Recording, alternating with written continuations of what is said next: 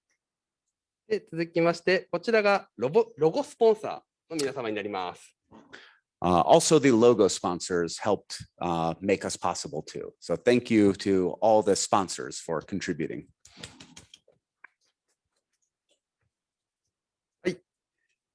で、あとはまたボランティアスタッフの皆様にも、感謝、申し上げます。ありがとうございます。Thank you so much, volunteers, for helping us. で、またスピーカーの皆様、ありがとうございます。Thanks to the speakers too. We're looking forward to today's talk. で、参加者の皆様も、皆様のおかげで盛り上がっていってると思いますので、ありがとうございます。今日も盛り上がっていきましょう。Everyone, thank you for coming. We're very happy to make this event for everyone. はい。というわけで、最後にあと9分ですね。で、キーノートが始まるので、今日はちょっとキーノート2つ、ちょっと紹介だけ軽くして終わりますか。Yeah. Let's talk about, we have a few minutes before the first keynote. はい。で、今日のこの11時からの一発目のキーノートがこちらですと。これ、アレックスがインタビューするんですよね。Yeah, I'll be doing an interview. So instead of doing the keynote speeches from overseas, we'll be doing interviews with two well-known people in DevOps. なんかちょっとどんな話がされるそうなのか、ちょっと触りだけでも。Yeah, so the first one, mob programming. モブプロ。Mob Pro. Mob Pro. Mob Pro. Yeah. Very good. I think it's not new in Japan, but I think it would be good to talk about the basics of mob programming. Why do companies do mob programming? So we'll talk a little bit about that. なんか自分が今聞き取れたところで言うと、結構基本的なところも話してくれるから、今やってない人にもおすすめだよみたいな、そんな感じですか？ Yeah, exactly. It'll be the basics of mob programming. はい、そんな感じなんですね。ありがとうございます。なんか他に言っておくことあります？ About Chris's interview?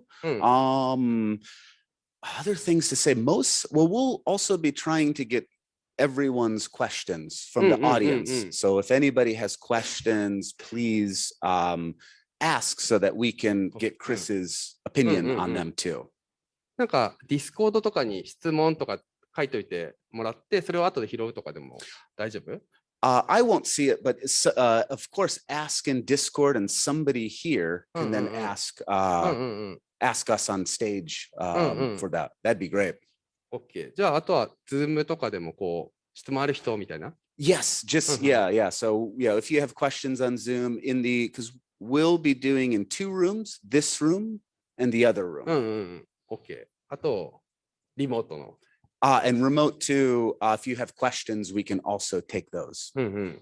じゃあ、質問ある人は本当にもうバシバシ、これ聞きたいですとかやってもらったら嬉しいって感じですね。It would be great to get everyone's questions. Yes. じゃあ、そんな感じで皆さん何かあったらすぐに質問ってお願いしますね。はい。じゃあ次、最後のクロージングの方のキーノートの紹介いきますか。はい、クロージングのキーノートはマシュー・スケルトンさんの。So with Matthew Skelton, we'll be talking about team topologies. This book recently came to Japan and has become very popular. Do you think? Yeah. I have. You've read the book. It's a great book. And it talks about the relationships between teams. The first talk this morning will be about one team. The afternoon is about all of the teams in your company.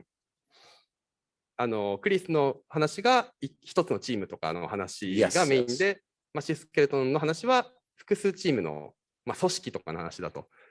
どうですか？Okay. Just like that. Yeah. Multiple teams in your company.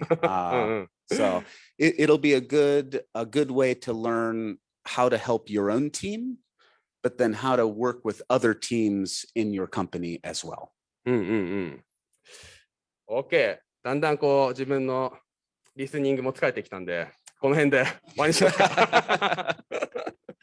はい。というわけで、今日はこの2つのキーノートとかもしつつ、他にもすごい楽しいセッションがいっぱいあると思うので、ぜひぜひみんな楽しんでいきましょう。はい。というわけで、あと5分ですかね。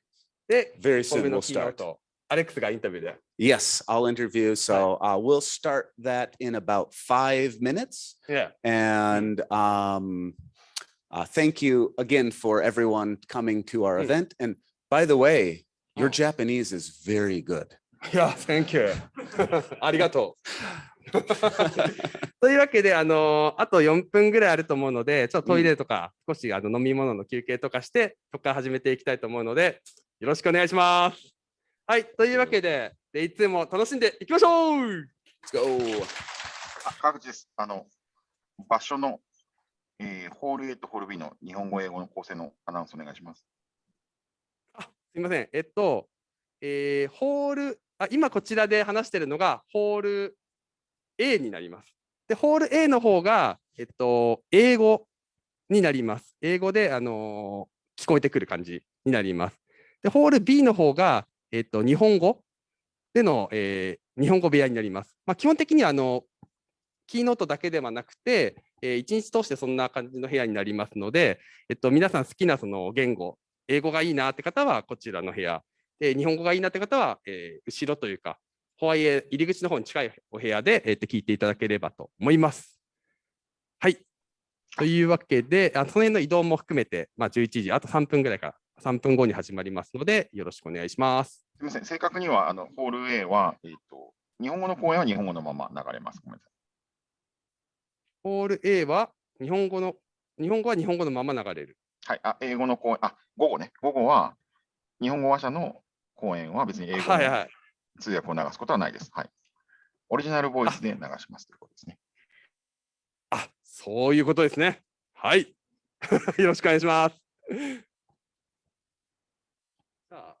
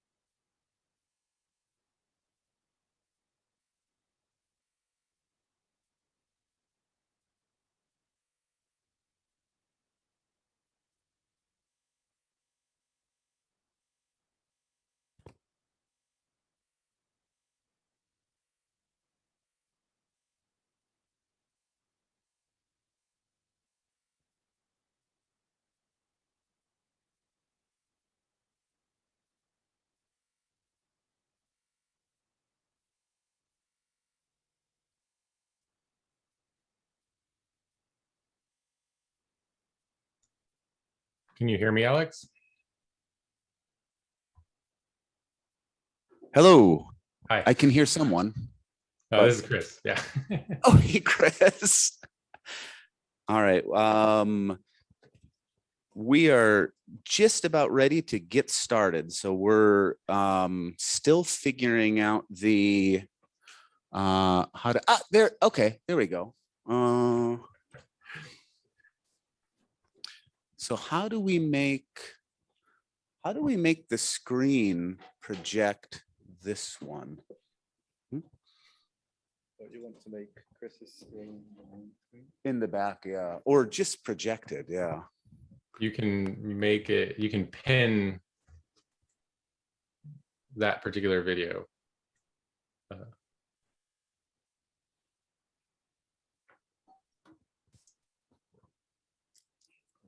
Someone's helping us. Okay.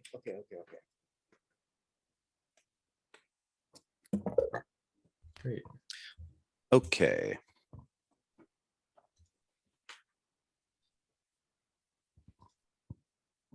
So I think we'll get started in just about any. Are we good now? Okay. Okay.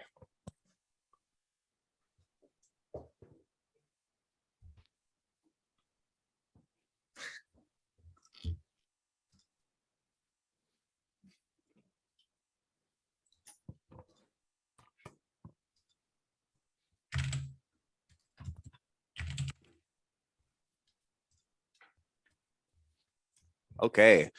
Good morning, everyone, and thank you so much, Chris, for joining us remotely. Yeah, absolutely. I wish I was there in person.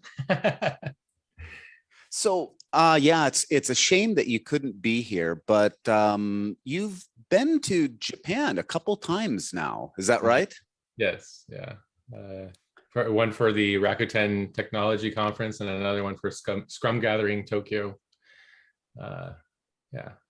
And then I did a remote DevOps Days before as well. Yeah, you spoke here last year. And one thing I'm curious about is what brought your interest in Japan? Why did you come to Japan? What made you interested about Japan to begin with? Yeah, so I met people from the Japanese community, from the Agile community, Yasunobu Kawaguchi, and others that we started talking at the big Agile conferences in the United States, and then that got me interested in visiting, and I studied a little bit of Japanese, and I've been kind of doing Duolingo and stuff like that. But yeah, and so I like to travel, and so it's good. And then also my wife's grandmother is also Japanese. Oh, that's a lot. So you've got a lot of connections. First, you started at the Agile conferences, sort of just meeting some of the folks from our community here who traveled to, the States to learn Agile practices. But also you've been studying a little bit of Japanese and have some Japanese relatives. Yeah. Oh, that's great. That's great. Last year, you presented a topic of mob programming, and you've given that you've talked about mob programming for a few times in Japan now. How has the impression of mob programming been when you've talked about it in Japan? Very positive. I think that collaboration and discussion about the path forward is maybe very easy to do amongst peers, because everybody is trying to move the code base forward together, and can maybe politely exchange ideas about how to move forward. And so what I've seen is a very good way for moving code forward, and while giving each other feedback politely about how to move the code forward, and do DevOps and database design and architecture and security and all of those things together. So mob programming, I've heard about it for a couple years now, but it wasn't until maybe last month when I took some time to read some of your writing and watch in more detail that I learned a little bit more about mob programming. Can you tell me a little bit about why, when people first see mob programming, what benefits do they get? What do they see benefiting them from mob programming? Yeah, so there's quite a bit of benefits that emerge kind of naturally. I think one is from the perspective of the developers. it's very easy to understand the path forward, and so learning happens very quickly, with everyone there. But also, naturally, the team chooses to automate more. They choose to more frequently do unit testing, and when debugging together, they come to the root cause of the problem faster. And in general, the amount of software that you get done is not the speed at which one person can type. It's usually the problems that you solve, and having somebody to collaborate with can solve those problems faster. From a business standpoint, on the other side, it makes it so that there's much less risk in siloing. So this idea that if a single developer becomes the only person that anybody can ask a question to, and if they go on a vacation, then work on the product stops completely. And if they find a new job, then it's an emergency for the company. That doesn't quite exist anymore. And in fact, our teams rotate people around, and in that we can guarantee that the programming and the code won't stop getting created, no matter who joins or leaves the team. And so you get this, essentially this forward movement, constant forward movement.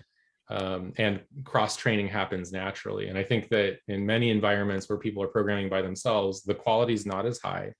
There's a large gap in skills, and you can close that gap very quickly while making it so that the people that have all of that knowledge are giving it to somebody else, and the people that need that knowledge can get to it, so that when that person is away, the code can still move forward.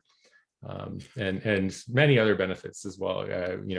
Focus on practicing Kanban correctly, and focus on delivering results. And yeah, go ahead.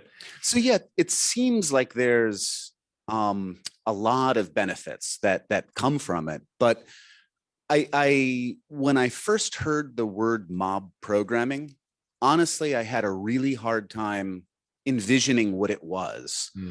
It seems like it's a technique that helps teams. One of the main benefits is it removes some silos. It helps with improving it's a technique to improve the quality of software, but it also helps the business reduce some risks.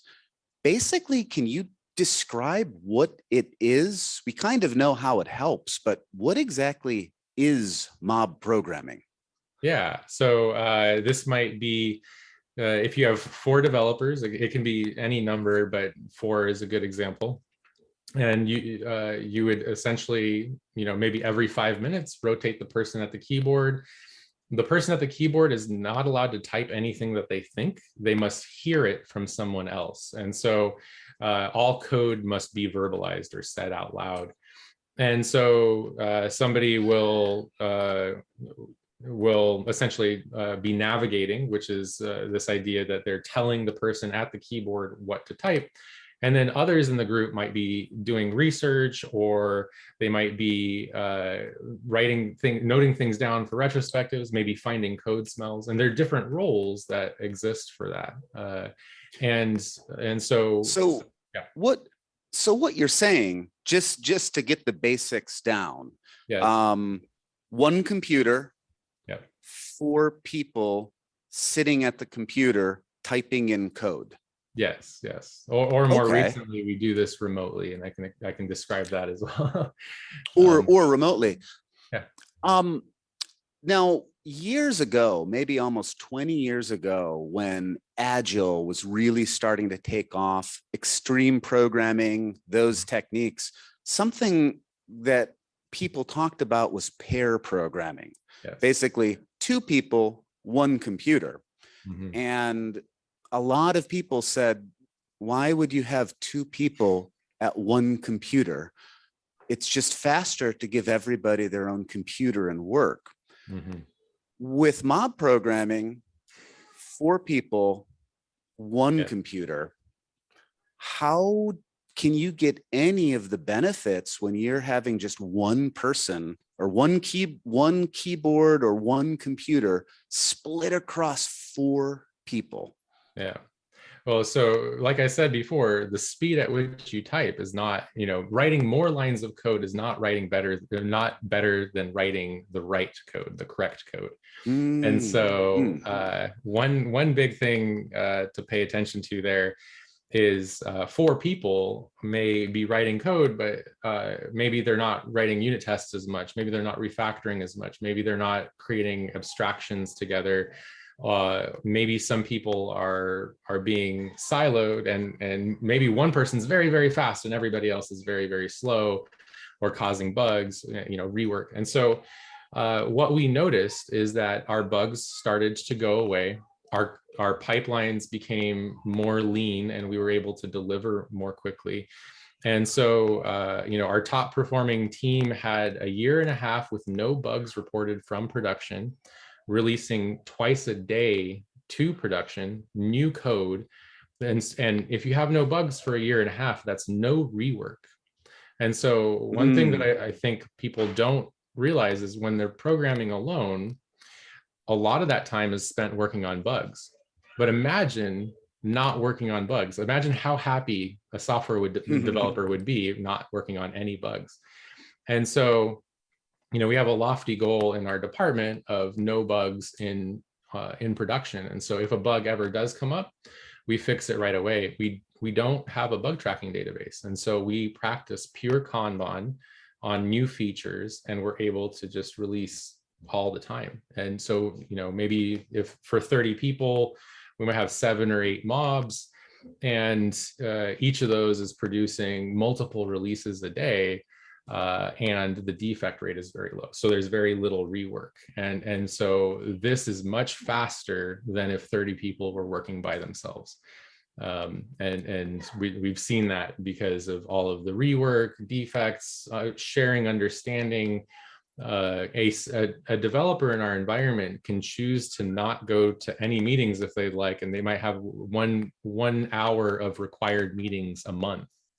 And all that other time is spent either learning or mob programming. And so, the quality of our code is very high. We incorporate new technologies very frequently and easily. I see. So a lot of it comes down to you're able to produce higher quality code by working as a mob. Mm-hmm. And one of the things that must be driving this is better communication across the team members.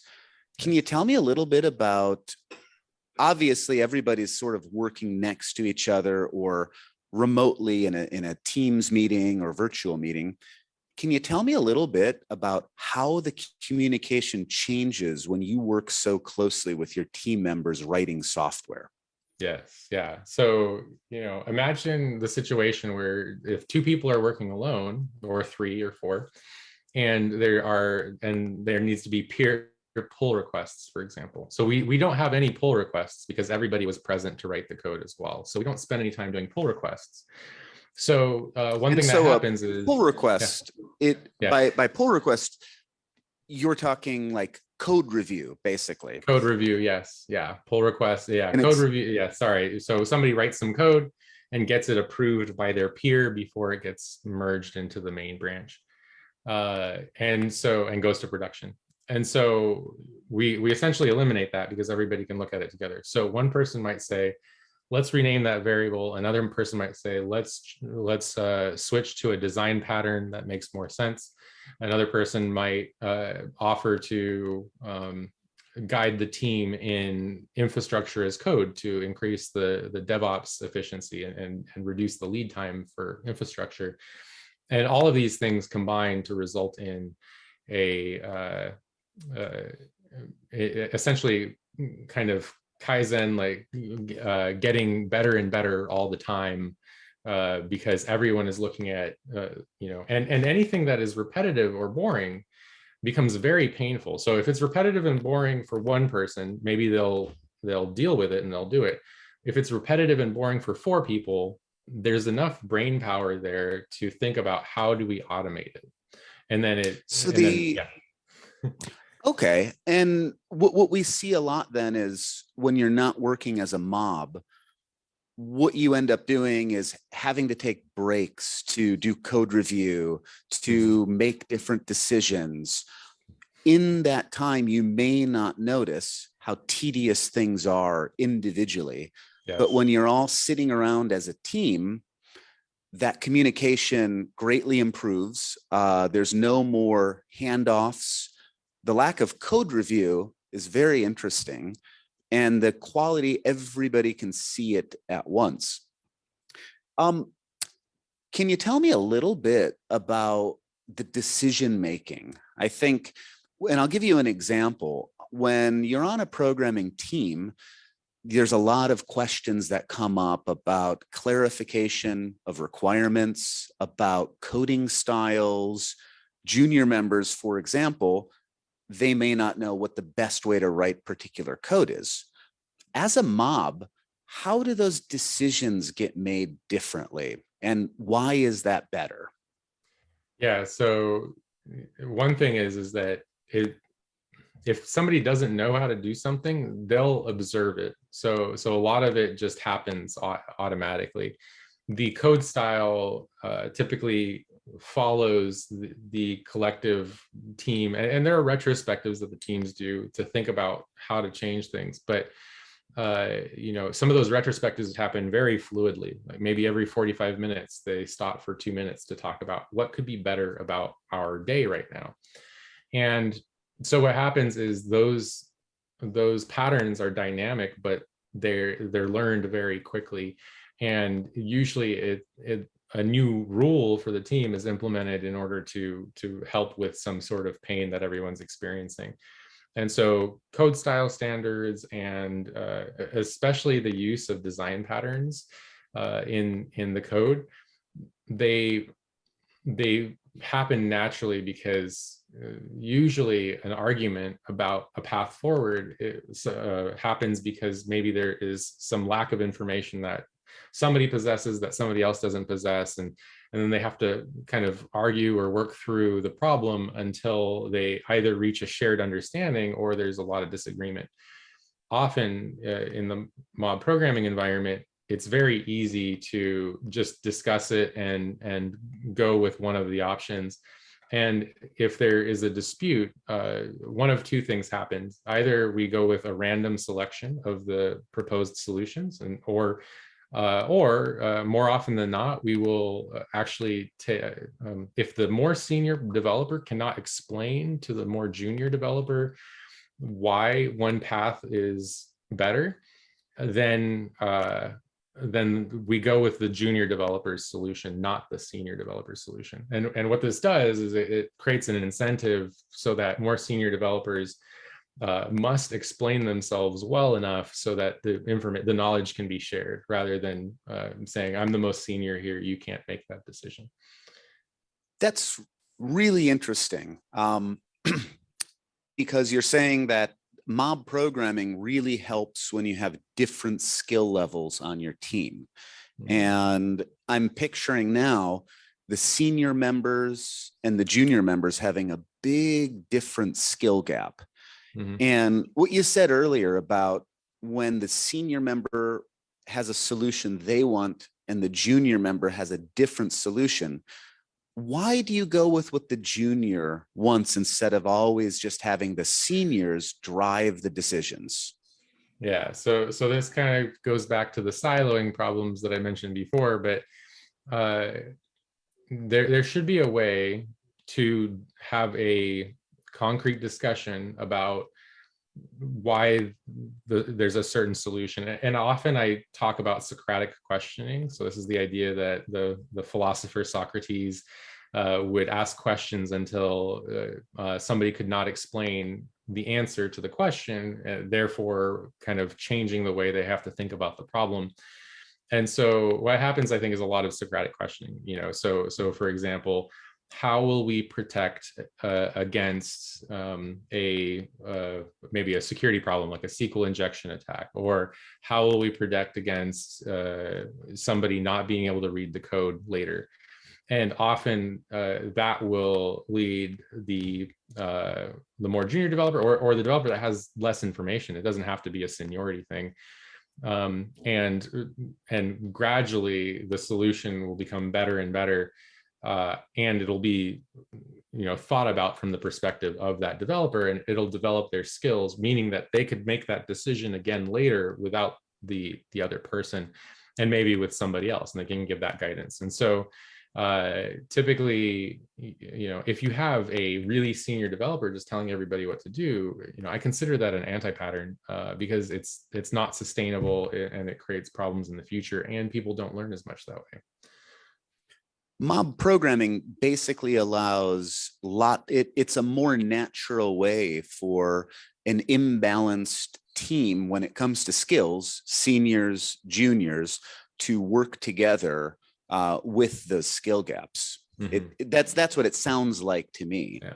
But I've also seen very senior people all mob together, and the dynamic is very different. And so when you have all very senior people, what tends to happen is they automate more of their work. And so somebody says, I have an idea how to eliminate this whole area of the code, and it'll just take this little effort. And then everybody kind of says, yeah, that sounds great. And then they jump on. And so it's almost support to do additional automation and eliminate work that they would otherwise be doing. And I've seen this very frequently when many seniors get together, and also the other end, many juniors getting together. Often they'll do research in different directions at the same time and navigate what they've found, and then they all learn together. So it's accelerated learning and accelerated automation, depending on which side of that spectrum you're on. We could say that mob programming helps with reducing the burden of training, both on technology, but also on institutional knowledge. Yes. So in so much as a, in a mob, you have these different skill levels, and you're bringing up the junior skill levels, but you're also making the seniors not further the gap and create a silo between skills. And that's what you said earlier, was mob programming helps make people be able to go on vacation, join different teams, make it so that no single person is a point of failure in your team. And that's one of the big benefits. That's really interesting. And I think that's convincing to, at least for everybody who's listening and watching. I think that alone could be a compelling reason to consider trying it as you want to expand DevOps in your organization. So let's talk a little bit about, I've got a picture, okay, and I think we can all sort of picture 4 people sitting around a computer, or maybe 4 people sharing a remote screen. But can you tell me a little bit about, or can we talk a little bit about what it looks like? How do you just have like a big screen monitor or something? How do you all physically share a space? So I'll share my screen now, and I can kind of show that. And so, this is before 2020. This is what the office looked like. So, these are 2 80-inch monitors, Wow. and multiple keyboards and mice plugged into the same computer over here. And then some people have laptops for research, and you can kind of see that he's navigating here, telling him what to type. Others are watching intently. And so I have a couple of these. So retrospecting together. Again, this is, working on real work. There's a lot of, we work on IoT products. So you can see on the desk, this is a irrigation system that is an IoT platform connecting to the cloud. We have this desktop here, that's the main machine. And we have CI for our lighting systems over here, continuous integration, so on and so forth. And so, and then this is what it looks like remote. So essentially, it's essentially the same thing, except that I'm at a desk, but I have a Teams meeting open. We all are speaking, and there's the mob timer, which blocks out the screen when we want people to stop typing. And then retrospective over here, or whatever else you want to have there. And you can kind of see when we have the camera on, my cat is here mobbing with us. And working through those things. So that's a little bit of what that looks like. We just do this all the time and rotate at the keyboard. And what it means to rotate at the keyboard, we use a program called AnyDesk. And so we all have control from all of our computers. We all have control of this remote computer. And so when we went remote, it was actually a little bit better because our product owners or our product people were able to join our meetings no matter where in the world they were. And it wasn't an interruption of any kind to them or to us. And so we were able to interact with our product people much more frequently, and that made us much more effective. And so that was one of the side effects. So even though you lost the in-person communication, we had a huge benefit that people that were normally walking between buildings and too busy to talk to us were now talking to us all the time. So I can see now that everybody, it is literally people sitting around a desk, either virtually or in person. Obviously huge monitors. I see some projectors here. You mentioned earlier that somebody types at the keyboard for a certain number of minutes. It's on a rotation.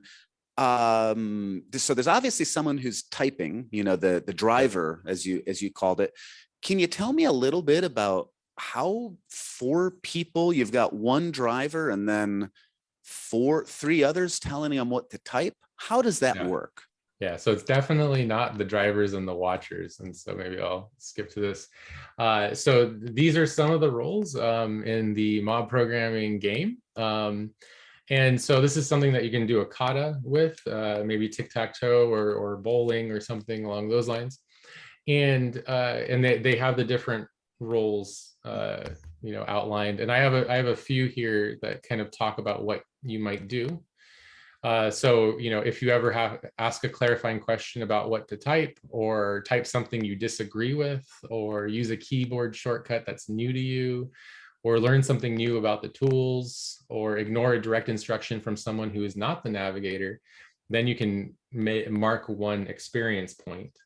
And I just want to jump in and clarify, when you say game, yes, is this a kind of training exercise?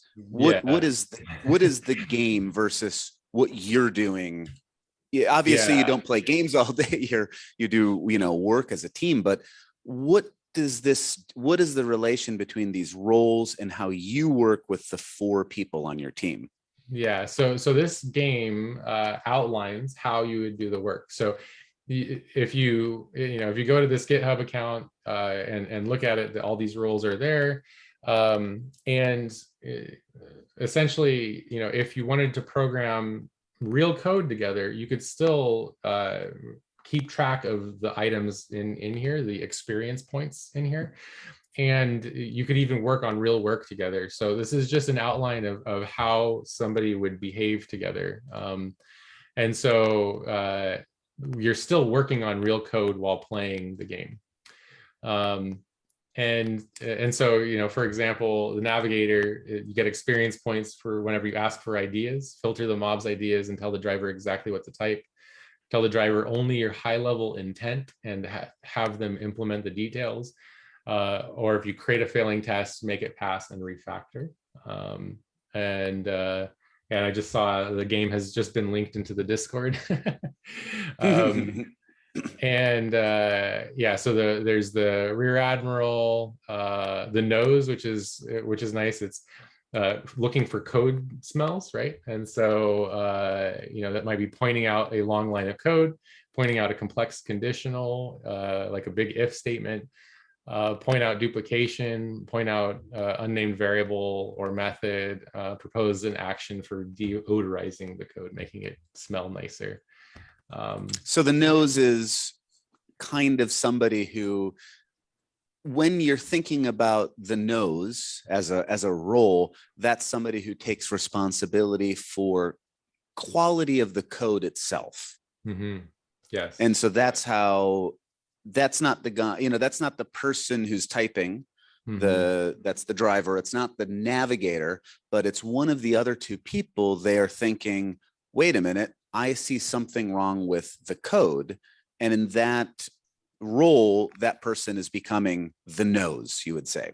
Yes. Yeah. And so that can happen, you know, if somebody's driving and somebody's navigating, then, you know, because we practice red-green refactor in test-driven development, the person who is watching will be looking for code smells. And so once the tests go green, maybe the navigator will stop navigating and then go to the keyboard and start driving. And the person who knows how to refactor those code smells now will be telling them what to refactor.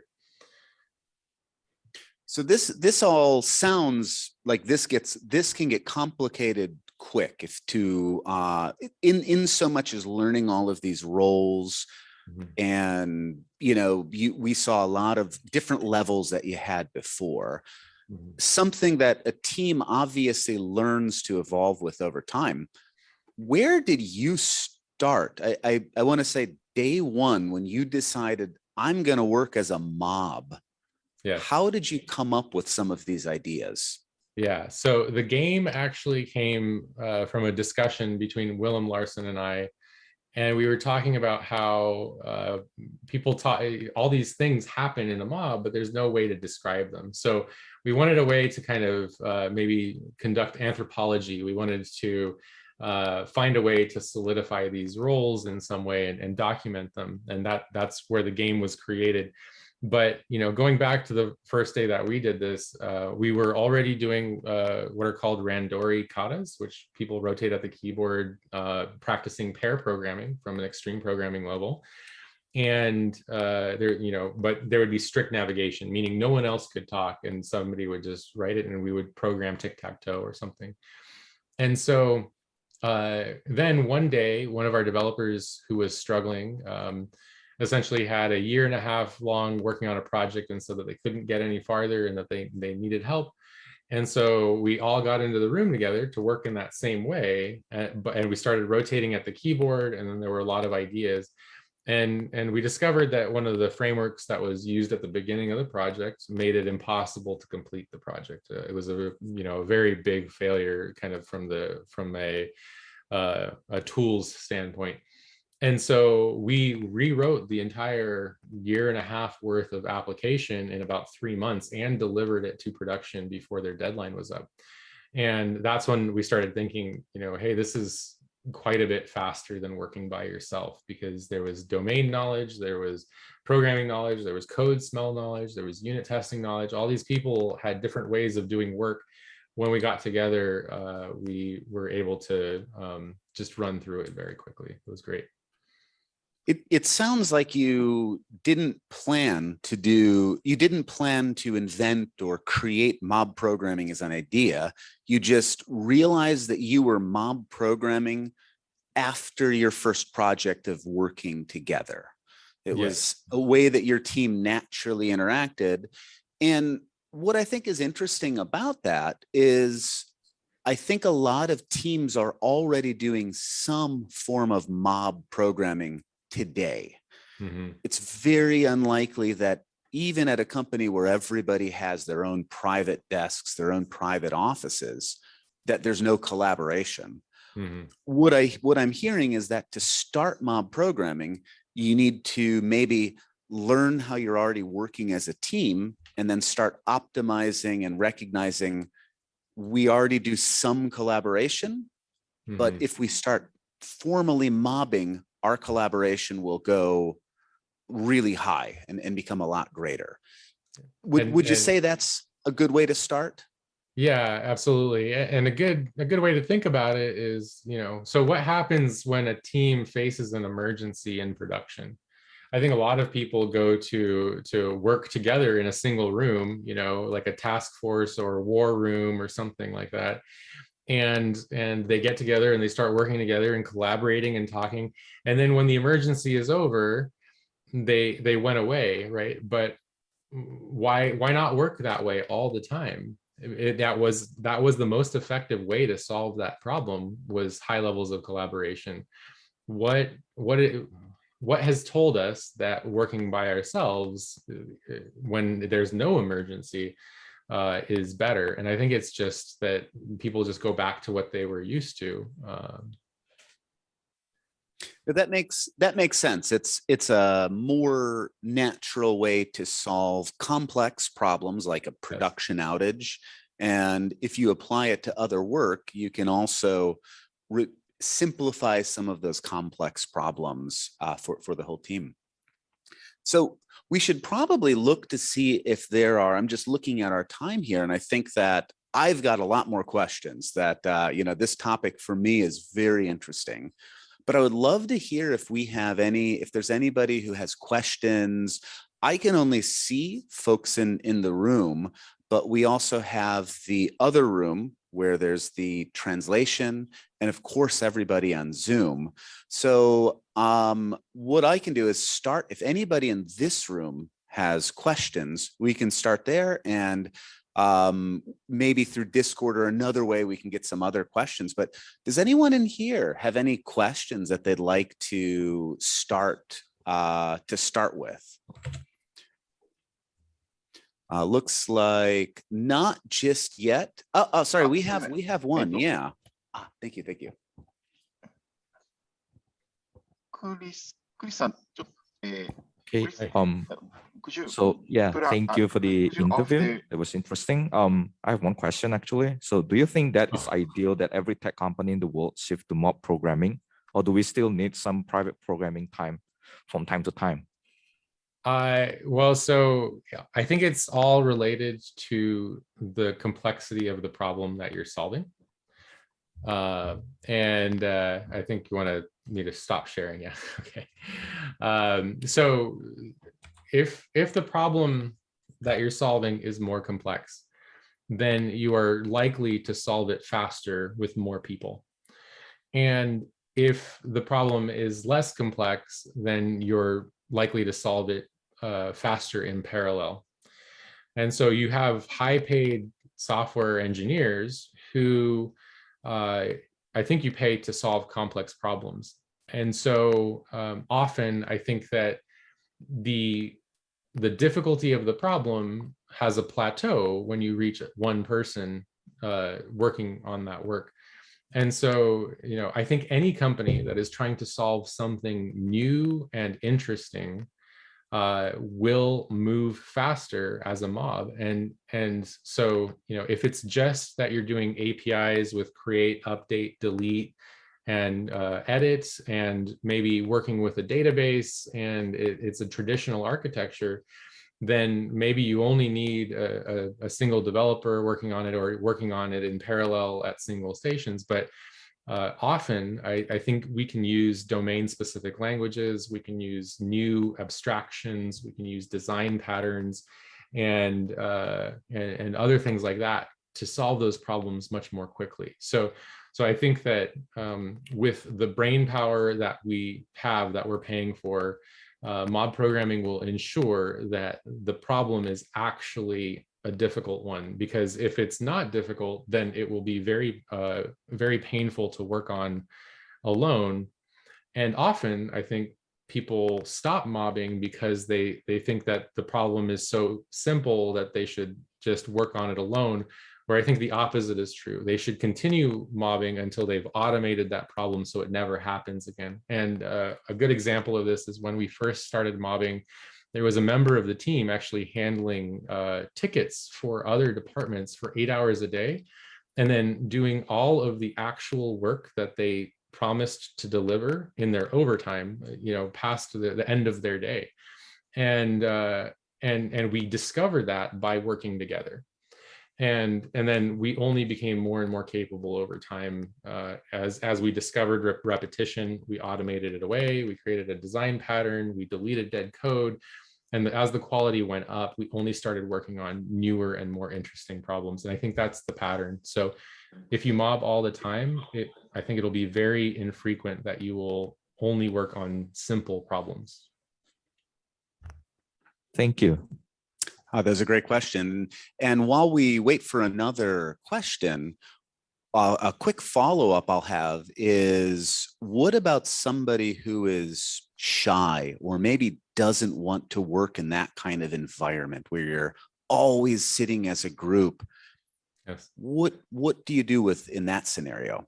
Yeah, so there's definitely a conflict there, for personality styles, and there are ways to work that way.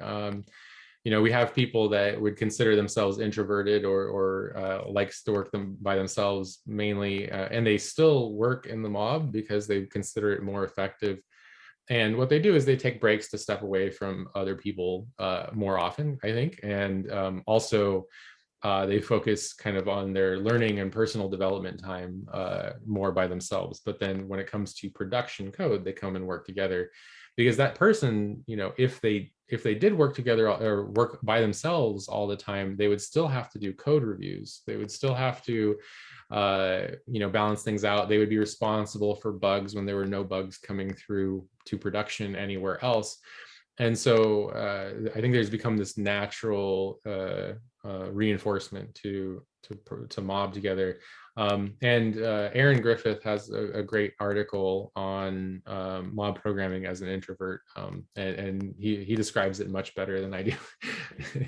Oh, great. No, that's good to hear. So it's adaptable for a lot of people.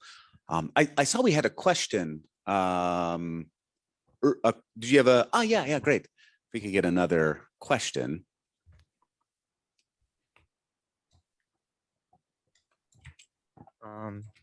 Let me ask about the. I have a question about like how to. My team nowadays we're trying mob, but usually only one specialist can be a driver. So we try to rotate, but every time one specialist advice to driver. 案内する人は何でしたっけ？案内する人なんだっけ？ navigator. So one person can be a navigator always. So, but yes. Shouldn't he? Should he try to navigate actual navigator, or is it okay? Yeah. So the there's the navigate the navigator. So I think what you're saying is there's one person that has to be the navigator all the time because they're the only one that can move the code forward. Is that correct?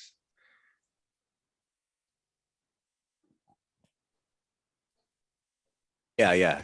Confirming. Okay. So yes. Okay. And so everybody on the mob ideally should all be navigating an equal amount of time, roughly equal amount of time. So if you have 4 people, 25% of the time throughout the day, on average, should be navigated by that person. So if that number isn't correct, then there needs to be retrospectives about the equality of navigation.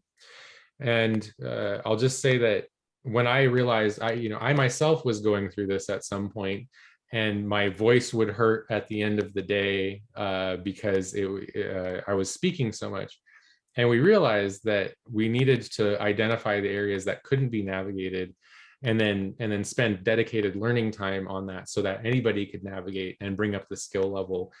And then just imagine if we didn't mob, we would have never known that everybody else needs those skills, or we would have known it, but we'd be relying on one person to get those things done. And so, especially like dependency injection frameworks, I think a lot of people don't understand them, and maybe 1 or 2 people often know the dependency injection framework very well. And but if you mob it, then it kind of forces everybody to build up their understanding. So if only one person can navigate, then making it so that you have to equally navigate will show a lot of the areas that need work. And so another pattern that I think is really interesting is what's called my turn to learn, where if the timer ends and it's your turn to navigate and you don't know what to navigate, then your responsibility is just to ask questions until you understand how to navigate. And that also helps quite a bit. Oh, thank you. That's some great advice. To I guess a follow-up or a summary to that would be just keep trying to get everyone to navigate until it works, because it's painful.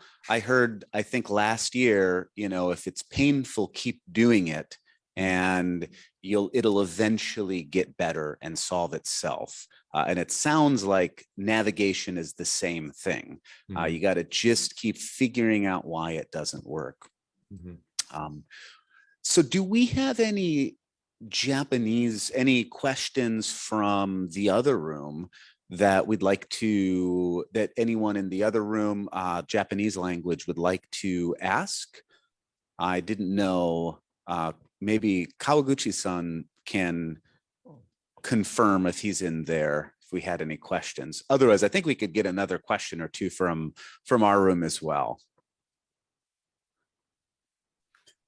Or of course, if anybody wants to, if there's anything in Discord, Chris, I think you also can see that. So if you want to jump in and read and then answer a question, but I don't have access, I don't have it in front of me, but yeah, by all means, I think we have time for another question or two for sure. I do see a question there, and so I'm just putting this into Google Translate. So forgive me if I get it wrong.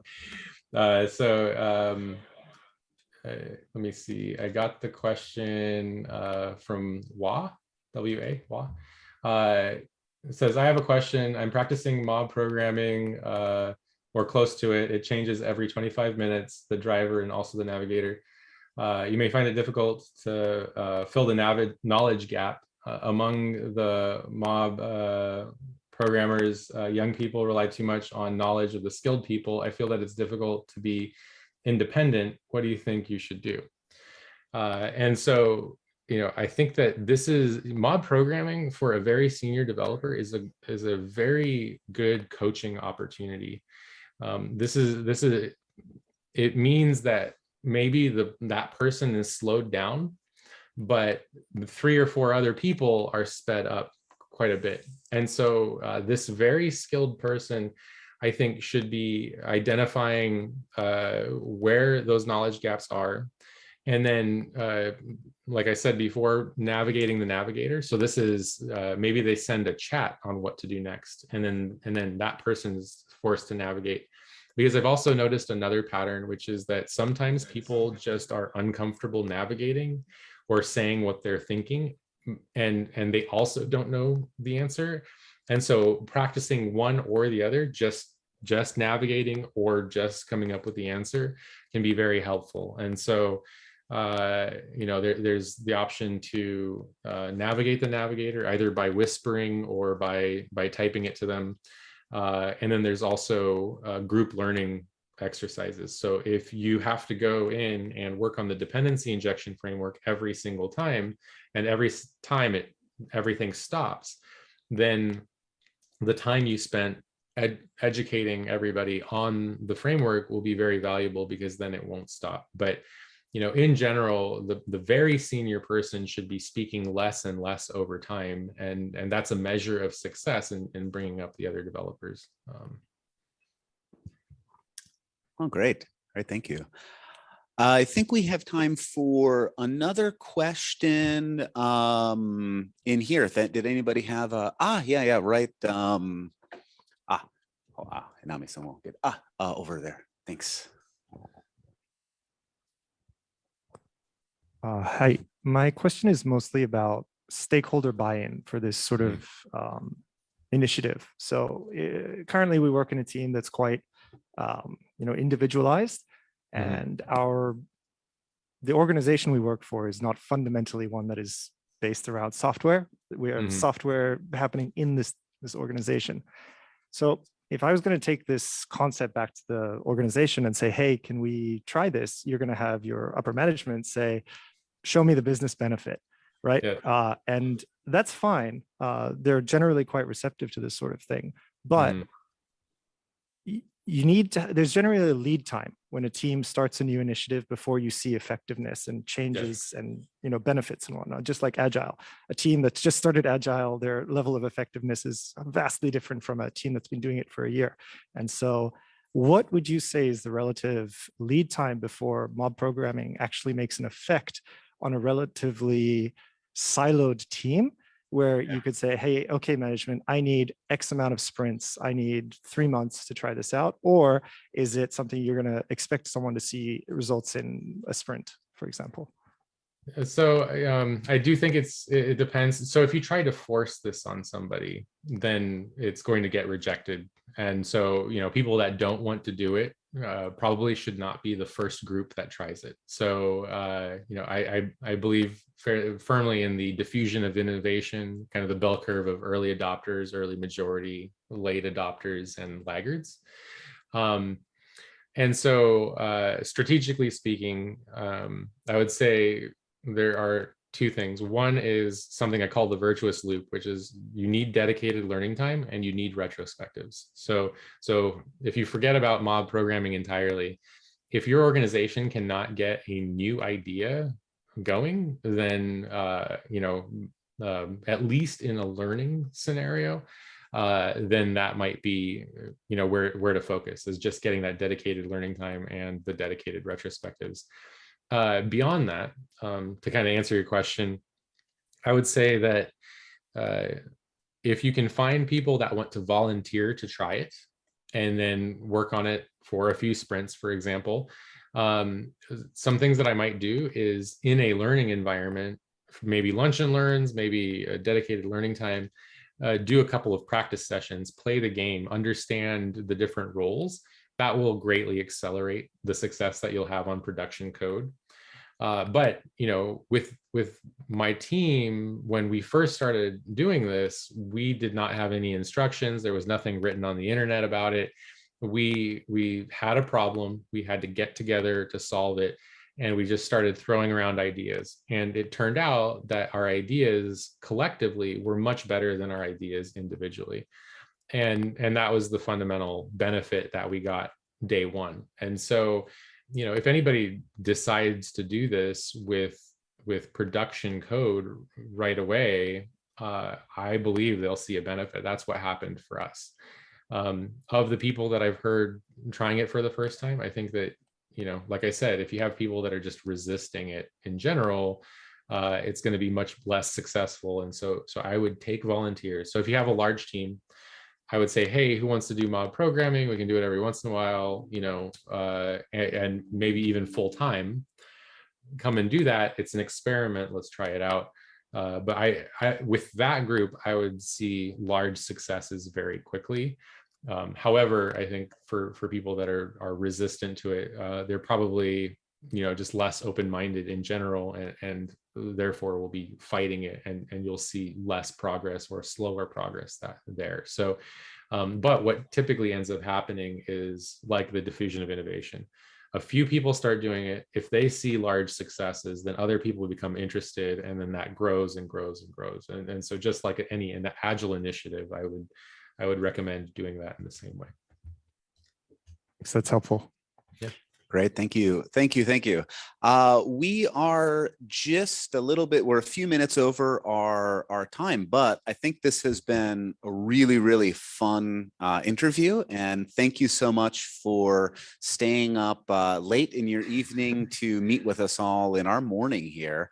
We really, really appreciate it. And I'm really hoping that next year you'll be able to come and join us again in person at the event. Please. We'd all like that. Yeah. So thank you everyone for participating, and thank you again, Chris. We really appreciate it. All right. Thank you very much. Bye, everybody. それでは1時となりましたので、これより午後のセッションを始めてまいります。1時からは、オマー・ガレアーノ様並びに、ニック・ドロチャク様によるエクストリームチームオーナーシップの講演を始めさせていただきます。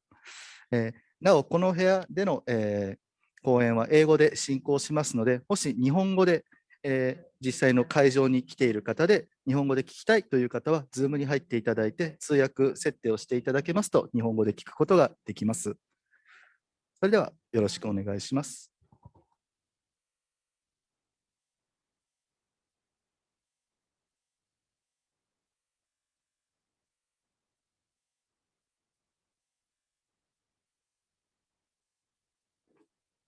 All right, then, let's begin. Extreme ownership. What comes to mind when you hear those words? Maybe an expensive house or car that you bought? In this session, we'll talk about a different kind of ownership.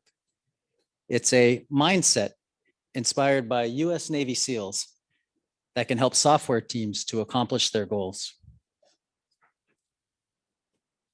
My name is Omar Galliano. I'm a quality engineer at Slalom, where I've been for 8 years. I'm an electrical engineer who became a software engineer. And I've consulted with US clients for the past 16 years, focusing primarily on Japanese clients for the past 3 years. Hello, everybody. My name is Nick Drochak. I've been with Slalom about 8 years. Been doing software development pretty much all my life. And right now I'm helping teams build software, learn how to build software, and recently came to Japan to help Slalom open the office here.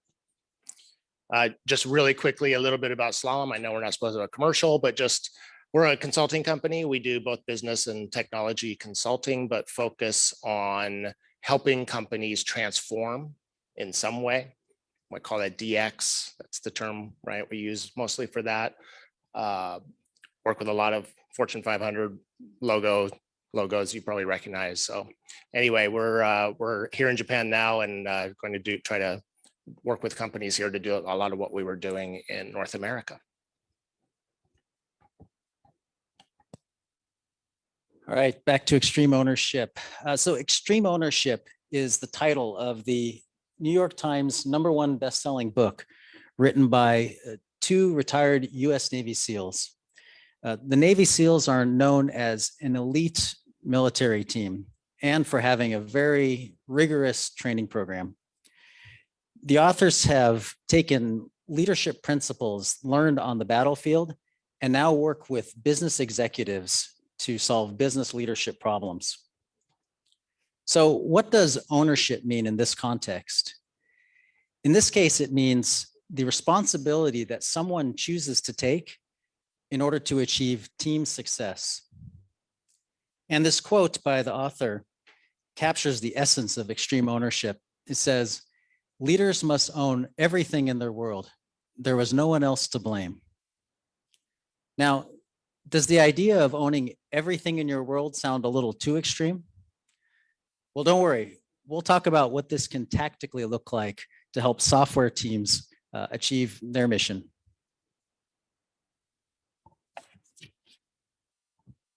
So we'll start by talking about the team and its mission, and then we'll get into extreme ownership and what it looks like in terms of owning tasks, decisions, and mistakes. And then we'll leave some time at the end for Q&A. So starting with the team and its mission. And we'll start with a quote. The author says, "Leadership isn't one person leading a team. It's a group of leaders working together." Now, the book describes leadership in terms of a traditional hierarchical organization where you have senior leaders who lead a group of junior leaders who lead a group of soldiers to achieve the team's mission. Now, in contrast, agile software teams tend to be a little different than the military. Software teams are more cross-functional and self-organizing. So you may have people on the team who don't necessarily report to someone else on the team. Now, though agile software development is very different from the military, the principles of leadership in teams still apply. And that's what we're here to talk about. As John Maxwell once wrote, Leadership is influence, nothing more, nothing less. So regardless of someone's title or role on the company, everyone on the team is a leader because everyone has the ability to influence each other and the mission. Now, some leaders are more senior and others are more junior. And it's usually the responsibility of the senior leader to ensure that everyone on the team knows their role and understands the mission. And a team's mission may be in the form of a project charter or a shared purpose or even sprint goals. They can be high level, such as we want our clients to have a great experience using our new mobile application. Or they can be granular, such as in Sprint 5, we want to create a highly performant product listing catalog for our e-commerce site. Whatever the team's mission, the key is that everyone on the team understands it and owns it. So to summarize, everyone on the software team is a leader, regardless of their title or role in the company. It's the senior leader's job to help everyone on the team understand their role.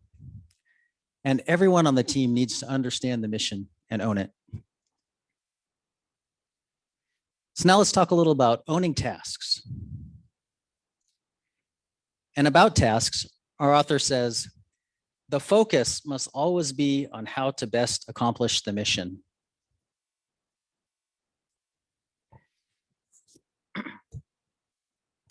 Now, in some teams that we've worked with, we've seen, and especially in some teams in Japan, team members who own kind of all aspects of the project. So the same person who does coding might also be designing the user experience and doing testing and managing the CI/CD pipeline. Now, this can lead to a team of generalists who know a little bit about all aspects of development. But when something goes wrong, that can also lead to, that can also lead to no one being blamed because no one really sticks out. That's great. But there can also be a lack of deep expertise in each area. And also, no one necessarily knows what the team's mission is or who owns it. So unfortunately, sometimes the same mistakes can keep happening because without ownership, the team may not be learning from mistakes.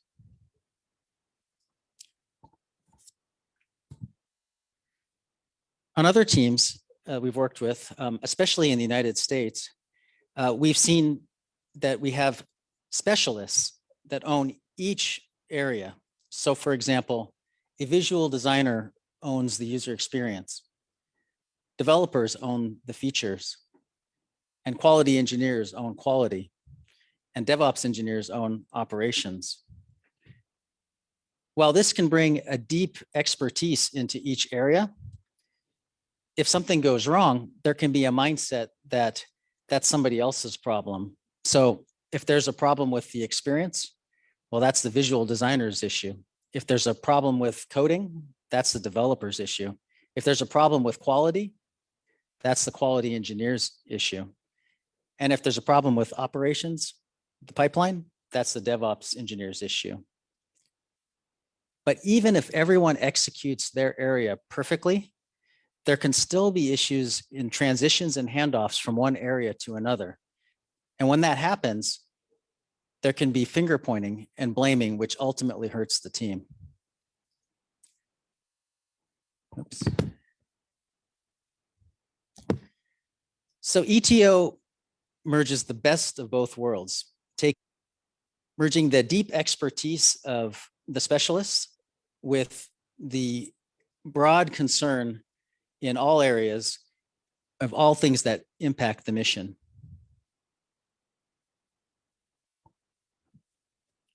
Now, I'm a quality engineer, and so I'm going to share an example from my world. My job is to define and execute the quality strategy with the team. And my day-to-day job can look like testing, finding defects, writing automated tests. But at the same time, I'm also helping out our designers by reviewing the visual designs to ensure that what was designed can actually be built and tested. And I'm helping our developers by reviewing the story acceptance criteria to ensure that it's complete and testable. And I might be helping with code reviews and unit testing.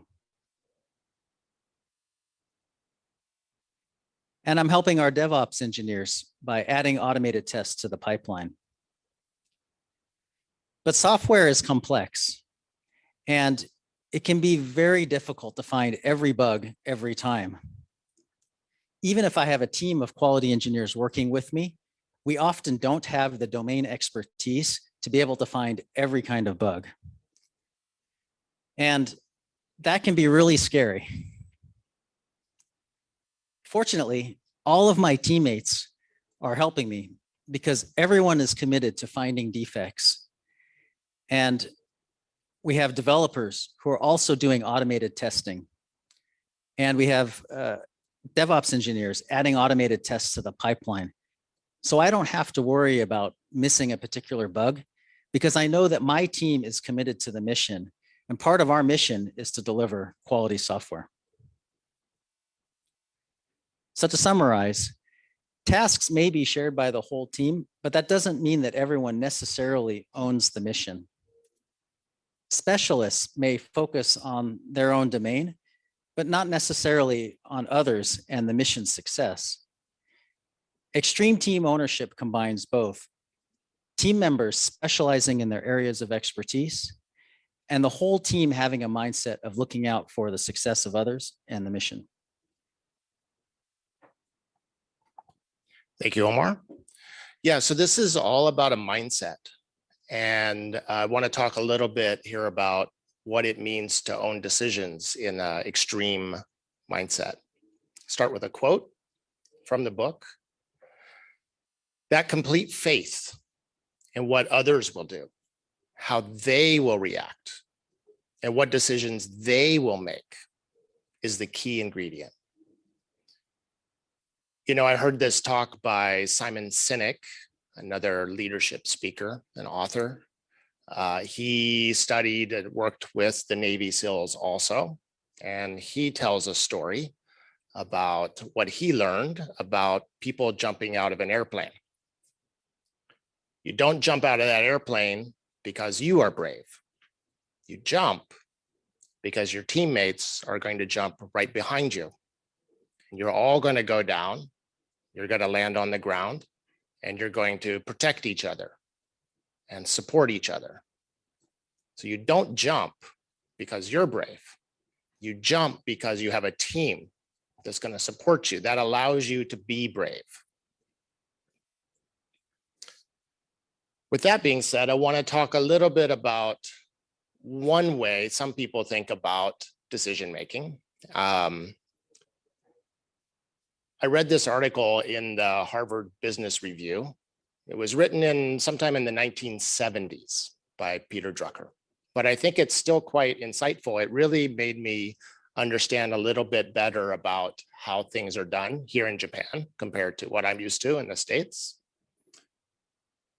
He explains that the way decisions are made is, of course, you know, some small group or one person gathers some information, considers some solutions, and then we, you know, us from the West might say, then there's a build consensus phase, right? Name Awashi, right? Go around, talk to everybody, make sure everybody agrees. That's how we see it. Peter Drucker says that's not actually what's happening. Actually, something way more valuable is happening.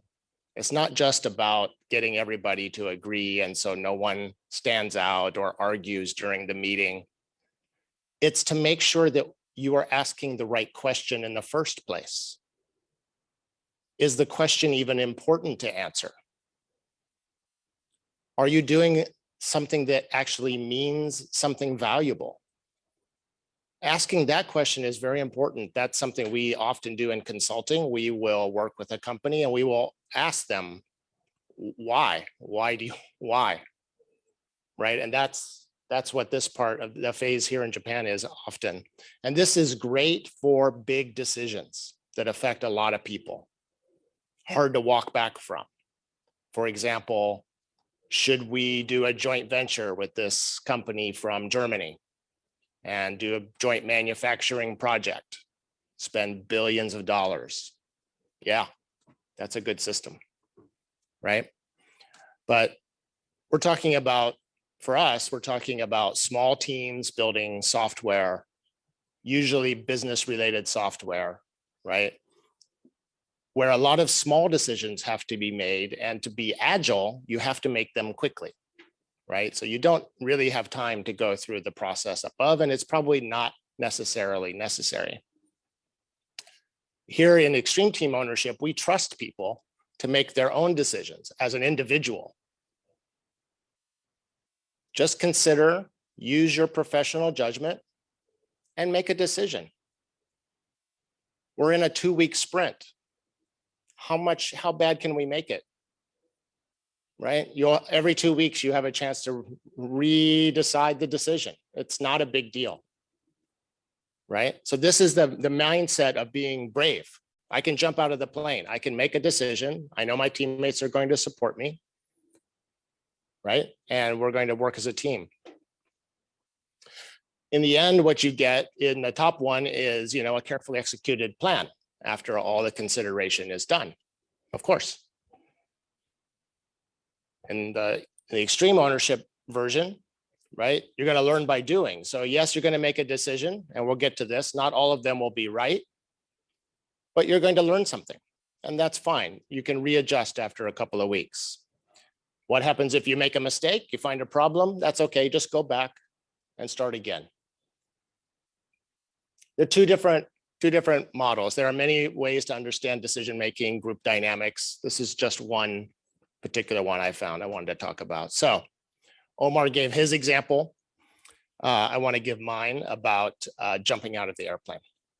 What's that look like? For example, on a project here in Japan, the mission for this client was to build a modern system, replace an old system they have, and want to go to the cloud.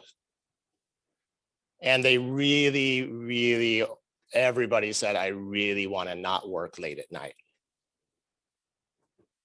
Sound familiar? So I'm going to make decisions I'm the architect on this project, so I need to make some architectural decisions. But I'm going to consider the mission, which is, again, it has to be modern and no late nights, right? So one of the decisions I'm going to make is programming language. Where we're going to write this thing in. Well, the experienced designers on the team were familiar with JavaScript, but the developers wanted to do something a little, not quite JavaScript, that was a little too loosey-goosey. So we decided on TypeScript. So I made the decision to use TypeScript for everything. We were going to use React, so it fit. No late nights. Of course, modern. So microservices, right? Of course, modern answer is always microservices. And when it's microservices, it's usually Docker, some kind of container, right? And if you're going to do Docker, you're going to do Kubernetes, right? Well, they didn't like that because you still have things to maintain and you're still going to be up late doing kubectl all night long, right? Because something's not right. So we decided to go serverless. We hadn't decided the platform yet, whether it was going to be AWS or Azure, but we knew we wanted to do something serverless. Sorry. What's the problem though? The problem is that this is all new for the team. Scary new stuff that we will probably get wrong a lot as we learn it. So Omar said, don't worry. He's the quality engineer. He promised me, he was my support. He's going to jump out of the airplane with me.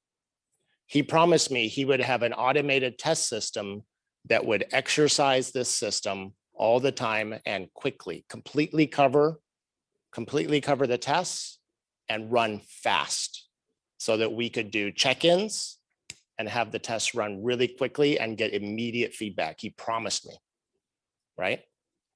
That let me be brave about this decision, right? Otherwise, I might just put it on a VM, right? I might just do a web API, put it on a VM, go safe, right? But VMs, that means late nights, right? Patching, all that.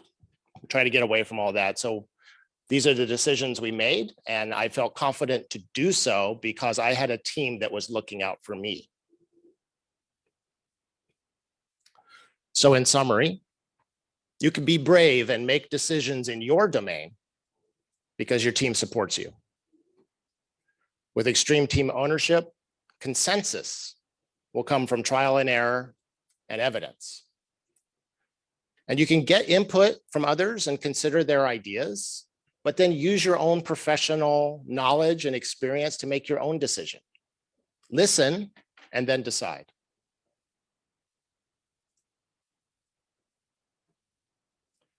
Now I want to talk about making mistakes. We all make mistakes. Mistakes are going to happen. I love this picture because this is what it's supposed to feel like when you make decisions early and you try something new and now you have what you were, your real idea really comes to fruition. So this is what it looks like. This is what it looks like. Start with a quote. Not every decision will be a good one.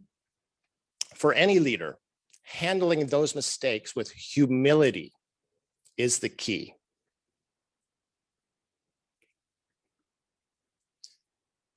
So you may be thinking, so this comes from the book, and you may be thinking, okay, extreme ownership, it's from the book. It applies to teams here in this talk. What are you talking about? What is extreme ownership? Well, there's a very simple formula that explains pretty much the whole book. I recommend you read the book, but here's the formula. I'm going to give you a preview. Extreme ownership is 100% responsibility and 0% blame. 100% responsibility. That's what you need to take. It's a mindset. Now, we're all human beings. We're on a team. Most of us are on a team with other human beings. We have good days. We have bad days. But if you have this mindset where you're going to try to take 100% responsibility, no matter what, you were late to the meeting because the train was late. So when you get to the meeting, what do you bring with you? You bring that little slip of paper, right? That blames the train, right? But you could have left earlier. Trains are late sometimes. Everybody knows that, right? You could take responsibility. You could have left earlier to make sure in case the train was late, you wouldn't be late. That's an option you could make, right? That kind of thinking is 100% responsibility, 0% blame. So it's a mindset is what you're trying for in extreme ownership. Now, I want to tell a story that's, this is a true story, experience of mine. 6 years ago, I worked with a client in Seattle, where I'm from. They were changing their loyalty program. Used to be you would get points, loyalty points by visiting the store. Every time you visit, you get basically 1 point.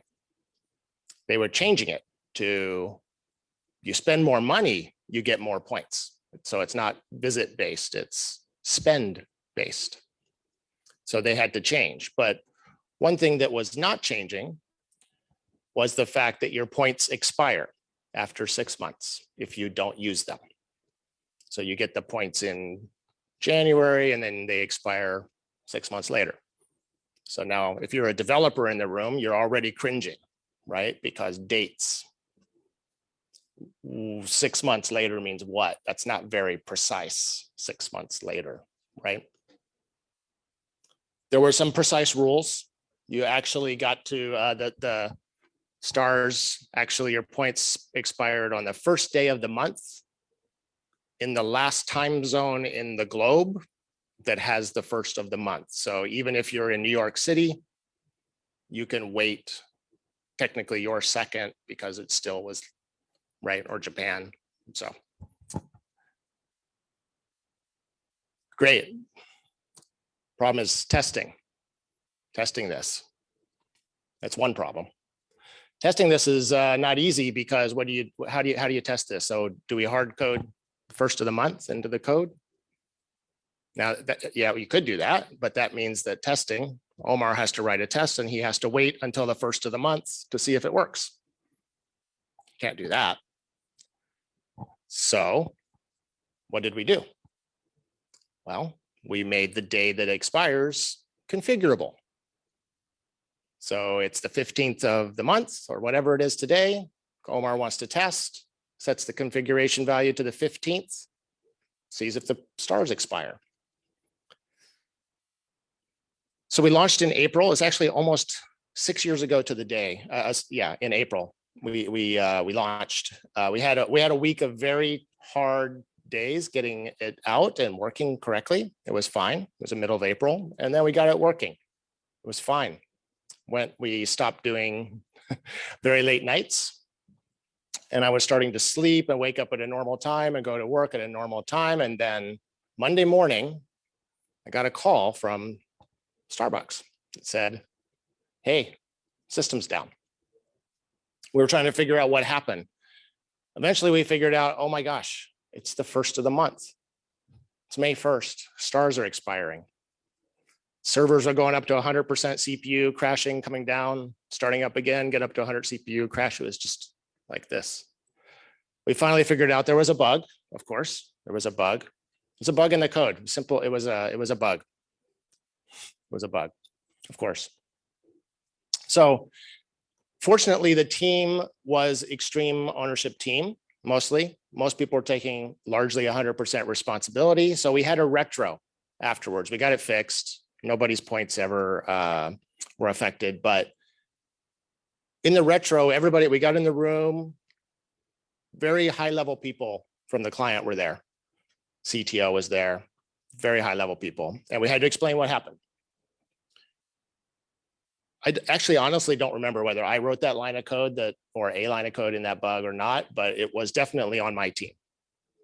So I expected to go there and take the blame, right? But before I could talk, QE spoke up and said, okay, that was our fault. Software is hard, right? And this was a tricky bit of code. We should have had better tests for this. The reason we never saw the bug appear was because of load. Basically, it took the real production load to make this bug show up. Could have had better load testing. That's what QE said. I was about to speak up, but before I could, DevOps spoke up and said, no, we should have saw this, right? We could have had better monitoring on this. We should have seen this coming. They took responsibility. The designer also spoke up first and said, well, actually, it's kind of my fault because I just told the team it's the same as before. Stars expire on the first of the month. They always did. They still will. It's basically, it's the same, looks the same in the app. Turns out it's not the same. It was slightly different, which led to part of the problem. Then finally, I could speak up and say, no, it was a bug. We wrote a bug. Right? This is it should have been obvious that this was a very critical piece of the code that doesn't get executed very often. That alarm bells should be ringing in, if you've been doing this for, longer than a year or two, that, okay, that's, we need to pay extra special attention to that area. So we also spoke up and said, no, we did, yes, but we wrote a bug. It's true. So it can be scary. It can be scary to admit and take responsibility. You think you might get fired. You might get fired. Usually you don't. What happens though is that it builds trust. The team trusts you more. The customer trusts you. If you take responsibility and then you will go on to make sure that this doesn't happen again, that the trust will build and you'll have a better team and a better relationship with your stakeholders. So just to summarize here, information is incomplete and constantly changing. Not every decision will turn out to be correct. That's just reality. Extreme ownership is 100% responsibility and 0% blame. And when you do make a mistake, and they will happen, there's no place for blame, only to accept responsibility and make improvements. So just some final thoughts. Everyone on the team is a leader who believes in the mission. You need to own your own domain. You need to own it. But focus on the mission. Make the best decisions you can with what you know. And when the mission fails, take responsibility and make sure it never happens again. Thank you. Any questions or comments?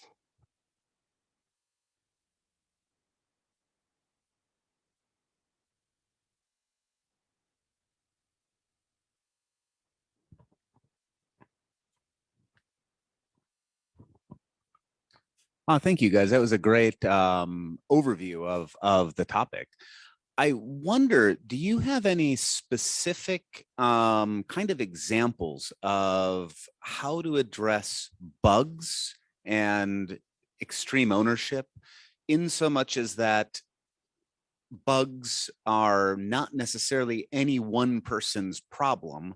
It could be requirements. It could be that for a software team, how do you reconcile Kaizen, bug finding, and extreme ownership at the same time?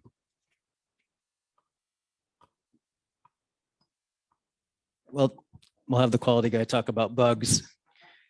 Yeah, I think in terms of, it's interesting that you mentioned Kaizen, because I think we kind of see the spirit of Kaizen in extreme ownership, right?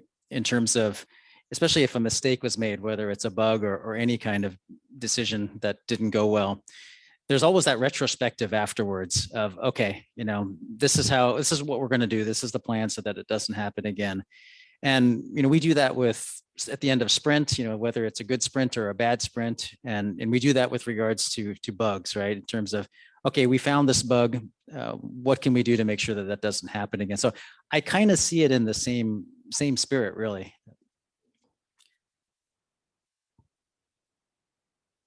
Thank you. That makes a lot of sense.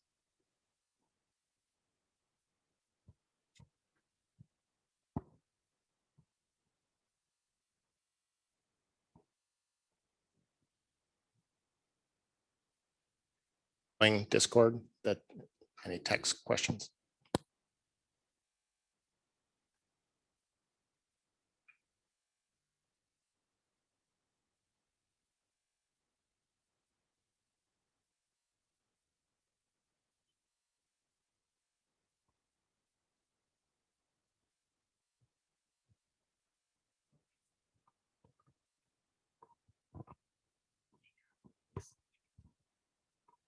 So I've been in a few client-facing meetings where things have gone wrong, and that concept of everyone putting their hand up and taking responsibility does definitely sound nice. To what degree did that actually placate the very, I assume, unhappy customer at the time? And do you feel like it has an overall positive impact, or is it more an internal team thing that helps you grow as an organization and whatnot? Or, you know, I'm just trying to envision what was the net result in that. It doesn't have to be that specific one, because obviously this is a real client environment that you're talking about. But yeah, just what are the effects of taking such an approach in a real life client-facing scenario? Yeah. So in to be truthful, it was a difficult couple of weeks during that time, for sure. Emotions were high. A lot of money was not being made. So it did impact them. And so, however, I think you kind of have a choice, right? You can point your finger and blame. You can have a culture of blame and try to stand behind the person who's going to take the hit and hope it doesn't hit you. So you can take that approach. So, or you can step up and take responsibility.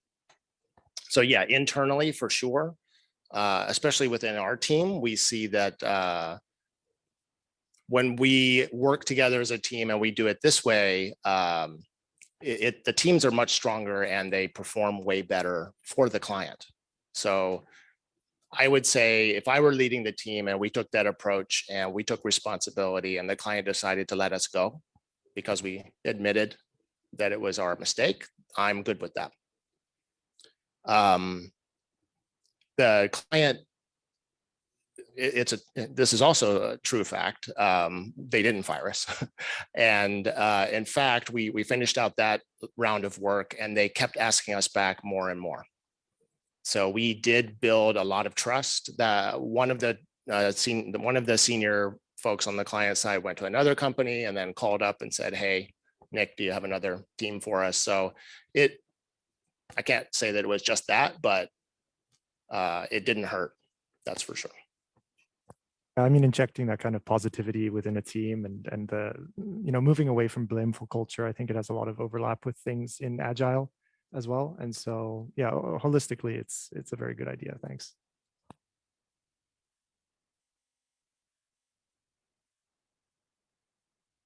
Any other questions?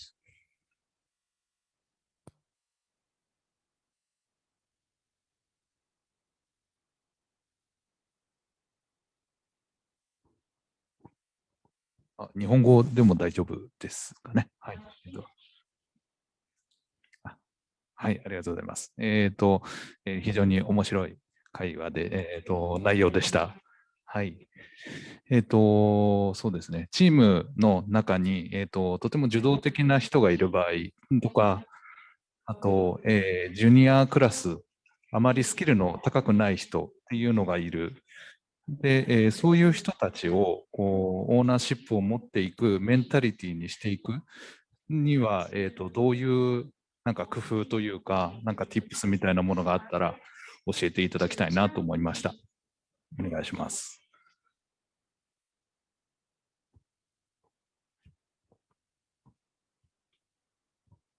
That's a great question. Well, first, you do it yourself. So if you model the behavior, if you do it yourself and you're showing that you take responsibility, and make that a standard behavior, then junior people will hopefully see you do that and repeat how you do it. Coaching junior people, of course, is good. What I tend to do is I tend to try to take at least half of the blame if somebody junior on my team makes a mistake, because that means I didn't prepare them well. I didn't explain it well. So I take responsibility for their mistake. So if you do that and you take responsibility for their mistake, that will help encourage them to admit when they make mistakes. So that's what I've seen. Yeah, and I think what Nick is describing is actually a concept that's described in the book, which is this idea of creating a culture of ownership. So, for example, by modeling behaviors, by repeatedly demonstrating them. Let's say one day Nick is gone. Nick has to leave the team for some reason. The culture is now in place so that if another leader comes in, they can still have that ownership. We're not dependent upon Nick in order to take ownership. And I think that plays a role in that as well.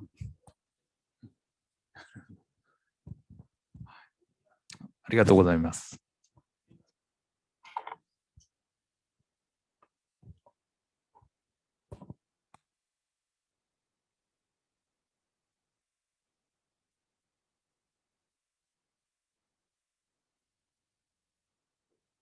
If there's not any other questions, then 以上です。ありがとうございます。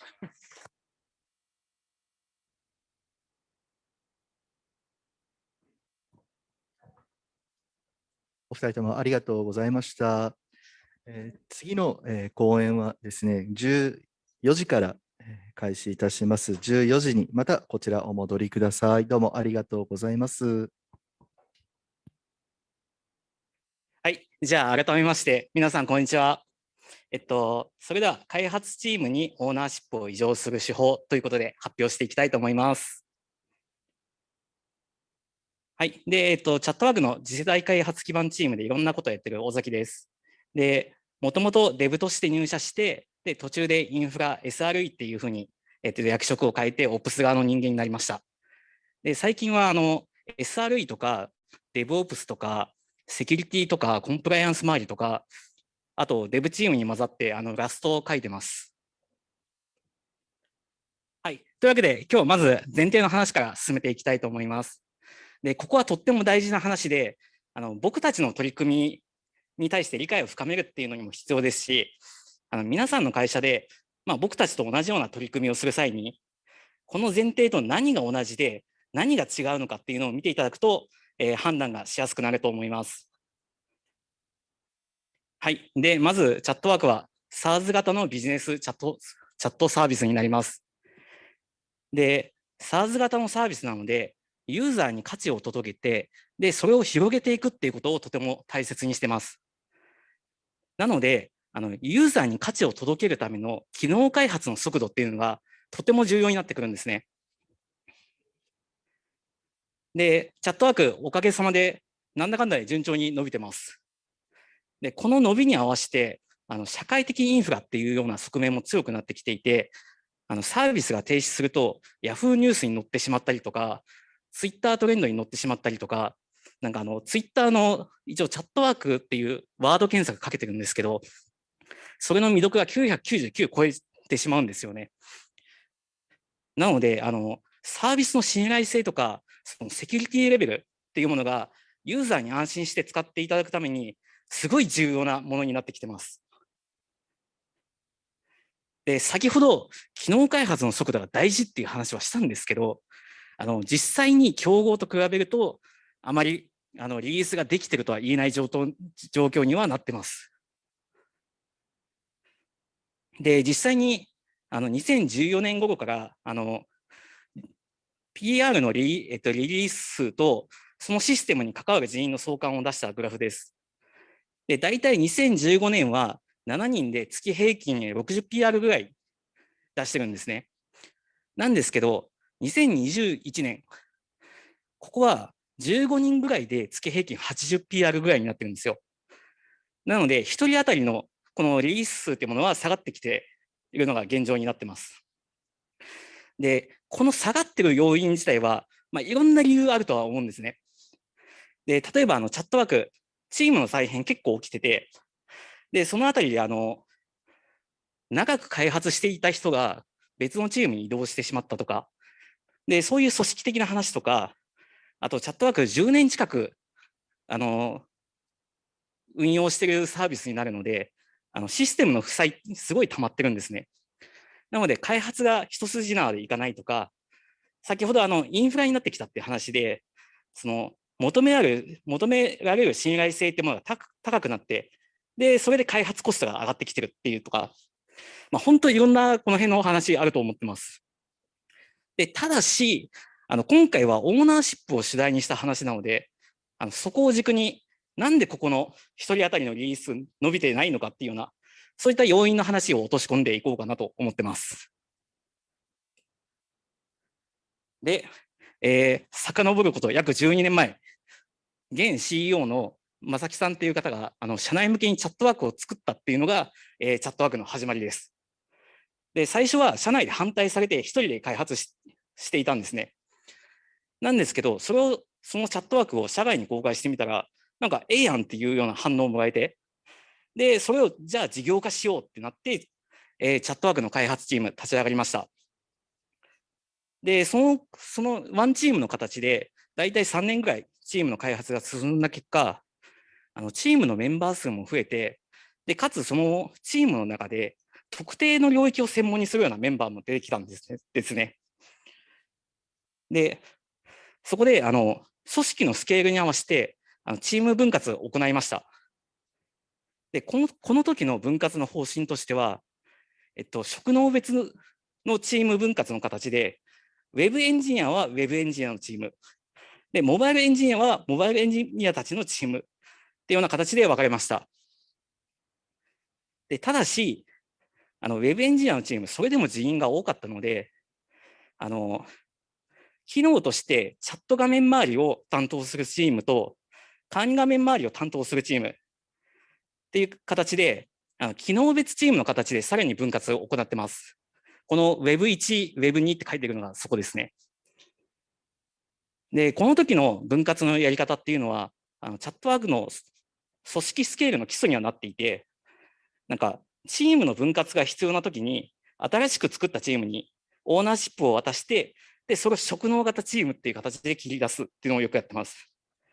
で、それでも大きい時は、さらにそのチームの中でさらにチームを切って、で、特定の機能領域に特化したチームを作るっていうような形でやってます。はい。で、そういうやり方で、組織のスケールに合わせて、どんどんチーム数を増やしていきました。で、2019年頃にもなると、もうチーム数かなり増えてて、PHP チーム、スカラーチーム、デザインチーム、フロントエンドチーム、iOS チーム、Android チーム、PM チーム、SRE チーム、セキュリティチームといった形で、チーム本当に増えてます。で、これだけでも多いんですけど、このチームの中でさらにまたチームに分かれてるんですね。確かスカラーチームが2、3チームに分かれてて、PHP チームも2、3チーム分かれてて、みたいな。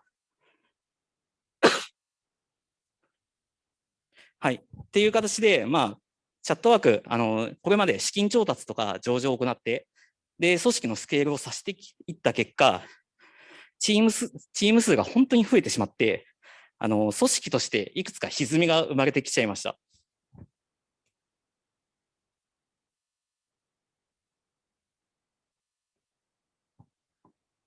で、まず一つ目が、職能型チームを作っているので、機能開発を行う際には、各チームからメンバーを集めないと機能の開発できないんですね。そのサーバーサイドだけで完結するような機能だったらいいんですけど、大抵そうじゃないじゃないですか。っていうので、これをプロジェクトっていう形で推進していて、で、このプロジェクトの機能開発が終わると、集まったメンバー元のチームに帰っちゃうんですよ。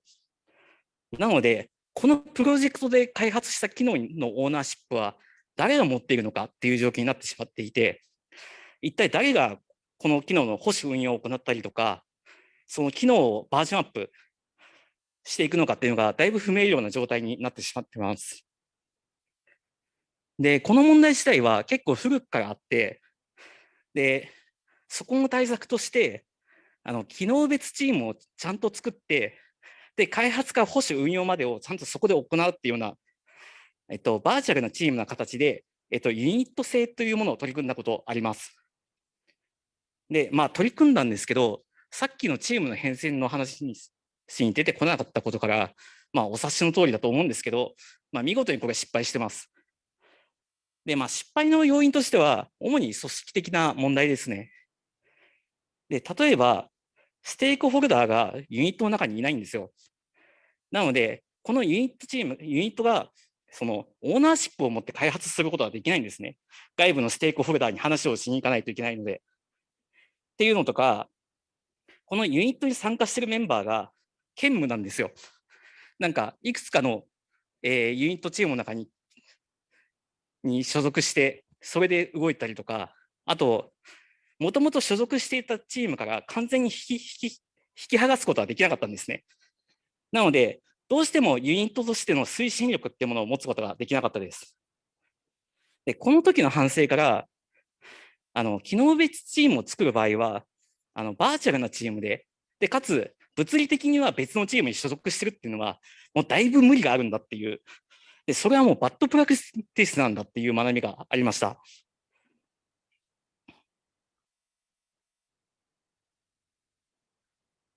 で、2つ目としては、これはとあるチームの開発、保守、運用するときに発生する、コミュニケーションパスを可視化したものになります。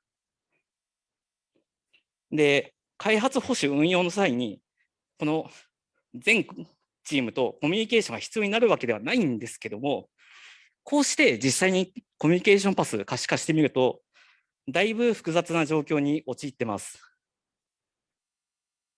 で、この状況は、この状況何が問題かっていうと、機能開発に必要なステークホルダーが外部に多いっていう話になるんですね。なので、他のチームとコミュニケーションを取らないと開発ができませんと。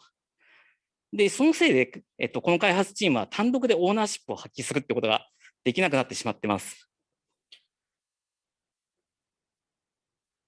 で、ディスコードの方にちょっと質問来てて、プロジェクト改ざん後に不具合回収や運用は誰が担ったんでしょうかっていうと、各プロジェクトの1個前のこの話ですね。で、これは各プロジェクトの担当領域の人たちが、自分たちのチームに持ち帰ってなんとか回してたみたいな状態ですね。はい。で、話の続きで、3つ目としては、職能型のチームなので、システムを複数のチームでどうしても共有せざるを得ないところが出てきます。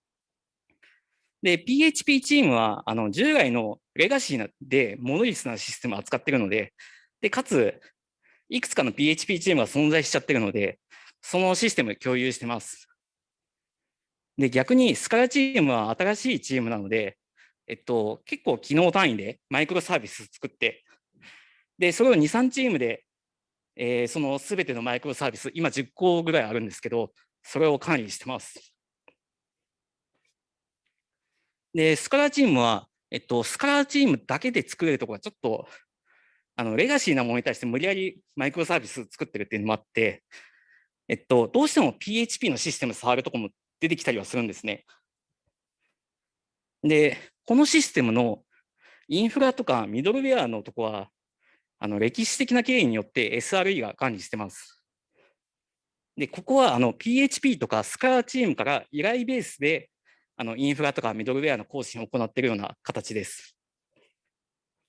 で、まあ、この PHP チームとスカラチームのその両極端な状態、ここにも言いたいこともちろんめちゃくちゃあるんですけど、今日はオーナーシップって話なので、その観点で話すと、PHP チーム同士でシステム共有してるとか、PHP チームとスカラチームとか、その SRE と各開発チームという形でシステムの共有が行われていて、例えばSRE チームが何かやりたいってなったとしても、他のチームを巻き込まないといけないケースがあるんですね。なので、各チームがオーナーシップを持って進めることができにくい状況になってます。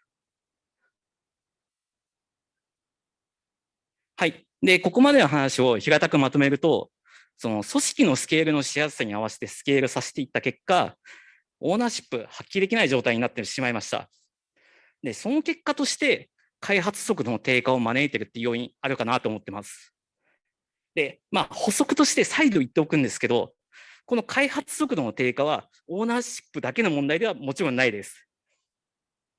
で、あくまでも今回は話の主題がそこなので、ピックアップしているような形ですね。はい。なんでここ何度も言うかっていうと、これだけの問題だったら他の解決策があるはずなんですよ。今から話するもの以外でも。でも他の要因もあるので、僕たちはこういう選択をするっていうような形になってきます。はい。で、この問題解決するために、チャットワークでは次世代開発基盤っていうものの開発を始めました。はい。というわけで、今僕が所属して開発している次世代開発基盤の話になります。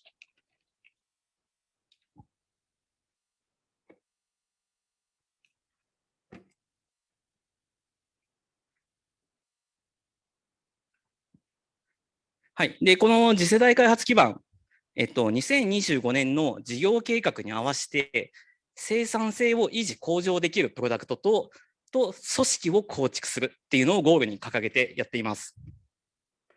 で、この中で、このゴールを満たすために、機能別チームをちゃんと作って、で、そこがオーナーシップを持って開発を進めて、運用保守までしていけるような、組織づくりを行おうとしています。で、この次世代開発基盤のアーキテクチャとか、あとスクラム系の話とかその辺については他の人が結構喋ってるので、多分、チャットワーク次世代開発基盤とかでググってもらうと出てくると思うんで、まあ、そっち詳しくは見てください。はい。で、次世代開発基盤としては、こういったチームの形、目標にしてます。で、この形はあくまでも仮なので、2025年頃には、またちょっと変わっている可能性は多分あると思います。で、ただし、原則としては、その1システム1チームの構成で、それぞれの開発チームは、開発や保守、運用を進めるのに必要な人員を集めて、チームを構成するようにしています。で、まあ、この開発チームだけで開発を進めれるんだったら、まあ、コミュニケーションパスがほぼなくなるので、すごい良かったんですけど、チーム設計していくと、なんか横断チームなるものの影がちらほら出てくるんですね。で、なんですけど、この横断チーム、うかつに作ると、多分これまでと同じ失敗繰り返しちゃうんですよ。コミュニケーションパスが複雑になったとか、システム共有してしまってるとか。なので、もうちょっとここを掘り下げて考えてみようと思います。はい。というわけで、横断型のチームなるものについてちょっと考えてみましょう。で、横断チーム必要になるポイントって大きく分けると3つぐらいあるのかなって思ってます。で、1つは、セキュリティとかコンプライアンス面ということで、まあ、開発チームが強い権限とその監査を両方受け持ってしまうと、その権限で監査停止できるようになってしまうんですね。で、それってもうコンプライアンス的に意味がないので、その監査を行うためのチームが監査を受け持って、で、開発は開発用の権限を持つっていうふうにしてあげる必要があるので、そういう意味で横断チーム結構必要になってくるかなと思ってます。で、2つ目が全体最適の文脈で、まあ、個別の開発チームでやるとどうしても効率が悪いとか、ちょっとやるのが難しいかなみたいなのがどうしても出てきます。で、そういったちょっと難しいものの人としては、まあ、モバイルアプリ周りとかですね。で、モバイルアプリってどうしても一つのアプリケーションでやる必要がありますし、そのリリースするにしても、その審査が必要になるじゃないですか。で、そこで時間がかかってしまうので、ある程度まとめてリリースする必要があります。で、仮にモバイルを機能別に開発するとしたとしても、このあたりの取りまとめ役っていうのが、まあ必要になってくるわけですね。で、3つ目は、専門知識の集約っていう意味で、個別の開発チームがやると、極端に信頼性が落ちてしまうとか、そもそも運用の手が回らなくなってしまうっていうものもあります。で、ここを例えば、チャットワーク、これまでいろんな分散アプリケーションを採用してきたんですね。カフカだとか、HBase だとか、Kubernetes とか。なんですけど、あれを機能開発の型でまでやるのは、マジで無理です。今、SRE が持ってて、そこを若干片手間気味にやってるんですけど、まあ、回らないですよね。はい。はい。で、横断チーム、うかつに作ると失敗繰り返しそうな理由って何かなって考えると、一番の理由としては、もう開発チームと目的が違うっていうところが大きいかなって思ってます。で、やっぱり開発チームの目的って、そのユーザーに価値を届け続けるために、機能開発を行っていくってことになるんですけど、横断型チームは、そのチーム独自のミッションとか目的を持つので、どうしても DevVS のように対立構造を生みやすいと思ってます。なので、この次世代開発基盤的には、この横断チームをどのように設計して対立構造を生まないようにしていくのかっていうのがとても重要なポイントになります。はい。というわけで、横断型チームの形、いくつかちょっと考えてみました。で、多分、他にも形はあると思うので、もし何かこういう形の横断型チームってあるよねみたいな話あれば、ぜひ Discord とか Twitter とかの方に貼っといてもらえると、僕が喜んでみます。はい。で、まず一つ目が、ゲートキーパー型のチームですね。で、このチームは結構皆さん馴染み深いと思います。で、まあよくあるインフラチームとかがこの形で、まあ、開発チームからの依頼をベースに作業して、で、インフラに関して全権持ってるようなチームですね。で、チャットワークは、SRE なんですけど、まあ、SRE チームはこんな形になってます。で、多分、ここにいる DevOps を推進したい皆さん的には、このチーム嫌いだと思うんですよ。で、僕も大嫌いです。特に Dev の時にこの人たちに何度止められて嫌な思いをしたのかっていうのがあるので大嫌いです。で、次世代開発基盤的にも、開発チームのオーナーシップをどうしてもこのチームって奪ってしまうんですね。なので、ちょっと目的とはそぐわないところがあります。で、まあ、こんな風に言っておきながらあれなんですけど、このゲートキーパー型のチームっていう選択が悪いわけではないです。で、あくまでもトレードオフとしてちょっと合わないっていう話ですね。で、まあ、いい面の話をすると、やっぱりよくあるチーム構成だけあって、経験されている方って多いですし、専門知識を集めたチームがオーナーシップを持って、開発を行う、そこの開発を行うので、質の高いアウトプットも出しやすいです。で、開発チームもその専門知識を持つ必要なくなるので、開発に集中しやすいです。なので、どうしても高い品質が必要なシステムを作るとか、そのボトルネックを生まないだけの採用力を持っているような企業だったら、まあ、このチーム構成取る価値はあるんだと思ってます。で、完全に余談なんですけど、なんか大きい企業ってこの体制多いですよね。で、もしかしたら何か損益分岐点みたいな話があって、今チャットワーク300人ぐらいの規模なのかな。では多分ちょっとできないチームなんですけど、もうちょっと人数が増えたらできるチームになるのかなっていうことも思ったりしてます。で、次が、話はたまに聞くけど、本当にこれ実現してうまくやってるって話はほぼ聞かない、まあ、社内パース型のチームですね。海外だとたまに聞くけど、日本だとほぼ聞かないですよね。で、このチーム、ゲートキーパー型とまあほぼ同じなんですけど、違いとしては、プラットフォームを作って、でコミュニケーションを API ベースでやり取りするので、開発チームにオーナーシップを渡して、でかつ、その専門知識はこのチームに集約できるっていう、まあ、ゲートキーパー型のいい面だけ持ってきたようなチームですね。ただ、このチーム、プラットフォームを構築するのに、コストはすごいかかってしまうので、どうしてもコスパの問題出てきちゃうと思ってます。で、個人的にはこのチーム、夢ではあるんですけど、もし自分たちの会社ではまともにちゃんとやってますよっていうところあったら、ぜひ教えてください。話聞いてみたいです。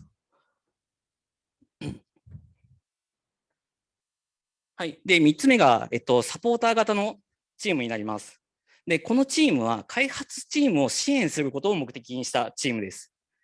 で、ゲートキーパー型とは違って、このチームでは機能開発に関わるような作業はしません。で、そこはすべて開発チームがオーナーシップを持って行うことになるのが特徴になります。じゃあ、このチーム何するのかっていうと、開発チームが安全に開発を行えるように支援を行うっていうところですね。で、この支援の形、いろんな形あると思います。例えば、知識面のサポートとしてトレーニングを行うとか、モブプログラミング一緒にやるとか、で、他には仕組みとか基盤を作って、で、そちらを開発チームに提供するとか、まあ、いろんな選択肢はあると思います。で、このチームの場合だと、その開発チームの開発速度を最大化するために支援するっていうような目的を持ちやすいんですね。なので、対立構造を生みにくい性質を持ってるんじゃないかなと考えています。はい。で、最後は、ギルド型のチームですね。で、このチームは他のチームと少し経路が違っていて、開発チーム内の特定の役割の集まりになります。で、例えば、開発チーム内の SRE が集まって、で、より合い所として相談するとか、SRE として必要な全体最適のタスクを行うとか、そういったことをやるバーチャルな組織になります。で、バーチャルな組織っていうワードを使うと、嫌な思い出がフラッシュバックするんですけど、おそらくこれは完全にバーチャルな組織にしてしまうと、その実行力が下がってしまって、形骸化するんじゃないかなって思ってます。なので、もしこれ取り組むんだったら、バーチャルなチームとはいえど、数人は1000人で、ここのタスクを実行するような人間は必要になるんじゃないかなと思います。はい。で、次世代開発基盤としては、目的にも合致してるし、その過去の失敗も繰り返さないってなると、サポーター型チーム一択だよねっていう感じです。で、なんですけど、ぶっちゃけて言うと、この横断型チームっていうのが、その次世代開発基盤チームの中でも、まだ影しか出てきてないんですね。で、次世代開発基盤のチームで言うと、この横断チーム所属してるのって、僕一人だけなんですよ。で、他に14名ぐらいいるんですけど、その人たち全員開発チームの人員で、その人たちはもうずっと機能開発やってるんですね。で、なんだったら僕も、この辺の仕事だけじゃなくて、開発の方に混ざったりしてるので、なので、実際に横断チーム作るタイミングでもうちょっとブラッシュアップした形になるかなって思います。で、ただ開発チームにオーナーシップ移譲するって方針は、もう変えないと信じてる、っていうところではありますし、少人数で、今僕一人な状態なので、少人数で開発チームを支えようと思うと、このサポーター型チームっていうのが結構都合がいいので、この選択でいろいろと取り組みやってます。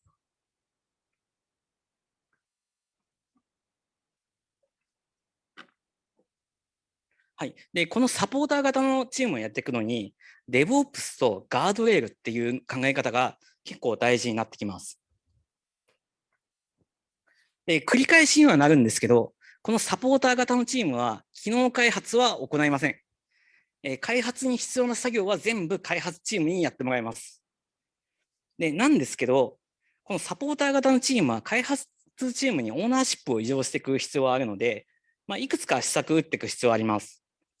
で、一つは DevOps 的な手法っていうところで、自動化とか仕組み化によって開発者ができることを増やすっていうような必要あります。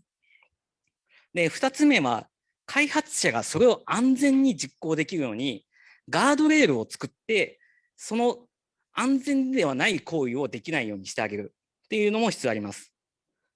で、3つ目が監視とか可視化を行って、で、それを開発チームにフィードバックしたりとか、サポーター型チーム内で、フィードバックグループを回して、その自動化の仕組みとか、ガードレールってものをよりよくブラッシュアップしていくっていうのも、仕事の一つになると思います。で、一応3つ施策話はしたんですけど、この施策全部やる必要はないと思ってます。で、例えば、権限の移譲で済むんだったら、もう仕組みなんて作んなくって権限を渡せばいいんですよ。で、このあたりは、その横断チームのやる内容によって、そこが受け持つミッションによってやる内容って変わると思うので、一番大事なのは、オーナーシップを開発チームに移譲する。で、そこの開発チームの開発速度を上げるっていうことさえ外さなければ、支援の内容としては、どういう打ち手をやってもいいかなと思います。はい。で、サポーター型のチームの役割、図にするとこんな感じですね。で、DevOps って書いてる、その自動化とか仕組み化の周りの話は、もう巷に溢れてるので、僕はもう今日は話さないです。で、ガードレールの方はっていうと、主に事前系と事後系っていうような形あります。で、事前系だと、CI とか CD の部分ですね。で、そこのフェーズで止めるような形。多分、DevSecOps とかを、思い浮かべていただくと分かりやすいかなと思います。で、あとは、実際に CD でデプロイするタイミングで権限とかで止めるとかですね。っていう形で、事前系は開発者にさせないことを重視して安全性を組みます。で、事後系の方はっていうと、適用された結果をもとにそれを検知して自動修復するとか、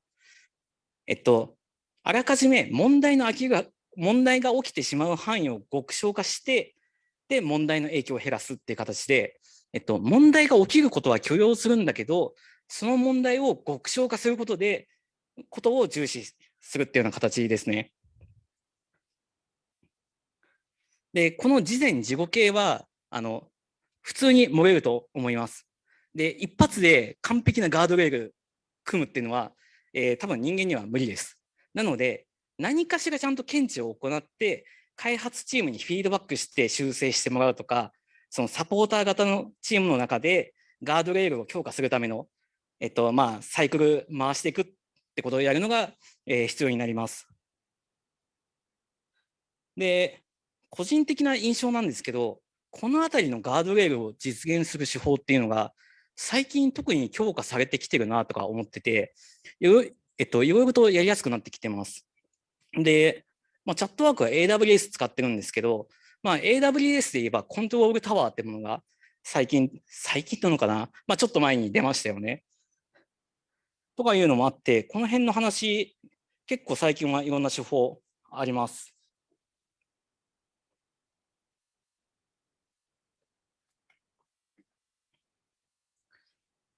はい。で、次世代開発基盤チームでは、これまで話した方針でいろんな取り組みを行ってきました。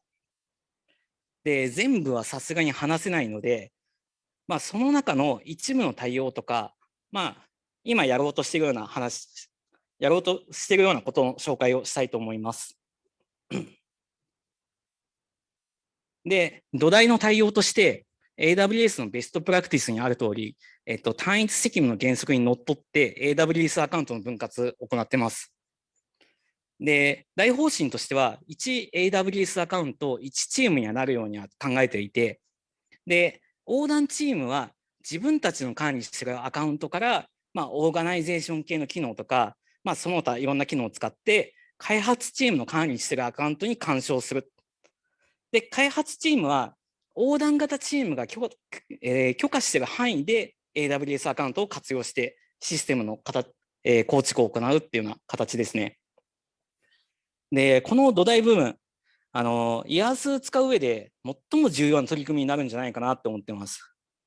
というのが、単一責務の原則って本当に大事で、ここ雑に共有してしまうと、分割してれば簡単にできた対応なのに、どうしても手間をかけなきゃいけないとか、何かトレードオフで諦めないといけないっていうのが出てきて、本当にやりにくいです。で、現行のチャットワークだと、一つの AWS アカウントで、かつ、一つのネットワーク上に全てのシステム乗っちゃってるんですね。で、そのせいで本当に手が打ちにくくて困るんですよ。はい。というのもあって、この次世代開発基盤では一番初めに整備しました。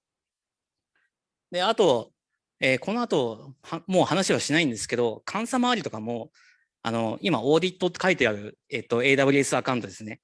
で、そちらに集約して、全体のセキュリティとか担保するようにしてます。はい。で、次が DevOps 系の自動化の話で、IAC とその自動適用の仕組み作りました。で、これは横断チームがアトランティスっていうそのテラフォームの、いい感じのアプリケーションがあるんですけど、それを専用の AWS アカウント上に構築して、各種アカウントに対して実行可能な状態を作ってます。で、これ自体はすごいうまく回っていて、次世代開発基盤チームだけじゃなくって、現行の既存の開発チームの方にも使えるようにフィードバックして、結構評判いいです。で、ただし、アトランティスがなんかマスターの差分検知とか、マスターの定期アプライみたいな機能がないんですね。なので、若干 Kubernetes と相性が悪い部分があります。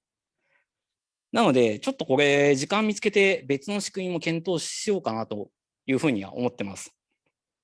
ちなみになんですけど、このアトランティスのそのマスターの定期アプライは、一周同じ話が上がってて、で、このアトランティスの開発チームはやらないっていうふうに断言してたので、この定期アプライとかが欲しければ、別の仕組みを考える必要があるっていう状態ですね。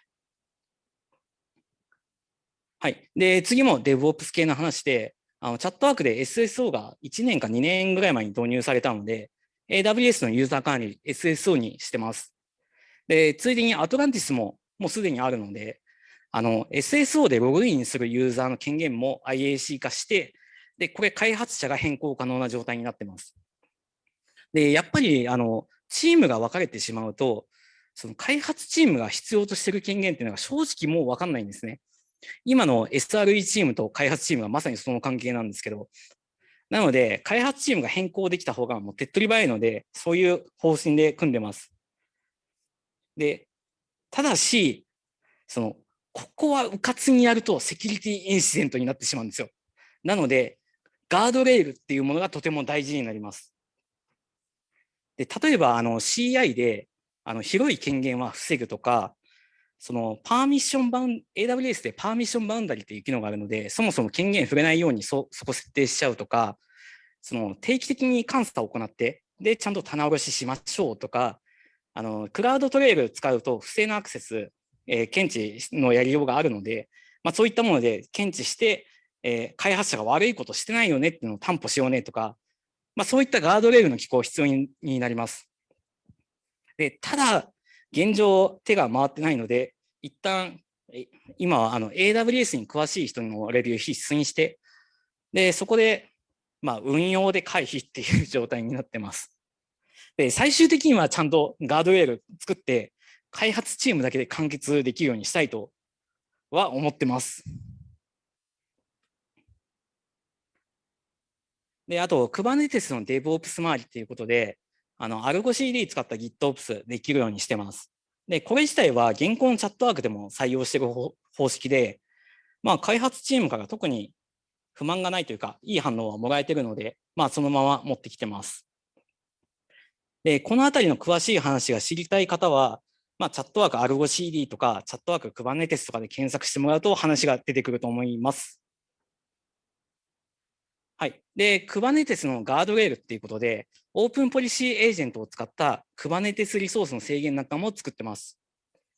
で、これはオープンポリシーエージェントのポリシー管理用リポジトリを作っていて、で、そこが開発者が利用するリポジトリの CI の方で、そこからポリシーをプルで持ってきて、で、コンフテストで実行して適用前にチェックするっていうような仕組みですね。で、実際に Argo CD なんかでデプロイする際には、ゲートキーパーっていうアプリがあるので、そちらを使ってポリシーに違反しているものは適用しないとか、警告出すっていうようなことをやってます。で、ただ作ったはいいんだけど、ちょっとあんまり活用できてないのが現状ですね。もうちょっとポリシーの数が足りてないので、ポリシーの充実させていきたいと思ってます。で、アプリケーションの一部で RDB 採用しているので、この RDB 周りも、DevOps を推し進めています。DBA 業務の Dev への移管って感じですね。で、まずはユーザー管理部分ということで、ハッシュコープのボールトを使って、ユーザー一時的に発行して、で、そのユーザーでアクセスできるようにしようということで、今絶賛開発中というか、これ開発しようとしたら、この DevOpsDays のプロポーザルが通ってしまって、資料作成に追われて全然作れてないっていう状態です。はい。で、ついでに RDB のスキーマ管理部分も自動化したいなと思ってて、で、例えばGitHub アクション、あれのセルフホステッドランナーを使うのと、あと GitHub アクションズでジョブ実行できるような仕組みがあるんですね。で、それを使うと、プライベートネットワークで扱えるジョブランナーがすごい簡単に作れちゃうんですよ。なので、これうまくやれば幸せになれるんじゃないかなと思いつつ、うかつにオルターテーブル投げると、簡単にテーブルにアクセスできなくなって、そのサービス停止しちゃうので、ここに関してはどうガードレール敷こうかなっていうのはちょっと考え中です。で、今方法は洗ってるんですけど、多分、パーコナの PT オンラインスキーマチェンジ、これを安全な時間帯にだけ実行するような仕組みにするのが落としどころじゃないかなとか思ってます。はい。で、いろいろと紹介はしたんですけども、取り組みとしては、まずは開発チームができることを増やすっていうことを重視してやってます。で、そのおかげなのかは分かんないんですけど、今のチーム、かなりオーナーシップを発揮して開発が進んでます。で、特に横断チーム的な要因が僕一人しかいない状態なので、それで3つの開発チーム支えきれてるっていうのは、このあたりの取り組みを推し進めた成果出てるなと思ってます。で、あと最初期から取り組んだおかげで、やっぱりなんか開発チームのオーナーシップ取る意識がめちゃくちゃ強くって、で、既存のシステムの方でもこのオーナーシップの異常って、これ何度もチャレンジはしてるんですよ。なんですけど、一番スムーズにいったのが今回だなって思ってます。で、ただし、ガードレールの設営とか監視とか、その可視化周りっていうのはやっぱりまだ足りてないし、運用フローとかも固まりきってないので、開発中の今なんとかなっても、運用のフェーズに入ると少し怖いかなと思ってます。なので、ガードレールの設営は、これがもうガンガン進めていきます。で、行きたいんだけど、今僕一人な状態なので、間に合うのかなっていうのが最近の心配事です。いや、本当はもう一人いたんですよ。いたんですけど、その現行の運用の方が回ってないっていうので持ってかれちゃって、ちょっと早く返してほしいなっていう状態ですね。はい。で、時間あれば雑談しようと思ってたんですけど、あと2分なんで雑談飛ばします。はい。というわけでまとめです。で、今回の話、何もすごいことは一切なくって、ただ問題がありました。じゃあ要因としてこれがありそうだから、解決方法としてはこういうのありそうだよねっていうのを、ただ淡々と泥臭くやってるだけなんですよ。で、実際にやってる取り組みも全然すごい話じゃなくて、ただ世の中でベストプラクティスって呼ばれているものをちゃんとやろうっていうので、時間と人を注ぎ込んでるだけだったりします。で、人類が進化したらわからないんですけど、今の人類では銀の弾丸なんてものは存在しないので、目的に合わせて淡々と泥臭くやっていきましょうっていう感じです。はい。で、これは宣伝なんですけども、チャットワークでは開発者にオーナーシップを委譲して、開発速度を最大化できるエンジニア募集してます。特に目的に共感して、目的に合わせて施策打っていけるような人、大歓迎です。ていうか、誰か助けてください。で、あと、これポジショントークなんですけど、チャットワーク、一部ラスト最近採用してます。で、会社としては特にまだ募集はかけてないんですけども、もしラスト書きたいっていう人がいたら、オープンポジションで応募してみてください。運が良ければラストを書けると思います。はい、というわけで終わります。ご清聴ありがとうございました。ありがとうございました。では、質問コーナーに行きたいと思います。ズームですね。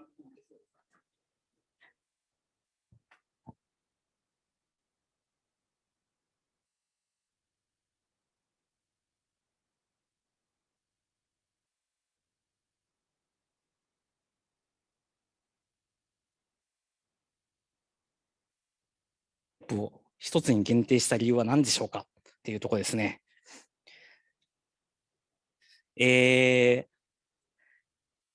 僕一人しかいないのでっていうところが大きいんですけど、ですね、多分必要に応じて、他のチームタイプを選んでいく形になると思ってます。で、特にギルド型のチームっていう話したんですけど、あれは多分絶対自然発生してくるもんだと思ってて、で、今僕がそのギルド型のチーム作るって言っても作りようがない状態ではあるんですよね。で、多分今僕が作れるのってゲートキーパー型かサポーター型かっていう選択肢になってしまっているので、じゃあそういう意味では次世代開発基盤の目的に合うのはサポーター型だよねっていう形で、その形で一旦進めてるっていう状態です。なので新しいチームがもうちょっと人員が増えたら、その他の選択肢とかもっと違う新しいチームの形っていうのを選ぶようになると思います。ありがとうございます。では会長の方から質問はありますでしょうか。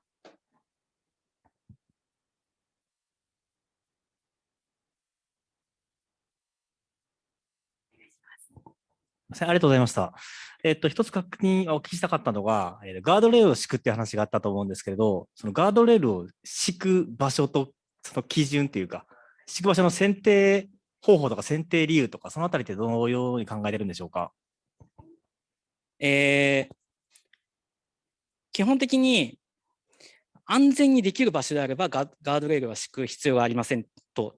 で、開発者が、失敗しそうなところとかに関してはガードレールを敷く必要があるかなと思ってて、で、さっきのオルターテーブルの話とかがすごい分かりやすいかなと思うんですけど、オルターテーブル、何も考えずに打つと、サービス止まる可能性があるんですね。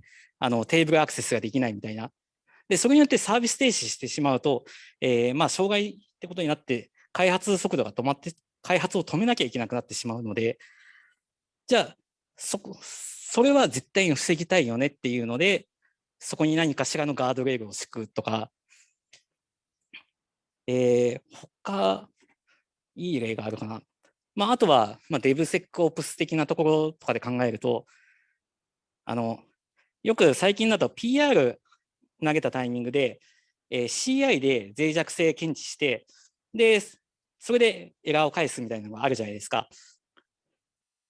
で、あれってやっぱり脆弱性のあるコードを本番環境に出してはいけないっていう考え方で、そういうものを採用してると思うんですね。っていうので、考え方多分すごい様々だと思います。すみません、ちょっとふんわりした回答になっちゃって。いや、エンジニアというか、一人そういったことを考える人が、これはやばいって考えるものから順にやっていくみたいな感じですかね。とか、そこでチームができているんだったら、チームで相談して優先順位決めてやっていきましょうみたいな形になると思います。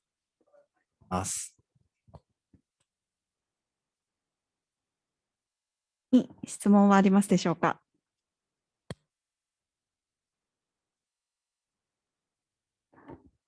ありがとうございました。こちらで終了となります。はい。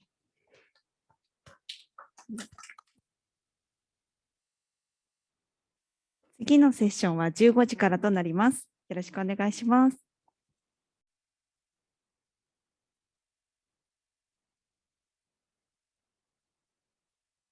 それではお時間となりましたので始めさせていただきます。これからの時間はですね、T. アレクサンダー様による、メジャリングソフトウェアデリバリーオペレーショナルパフォーマンスの講演となります。ただですね、今回は、ちょっと時差の都合上、アレクサンダーさん、ビデオでの、録画での、登壇となります。なので、このままですね、ビデオを設定して再生させていただきますので、終わった後の質疑応答申し訳ございませんが、ございません。もうしばらくして準備ができましたら、ビデオの方流させていただきます。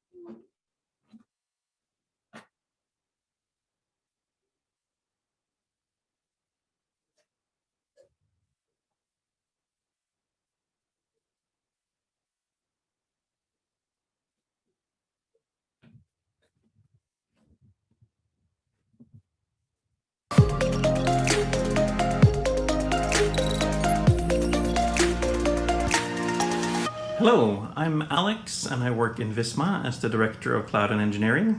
And today I'm going to talk about why we started to measure software delivery and operational performance, how we do it in practice, and a little bit of our initial analysis of those metrics. So first, you need to know a little bit about the Visma context, just in case you don't already. Otherwise, what I'm going to show you will not make as much sense. You also need to know this to understand whether what we are doing will work in your context or not. So in Visma, we make lots of different types of cloud software, and we're a company of many cloud software companies. Visma consists of more than 200 companies, and our software companies have a lot of autonomy on certain financial things and security things. We standardize, and there are some mandatory things that all Visma software companies have to do. But in terms of technology choices or methodology choices, companies are free to choose what makes sense for their business, and then we support them centrally if and when they would like to be supported. We have a lot of products across many countries, so it's a very heterogeneous environment to work with, which is very exciting and interesting, never a boring day at work, but it also gives us some unique challenges. In Visma, since 2015, we have had something called the Visma Cloud Delivery Model. And you can understand more about what this is if you watch my previous tech talk on how we work with DevOps in Visma. But this is something that we have been developing and rolling out in Visma over many, many years. And we have about 80 teams working according to the Visma Cloud delivery model today. It is Visma's recommended way of developing, delivering, and operating cloud software. But teams and companies are free to choose whether they would like to follow this model or not. There is a team that helps any team or company onboard to and follow this model. And it has been used as a kind of a transformation program in Visma for many years to move away from the old way of working to the new way of working. So instead of having siloed teams where development and operations are separate from each other, we know that leads to a lot of problems. Instead, when teams and companies are working according to this model, the Visma Cloud delivery model, developers and development competence and operations competence are in the same team. So we focus a lot on cross-functional autonomous teams that have end-to-end responsibility. Similarly, to move away from deploying software once a month to doing that on a daily basis, and moving away from relying on traditional infrastructure that's based on virtual machines that are maybe provisioned manually, not a lot of automation, to using public cloud platforms with all the benefits that entails, but especially in the automation area, being able to use container technology and serverless technology more easily. That's also part of this transformation program. So as I said, we started this, developing it and rolling it out in 2015. And today we have about 80 teams in Visma working this way, and we're still modernizing the model, improving it based on our own experience and other developments. So we will cross 100 in a year, I think. But then, while we were doing this, in 2018, this book came out that I think many of you will be familiar with, the Accelerate book. For those who are not familiar, this book is a summary of research that was done based on global survey data that was gathered over 5-6 years. And in these surveys, people were asked to, about how they develop, deliver, and operate software in their organizations. And they were asked how well their organization was performing. And the goal of these researchers was to try to identify what kind of practices and behavior and metrics actually lead to high organizational performance. And in their research, they were able to identify 4 to 5 metrics that strongly predict, or that most strongly predicted, the performance of an organization. And they called this construct of metrics software delivery and operational performance. And they found that the organization that had the highest software delivery and operational performance were twice as likely as the other organizations to meet or exceed their organizational goals, which for private companies often are commercial goals around market share, number of customers, profitability, revenue, etc. So of course, this was both interesting and very good news for us in Visma, especially we who were working with the Visma Cloud delivery model, because on the one hand, we felt that a lot of the things that we were talking about, continuous delivery, DevOps, public cloud, they were all mentioned as factors in this research leading to higher commercial performance, higher organizational performance. And we were also then able to use this research in our internal communication to further drive awareness and understanding about what we were doing with the Visma Cloud delivery model. Then in 2020, something similar happened. McKinsey released their report on Developer Velocity Index, where they looked at hundreds of companies over several years as well, and they identified their construct called Developer Velocity Index, which consists of something like 46 metrics that are all about how the organization works with software or product development. And what they found was that the companies with a high Developer Velocity Index grew faster than those with a lower Developer Velocity Index.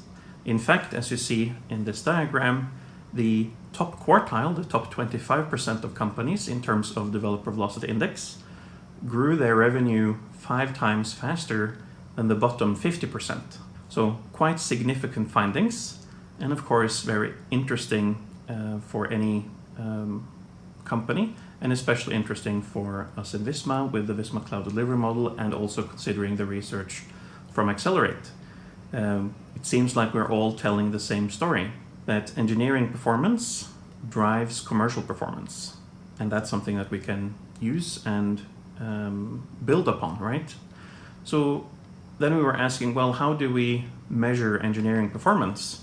And in the Accelerate book and the State of DevOps report, which the book is based on in large part, they already had this concept of software delivery and operational performance. And we measured some of this already, and these are all of these 5 metrics are metrics that we care about anyway, even before the book came out. So we thought, well, let's make sure that we have this data and these metrics so that we can see what they say, what we can get out of them in Visma. So now what I'm going to do is to go through metric by metric and talk about how we have defined them and how we measure them. Because if you try to do this yourselves, you might see that there are some gray areas. So I'll try to explain how we have resolved those gray areas in Visma. So the first metric is delivery lead time. And you might know that in the Accelerate book and the State of DevOps reports, this metric is usually referred to as lead time for changes. But in Visma, we consistently talk about this as delivery lead time.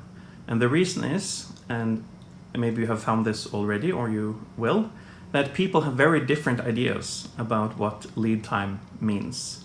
So we put delivery in front to make it clear and to remind everyone that in this case, we're talking about the time it takes to deliver a change to production. So it does not include design time, it does not include implementation time, it's only about the delivery process. So to calculate this, if you know when a change was deployed successfully to production, and you know when the implementation phase ended, then you just take the difference, and that's your delivery lead time for that change. As I see it, the most important thing about this metric, the most valuable thing, is that you can use it to identify bottlenecks in the delivery process. So if you're spending a lot of time on manual testing, for instance, or you have other speed bumps, then that will be identified in this metric. However, you can ask some questions. Should all kinds of testing be included in the delivery lead time? And I think when you have questions like this, go back to the purpose of the metric and you will most likely find your answer. So if we're talking about implementing automated tests, I think that's clearly part of the implementation of the change. So that should not be counted as within the delivery lead time. But if you're talking about executing either automated or manual tests as part of the delivery process, so you have your build process and you're running automated tests on your build or CI server, then that would be included. If you're deploying your product, your system to a staging environment or an acceptance environment, and you're doing manual testing there before you're confident enough to deploy to production, then obviously that is included as well. What about code review? I think this is a bit of a gray area. I think you can argue it both ways. But if, let's say you have a team where developers are asking for code reviews in order to get their pull requests approved and merged into a main branch.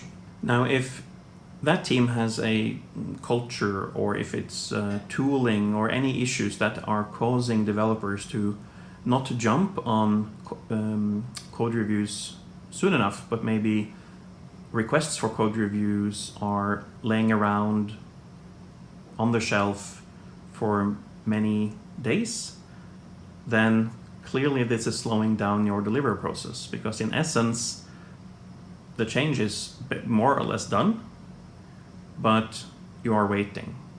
So ideally, I would include code review, although you can argue it both ways, I think. Deployment frequency, this metric is probably the simplest one, right? We just count the number of deployments to production, and this gives us some idea about the throughput in the organization that we're measuring this for, let's say in a team or in a company. But more importantly, we are getting some idea of the cost of change. And we'll get back to that in a second. Then we get to change failure rate. And this is slightly more complicated. In the book and in the State of DevOps reports, this is defined as the percentage of deployments that causes a failure in production. And we care about this because when there are failures, usually there is double work, right? We're doing work that was unnecessary. And often there can also be an impact to users in the quality of service that we're providing to customers. So it's a good thing to measure, and it can tell you whether you are ready or not to increase your deployment frequency, for instance. If you have a change failure rate of 15, well, then probably you need to iron out those issues and not speeding up your delivery. But if your change failure rate is close to 0, that's a good sign that you're ready to increase your delivery speed, your deployment frequency, etc. There are some problems with this definition, though, because it implies that you should causally link failures in production to individual deployments. But let's imagine that you are deploying something to production and you have a failure that doesn't manifest until a day or 3 days later. Then you need to figure out, okay, which deployment caused this failure, and you need to keep track of that. That seems a little bit impractical to me. So in Visma, we use a good approximation for the change failure rate. We say, well, the rate at which the system fails when we change it, that is the change failure rate. So we just need to know the number of failures, and we need to know how many times have we tried to change the system. When we divide those numbers, we get the change failure rate. So in order to get the number of failures, we take the number of failed deployments. That's the failed automated changes. And we take the number of incidents, any type of incident where there has been significant customer impact. And we add those numbers together, and that's the number of failures that we have experienced with the system. Then we divide that by the amount of deployments that we have had. That's all the automated changes we have tried to apply. And we take the number of manual changes, because once in a while, doesn't happen very often, but once in a while a team will make a change to the system, not in an automated fashion, not through the delivery pipeline, not through a deployment. And then we count them as well as times we have tried to change the system. So that's how we approximate the change failure rate, and it seems to work well. Then we have the time to restore metric. This is the time it takes to recover from unavailability, and we'll get to how we define that in a second. But how ready we are, right? This is a measurement of how prepared we are for failures. If we are prepared, you expect to see a lower time to restore on average, and you can use it to identify also any bottlenecks in the recovery process itself.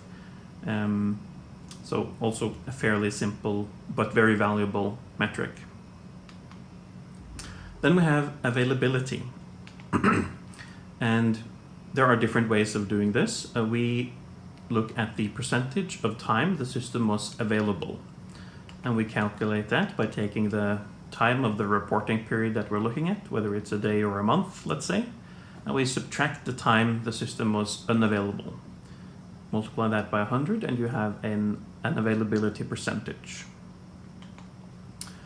The value, I think, is obvious, right? It's a measurement of the operational quality, also in a way how reliable service are we able to deliver, and it's one important measurement to also let us know how the quality that we're delivering to customers.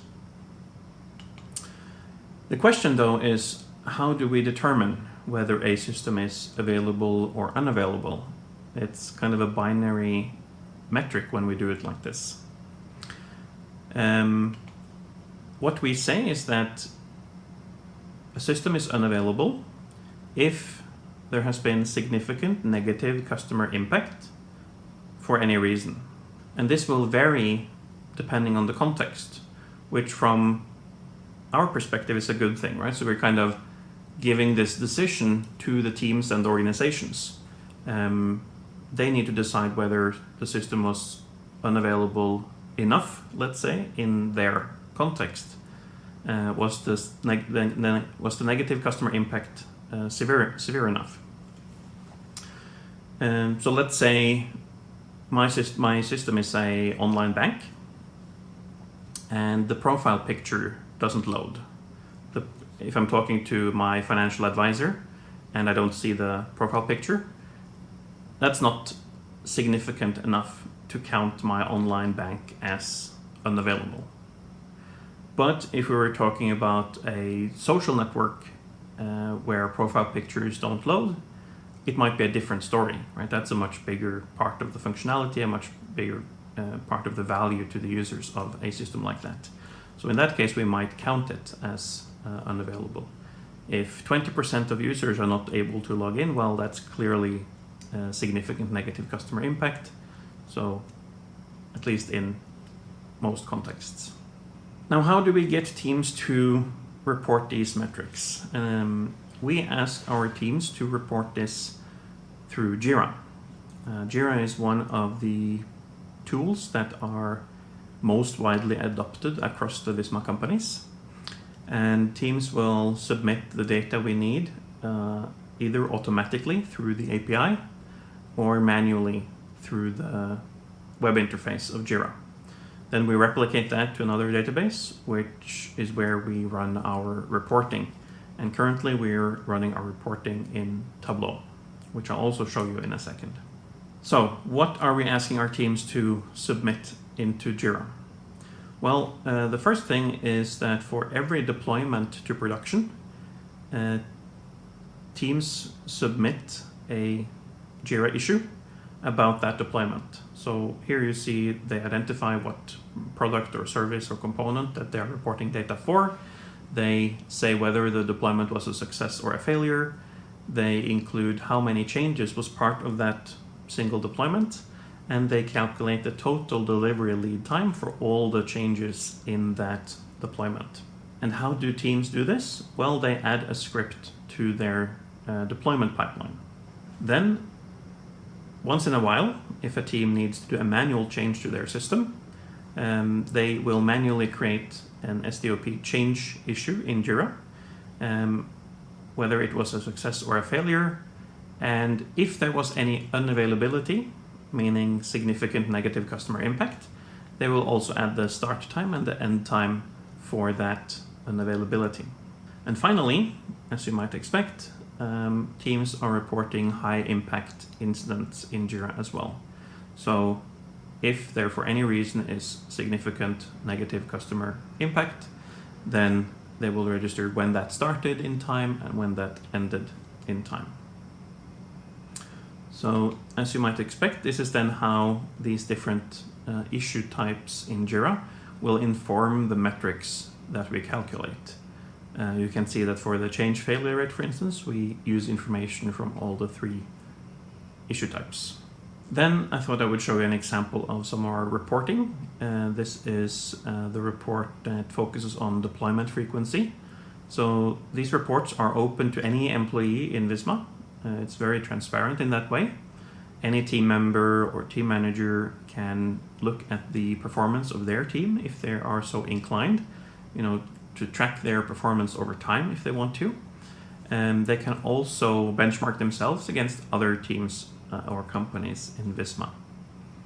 And this is what it looks like, the report for time to restore as an example. And we have this for all the 5 metrics. Some teams even created their own reporting connecting directly to the data source, which is very nice because then they can get the exact reports that they want, and we get some ideas for how to improve the centralized reports that we offer out of the box. Now in Visma, we have a lot of data across our companies, and the software delivery and operational performance is only one part of that, right? We also know things about how happy our employees are, how happy our users of the different products are. We have financial data. We know a lot about how our different teams are working. So we have started a project where we are trying to gather this data as much as possible, identify new data that we might want to use in our analysis, and then performing analysis on the combination of all of this data to try to gain some insight. And of course, one of the things that we are asking is, can we say something about what kind of practices lead to better products, happier employees, happier customers, and better commercial growth? So what happens if we combine the software delivery and operational performance data with the finance data, for instance? We have measured deployment frequency in Visma for a longer period of time. So we have pretty good data on that centrally in Visma. For the other software delivery and operational performance metrics, we started measuring those in a structured way centrally fairly recently. So the analysis that I'm going to show you is focused on the deployment frequency. And what we see is that the top 25% of Visma products, in terms of deployment frequency, grow more than 4 times faster than the bottom 25%, which is quite significant. Roughly speaking, we can say that the top 25%, those are the products that are deploying to production on a daily basis, while the bottom 25%, those are the products that are deployed to production on a monthly basis. And if you think this graph looks a little bit familiar, it's because it is very similar to the one from the McKinsey report, where they looked at 46 metrics, right? They found a 5x increase in the revenue growth rate for the top 25% compared to the bottom 50%. So, and remember, they looked at 46 metrics. In our analysis, we only looked at deployment frequency, but we see the same pattern.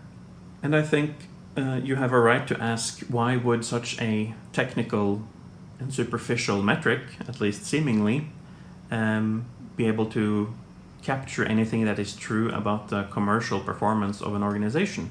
That doesn't make any sense, does it? Well, I think it does. And I think there are at least 3 reasons. The first one is that a high deployment frequency is an innovation capability. If you're able to make adjustments and learn from it, get feedback on that, and you do that hundreds of times during a year, you're much more likely to reach a better, build better products and build better products in a less wasteful way than if you are adjusting and learning only 12 times a year. So it's an innovation capability. The other thing is that if you have a high deployment frequency, then each change you make is smaller, which will have a positive impact on the quality and reliability of the product. But most importantly, if you want to sustain a high deployment frequency, it has to be easy and cheap and as frictionless as possible to make changes and improvements to the product. And that is what I think is capturing so much about an organization. Because let's think about what can have an impact on this. What can slow you down in your deployment frequency? Well, if you're deploying on a schedule, if you have a release day every first Tuesday of the month or every Monday or something like that, it's a little bit of an older way of working, a bit waterfally. It's going to hold you back in terms of deployment frequency. You want to be in a place where you are comfortable deploying changes to production when they are done and not wait for some deadline. Then if you have maintenance windows, because when you deploy there is downtime for customers, that's also something that's going to hold you back. If you're spending time on manual testing and manual deployment processes, that's going to have an impact on your deployment frequency. If you need to spend time working around old technology, if your organization doesn't really scale, if you're lacking key competence, or if you have a poor culture, all of these things are going to impact your deployment frequency. And I think that's what explains the impact of the metric, why it's able to predict and say a lot about the commercial performance of an organization. Another thing that we noticed is that for the Visma products that we don't have the deployment frequency data, those are the products that grow the least. So naturally we are using this as an incentive to teams and companies within Visma to start measuring, to start caring about this, and to work on improving it. Of course, there can be many reasons why a product is not measuring deployment frequency today. The fact that some products are old or in maintenance mode, of course, plays a part here as well. But we see this relationship with many other metrics too, where we are not collecting an important metric, those are often the products that are performing the worst. So I guess it's true what they say, that in order to improve something, it helps a lot to measure it. You need to know where you are.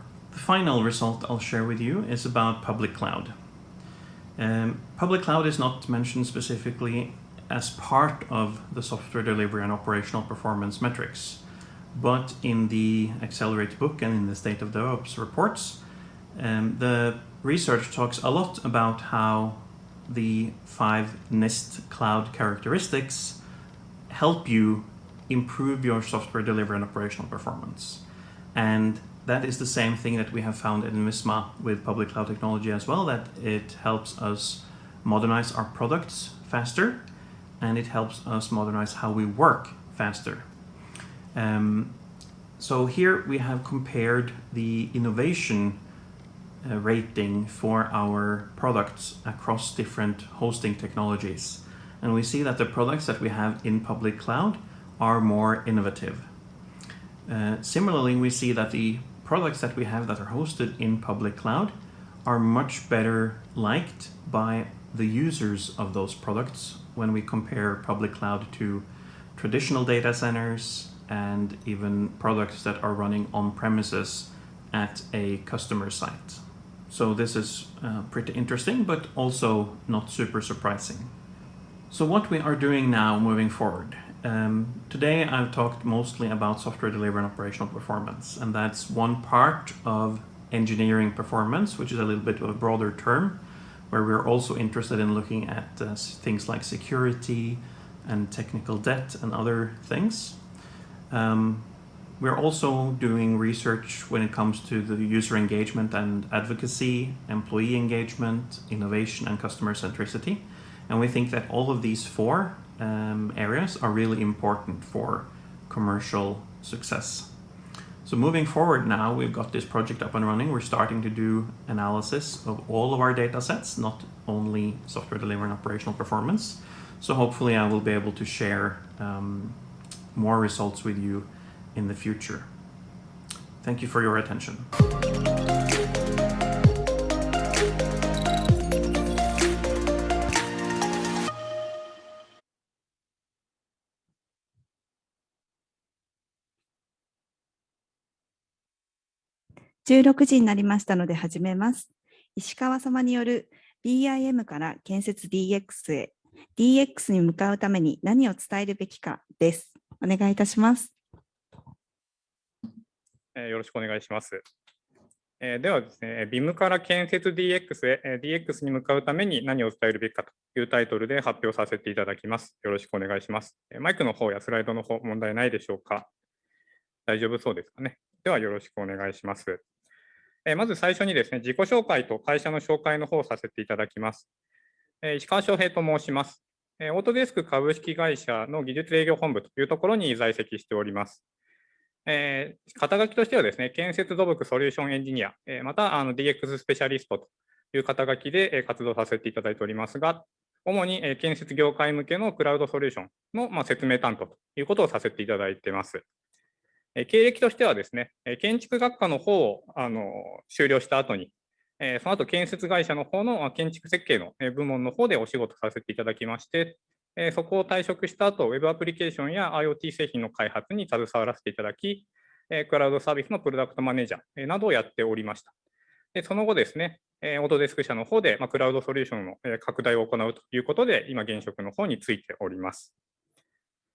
で、次にですね、オートデスク社の紹介をさせていただきます。オートデスクはですね、オート CAD から始まった CAD ソフトウェア企業になります。CAD というのはですね、建築や製造業でですね、図面を描く必要があるわけですけれども、そういった図面を描くことを支援するソフトウェアになります。大体40年ぐらい前からですね、そういった CAD ソフトウェアの方を販売させていただいておりまして、この40年間の間で、そういった CAD ソフトウェアの方も非常に進化しまして、各業界向けにですね、さまざまなソフトウェアを提供させていただいております。例えばですね、建設業界であれば、オート CAD だけでなく、Revit というソフトウェアであったり、インフラワークスと、また製造業界であれば、Fusion 360やインベンター、映像業界であれば、Maya や 3ds Max といったですね、各業界に合わせたソフトウェアの方を提供しているという会社になります。そういったソフトウェアを提供している会社なんですけれども、近年の流れに乗りまして、ソフトウェアからプラットフォームというところへと変化をですね、遂げようとしていると、そういう状態にある会社になります。で、ここでですね、問題になってくるのはですね、そもそもそのプラットフォームっていうのはどういうことなのかということが、一つ大きな問題になってくるのかなと。これまでお客様に提供しているソフトウェアという体系からですね、プラットフォームに移っていくというところで、直面するさまざまな問題があるというような状態になります。その中でですね、開発であったり、営業であったり、さまざまな困難があるわけですけれども、開発においてはですね、2010年後半ぐらいからですね、いろいろソフトウェア開発からプラットフォーム開発へ移っていくということを進めておりまして、その中でですね、DevOps が非常に重要な役割を担っていると。そういった記事がですね、インターネット上で出てきますし、またYouTube などでですね、オートデスク社が開催しているデベロッパーカンファレンスなどでも発表されていますので、ぜひDevOps に興味ある皆様はこういった情報をですね、見ていただければなと思います。で、今日私がお話しするのは技術営業本部という立場になりますので、開発の方ではなくてですね、営業の方でそのソフトウェアからプラットフォームに移り変わっていくときにどのような問題に直面するのかということを掘り下げてお話しできればなというふうに思っています。ということで本日のテーマはこちらになりますが、いわゆるソフトウェアのユーザーにですね、これからプラットフォームに変化していくということをですね、どのように理解してもらうのか、そういった観点からですね、今日は40分ぐらいお話しさせていただければなというふうに考えております。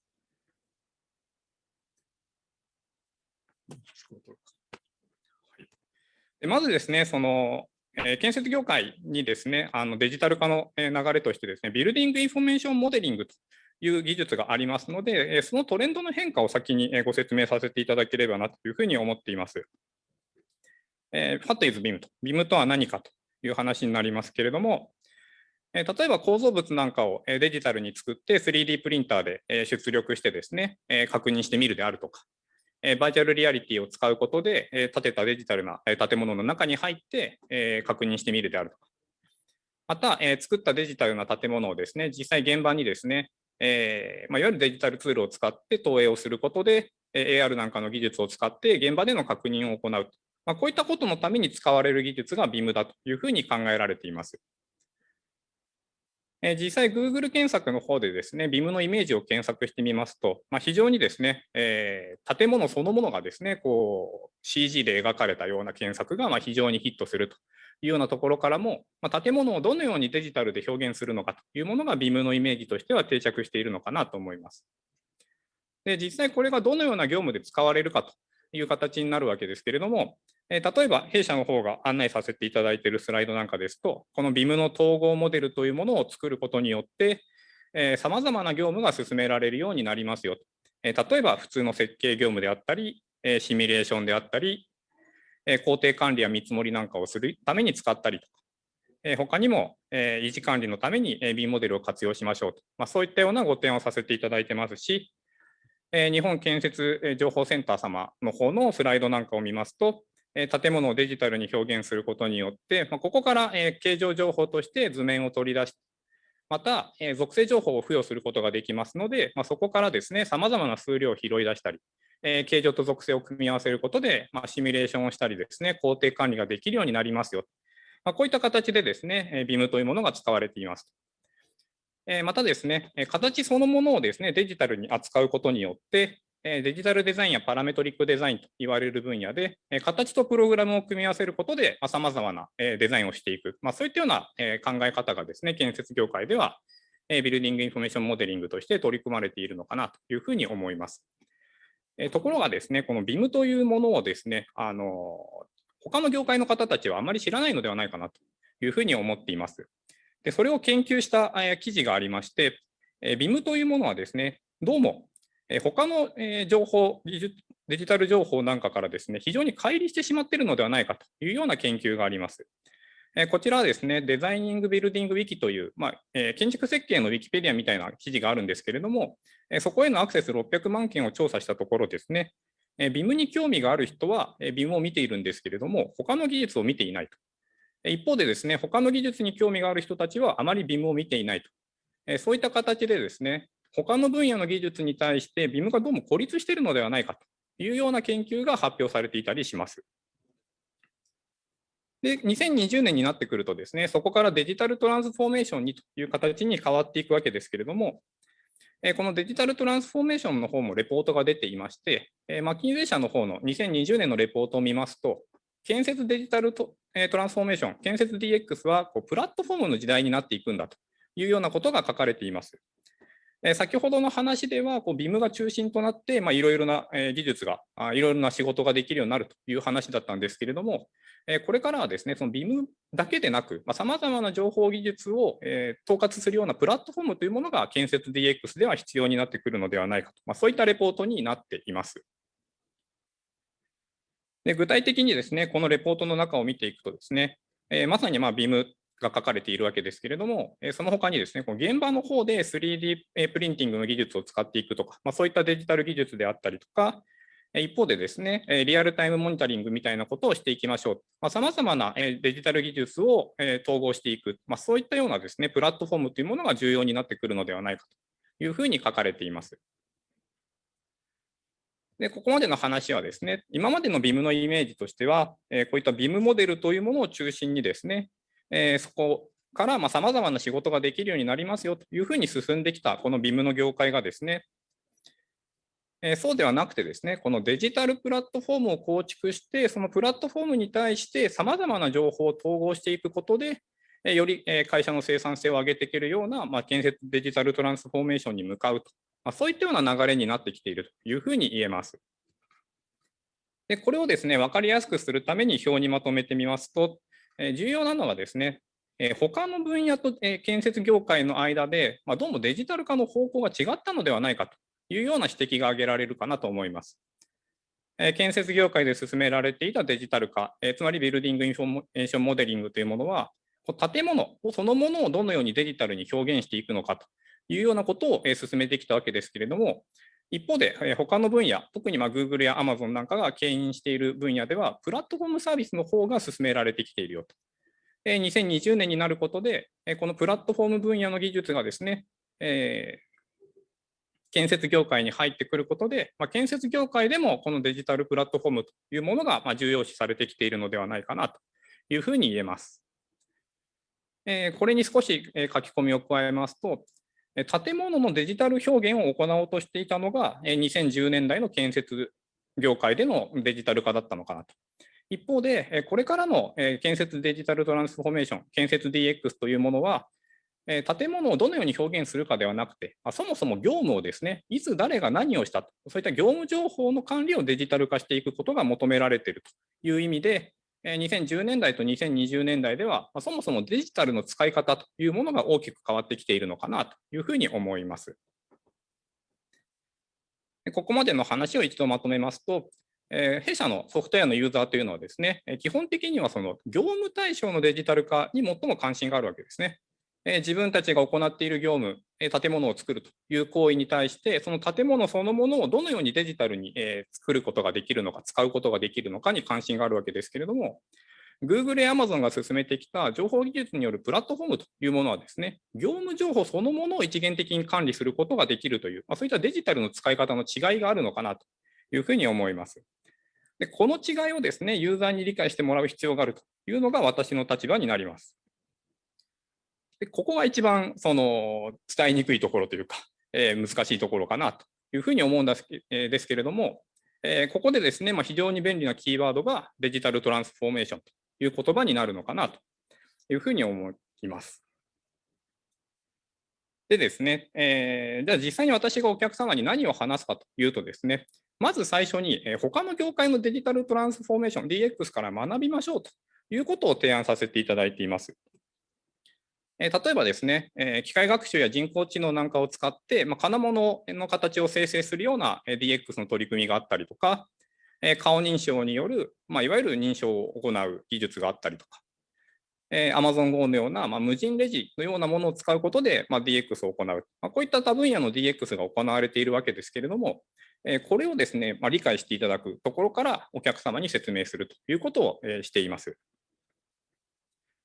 で、この多業種の DX から学ぶというところでですね、お客様がその想像しやすい DX の話をするとですね、大体この見えてるものに対してよくフォーカスが当たります。で、顔認証なんか面白いんですけれども、よくある小話としてですね、社長が顔認証をやりたいと言ったのでカメラを買ってきたっていう、話があるわけですけれども、カメラがあって顔の写真、映像が撮れることが顔認証技術ではないわけですね。そういった DX の技術を使っていくにはですね、そもそもその会社の業務の情報が蓄積されている必要があるということが言えるかなと思います。カメラを買ったからといって顔認証ができるわけではなく、そもそも誰がどこに行っていいのかというデータがあって、それに対して承認を与える技術が顔認証という形になるので、お客様に説明するときにですね、DX には2つの DX を考えると分かりやすいということをお話しさせていただいています。よくですね、テレビやプレスなどで取り上げられるものは、発展的デジタルトランスフォーメーションではないかと。これはですね、そもそもそのインターフェースとしてテクノロジーを使うというところになるかと思うんですけれども、そのインターフェースを活用するためにはですね、基礎的デジタルトランスフォーメーション、基礎的 DX というところで、業務情報の蓄積がまず大事ではないかと。DX で成果を出すにはですね、業務に関する大量の情報を用意する必要があるんですよというところからお話しさせていただいています。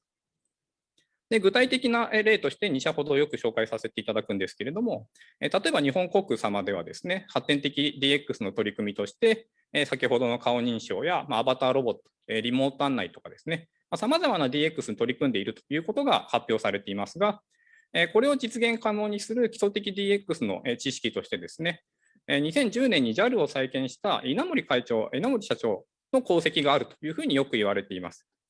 もともと日本航空さんは一度倒産されるわけですけれども、そこの立て直しを図られた稲森会長がですね、もともとは3ヶ月、4ヶ月前の決算をもとに経営判断していたと。で、うちの会社はですね、たくさん仕事してるんだから、情報まとめるの時間かかるよねというのが経営陣から上がってきたところ、毎日そもそも収支を出すんだということで、2010年頃にですね、速報値を出すようなデータの作り方を指示するわけですね。そういったデータ基盤があることで、そのデータ基盤の上に今さまざまなデジタルトランスフォーメーションというものが実現できているというようなことが言われているかなと思います。で、もう一個紹介させていただく事例がワークマン様ですね。ワークマン様もですね、さまざまな新しい取り組みされていてですね、AI による発注を考えたり、全員型サプライチェーンという提案をされていたり、いろんな取り組みをされているんですけれども、それにもですね、やはり基礎的な DX として、データ経営をしていくんだというようなことを会社で掲げられています。特にですね、現場を知っている社員が分析することが重要だということを掲げられていて、毎日の売上情報を社員自らが引き出して分析するような文化を作っていくと。また、そういったことができるようにするために、研修カリキュラムなんかも整備しているよと。そういうようなことが書籍なんかでは書かれているかなと思います。つまりですね、お客様と DX の話をするとですね、その表面的なところでこんな取り組みをしたいということを、よくご相談いただくわけですけれども、その DX の取り組みで成果を出すためにはですね、お客様の社内の情報をちゃんとデジタルに蓄積していく基礎的 DX の仕組みというものが重要ですよということをよくお話しさせていただいております。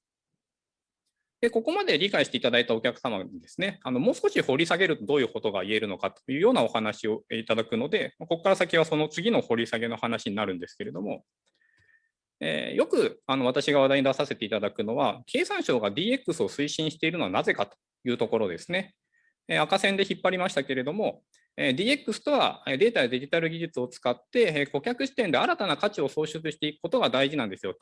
現行のビジネスモデルを維持することをデジタルで行うのではなくて、新しい価値を創出していくことが大事なんだということを経産省の方がお話しされています。で、実際に私も講演を聞きに行ったことがあるんですけれども、その講演でお話しされていた内容でですね、非常に興味深かったのがですね、日本の無人キオスクとアメリカの Amazon Go というのは大きく違うのであると。で、その違いをですね、開発者に質問しに行ったところ、無人キオスクの開発者はですね、経費を削るために開発していますというようなことを言うんだと。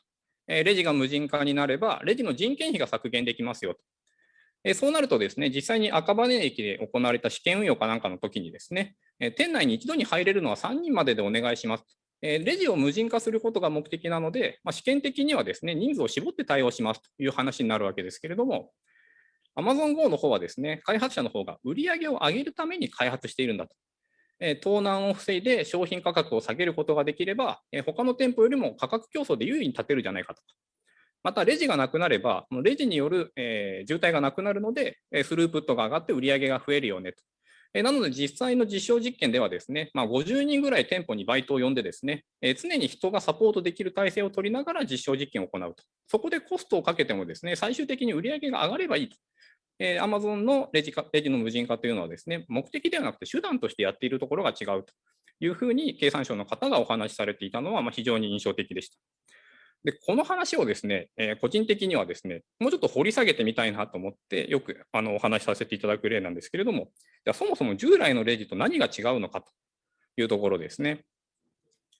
もともと買い物のフローというのはですね、お客さんが入ってきて、そこで商品を選んで、このレジというところで、商品の価格を出してお釣りを取るというのが、このレジに求められている役割になるわけですけれども、よくある無人レジ、セルフレジというのはですね、あくまでそこで働いている店員さんの人件費がなくなればいいという観点で作られるので、実はこのデジタルな情報量というのは、通常のレジと変わっていないわけですね。あくまでレジをどうするのかという観点で、そこで人件費がかからないような仕組みにしようという形であれば、特にその情報量の取り扱いを変える必要がないというのが、よく見るセルフレジのあり方かなと思います。一方でですね、Amazon Go の生産フローはどうなっているかということを想像しますと、あくまで私のイメージで書いたものですけれども、そもそも最初からですね、まずアカウントを作るというところから始まるわけですね。なので、Amazon 自体は誰が来るのかという情報を持っていて、で入店してきたタイミングで、入店のフラグを立てて、でその人が何の商品を取ったのかを管理して、で退店フラグを受け取ると、その退店したタイミングで、プログラムが生産処理を行うと。で生産処理を受け取った請求処理のプログラムがお客さんに請求を立てると。そういったような流れになっているわけですね。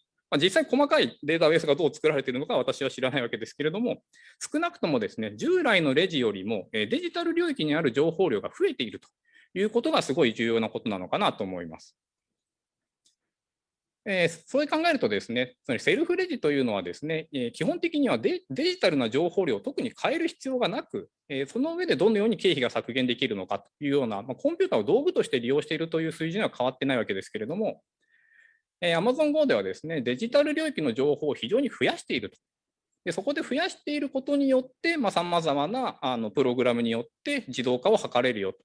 ここを基礎的 DX が増えているというような言い方ができるのかなというふうに思います。で、さらにですね、経産省がその新しい価値を作るという話もこの話の延長上でお話しできるのかなと思っています。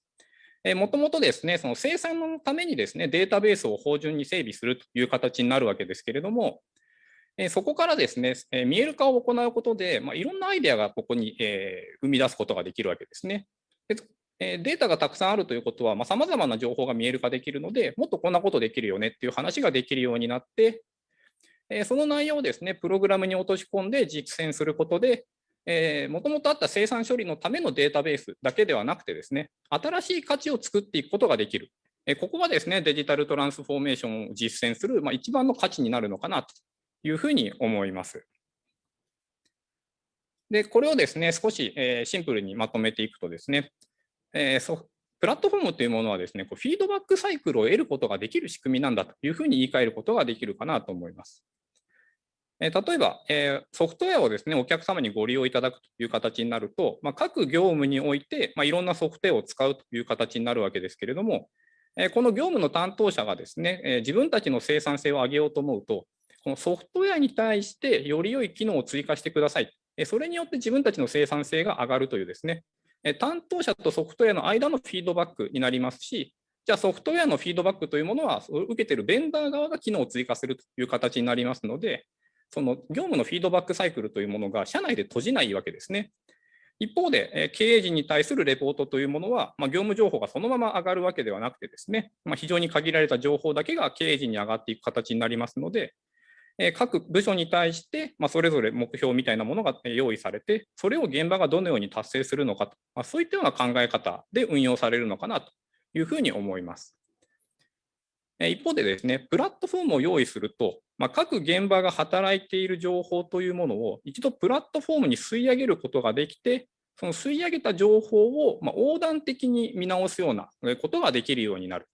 でそれによって自分たちの会社の中で新しくですね、こういう試みができるんじゃないかというアイデアをさらに現場にまたフィードバックすることができるということで、なぜソフトウェアではなくプラットフォームをお客様にご利用いただきたいのかという話をするときに、自分たちの会社の中での PDCA サイクルが回せるような仕組みを作ることができるので、ベンダーに対して要求を出すということよりも、自分たちの社内の仕組みを見える化して改善していくためのフィードバックサイクルを得るためのプラットフォームになるのではないかなということをよくお話しさせていただいています。で、ここで非常に重要なのはですね、このプラットフォームというものはですね、業務全体を俯瞰して把握し、現場に指示を出すことができるチームとセットになって初めて機能するということですね。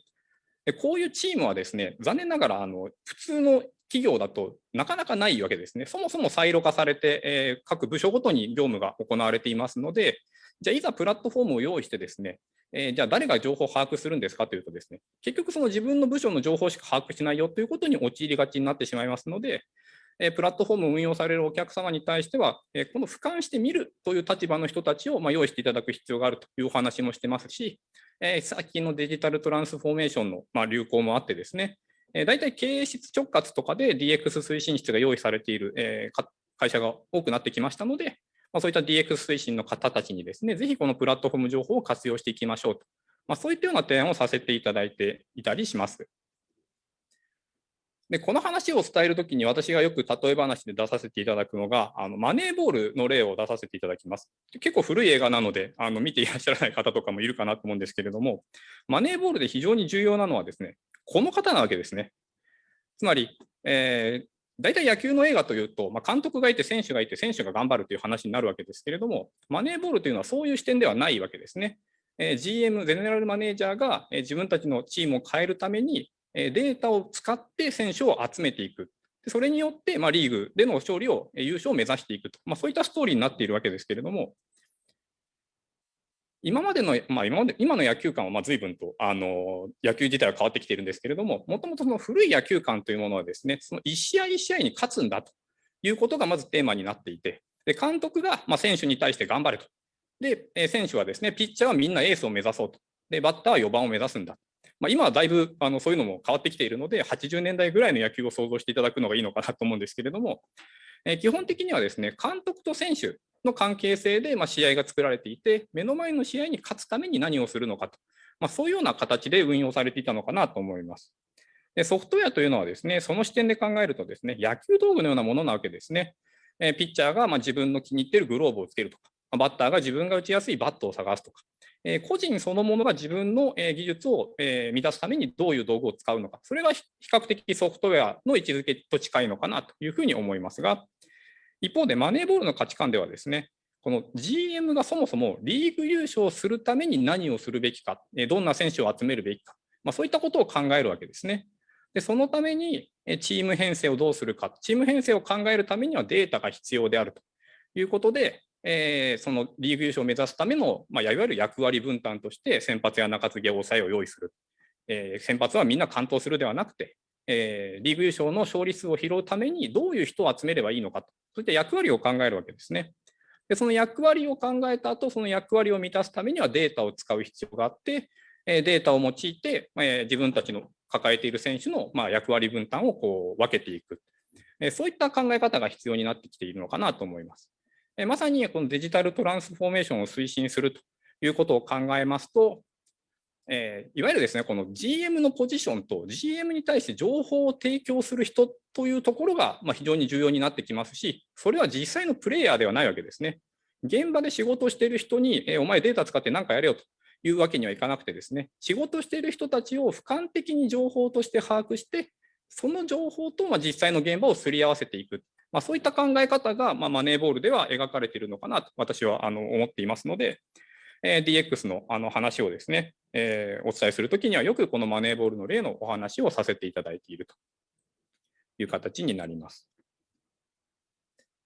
で、ここまでですね、いろいろと状況をお話ししてきたわけですけれども、よくお客様からいただく質問で、では欧米の方でそのプラットフォームの活用っていうのは進んでいるのかというような質問がありますので、非常に簡単ですけれども、紹介させていただきます。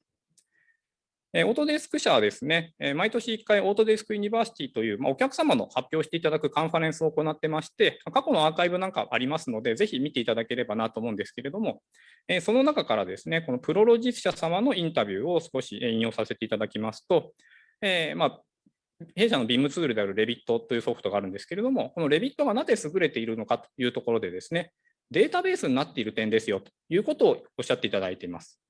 つまり図面を作るために使うというよりも、そもそも Revit を使うことで、自分たちの建設している建物そのものをデータベースとして活用することができる。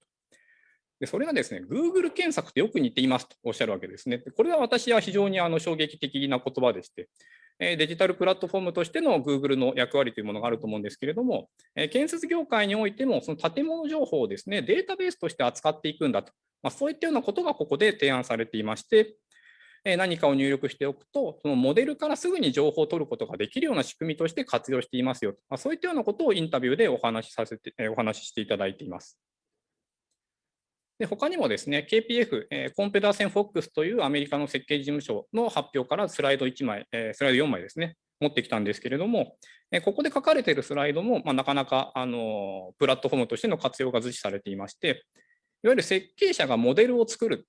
じゃあどのようにモデルを作りますかということではなくて、この作ったモデルをですね、解析して、サーバーに保存して、ダッシュボードとして取り出しますよということをやっています。今までであればですね、図面を作って、その図面をもとに仕事をするという形だったわけですけれども、ここではですね、この BIM モデルそのものがですね、レポートラインとしてダッシュボードを作成するための情報ソースとして使われているという形になりますので、こういった仕組みを使うとですね、今どんな仕事をしてるんですかとか、このプロジェクトどうなってるんですかということをですね、モデルから直接引用できるような仕組みが構築され始めていると。まさに今プラットフォームとして BIM モデルを活用しているというような事例になるかなと思います。で実際に次のスライドでは BIM データ for Business Operation ということで、入力された BIM モデルのデータを経営の判断指標として、そのプロジェクトがですね、どういう状態になっているのかを吸い上げるための画面を作っているよというようなこともお話しされています。でこういうことを進めていこうとするとですね、非常にその開発技術が必要になってきますので、2021年にですね、開発チームを KPF 社の中では新たに設定されていまして、今まではですね、建設業であるならば建設のためのエンジニアを雇うというところだったのが、そういったプラットフォームの整備であるとか、プログラムによる支援のためにですね、開発チームが社内で作られてきているよというのも新たなトレンドなのかなというふうに思います。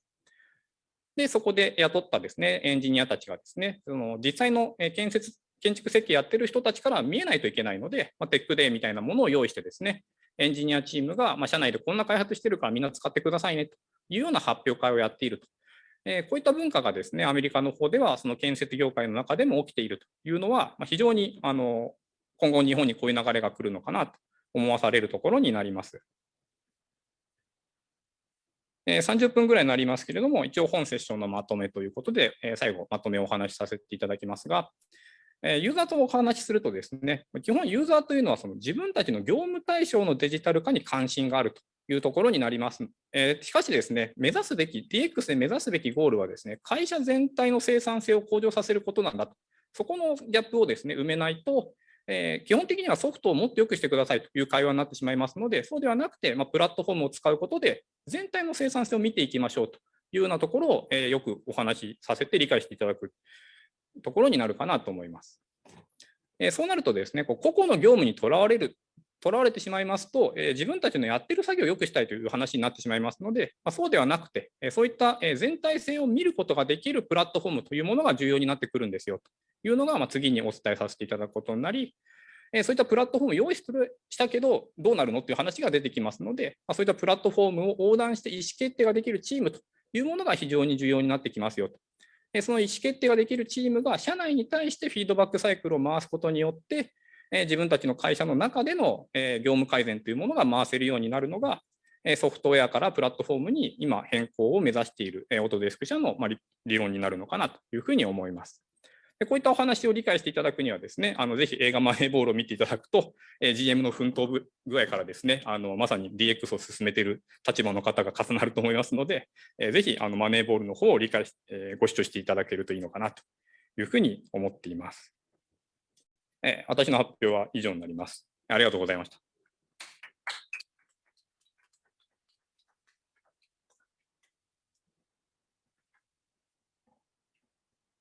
どうもありがとうございました。それでは質疑応答の時間に参りたいと思いますが、いかがでしょうか。会場内でご質問などある方いらっしゃいますでしょうか。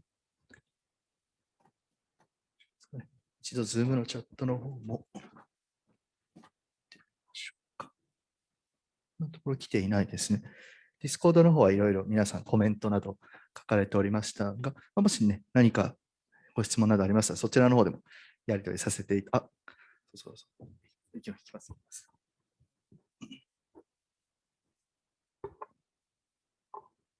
講演ありがとうございました。非常に楽しかったです。逆側の質問をしたくて、逆側って言ったら、今のお話は、他業種の DX の考え方っていうのが、ある種建設業界足りていない部分があって、それをある種導入していくというか、そういった世界観が来るだろう、必要になるだろうというお話だったと思うんですけども、逆にその建設からやってきたデジタライゼーションというか、っていうところから、その他業種に活かせるところっていうのはあるのかなってちょっと気になっていて、で、例えばなんですけども、私、その前職で、いわゆるマースプラットフォームみたいなものを手伝っていたことがあって、その時にデジタルツインとかっていうのが非常にこう流行っていて、今もやってる人たちたくさんいらっしゃいますけども、そういったところと先ほどのお話は結構近いのかなと、今までやられてきて、建設業界でやられてきて、なんかそういったところを、例えばオートデスク社であるとか、そういったことを実践してきた人たちが実はこの後、そういったいわゆる製造業であるとか、マースとかにおけるデジタルツインなんか活かしていけるポイントがあるとか、活かしていってる事例、こういったのありますねとかっていうのをなんかあればちょっと聞きたかったです。ありがとうございます。あくまでその私の実感としてあることなんですけれども、その幾何学のデジタル情報というのは非常にその取り扱いが難しいなっていうのをよく思ってまして、その BIM が今やってることというのは、建物情報を書いてるつもりだけれども、データベースとして情報が取り出せる。データベースとして取り出せてしまえば、そこはさまざまなプログラムで介入できるという形になるので、その形のデジタル化そのものが、今すぐ何か新しいことを生み出せるかというと、非常に先は長いのかなと個人的には思ってます。それもあって、まずはそのデータベースの整備と業務の改善のためにデータベースを使っていきましょうというところが入り口なのかなと。一方で長期的なビジョンとして考えられることとしては、ゲームエンジンなどがこの実際の物理空間の再現性が非常に高くなっていったときに、まさにその窓の冊子なんかを作るとですね、雨漏りしないかどうかっていう問題になるわけですけれども、その雨漏りのシミュレーションができるようになれば、100年間のすごい雨が降ってるシミュレーションを1時間とか1分とかで回して、さまざまな新製品に対するその性能チェックみたいなことを一度シミュレーションで回せるようにはなるとか、そういった可能性は非常に秘めているので、あとはそのデジタルツインと言われているもののそのシミュレーションの世界がどこまで精度が上がるのかっていう問題との兼ね合いになってくるのかな。10年ぐらいでそれが来れば、おそらく幾何学で作ったそのデータそのものをシミュレーションに回そうみたいなことが現実的になってくるのかなと思うんですけれども、今のところちょっとまだそこまでは私の知る限りでは言ってないですけど、ただ研究されている方は非常に多い分野なので、まさにその現実世界のシミュレーションがどこまで再現できるのかという問題と、セットで考えていくことかなというふうには思います。そのような回答で。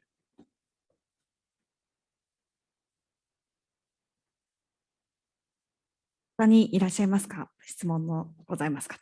ディスコードの方で一件。ソフトウェアとプラットフォームの垣根ってどのあたりにあるんでしょうかということなんですけれども、私の方で、つまりあくまで弊社の視点から考えたときに、弊社のソフトウェアというのはですね、弊社の開発者が開発しているものをソフトウェアと呼んでいるという側面があります。なので、オープンソースソフトウェアみたいなものもソフトウェアであるので、そうなってくると、プラットフォームとソフトウェアの垣根というものはほとんどないのかなと思うんですけれども、私が今日話しているソフトウェアという単語はですね、いわゆる個々の会社が自分たちの会社で開発しているパソコンにインストールして使うソフトウェアぐらいのすごい狭い意味でソフトウェアという言葉を使っているというのを今の質問で気づかされましたので、そういう競技のソフトウェアとして話しているということをご理解いただければなと思います。いいですかね。ありがとうございます。最後にもう一回だけズームにないか見てみましょうかね。ですね。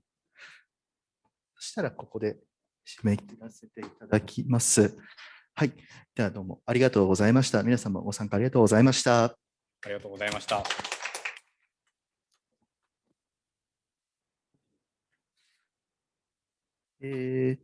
次はですね、どうされましたか。17時から、まずクロージングが約20分、30分、最大で30分ぐらいかな、ありまして、その後、最後の、スケルトンさんとの、パートっていうのが17時半から開始する予定となっております。で、17時からはですね、こちらの部屋も奥側の部屋も使用する予定になっておりますので、そのお時間になりましたらまたお越しください。はい。ではどうもありがとうございました。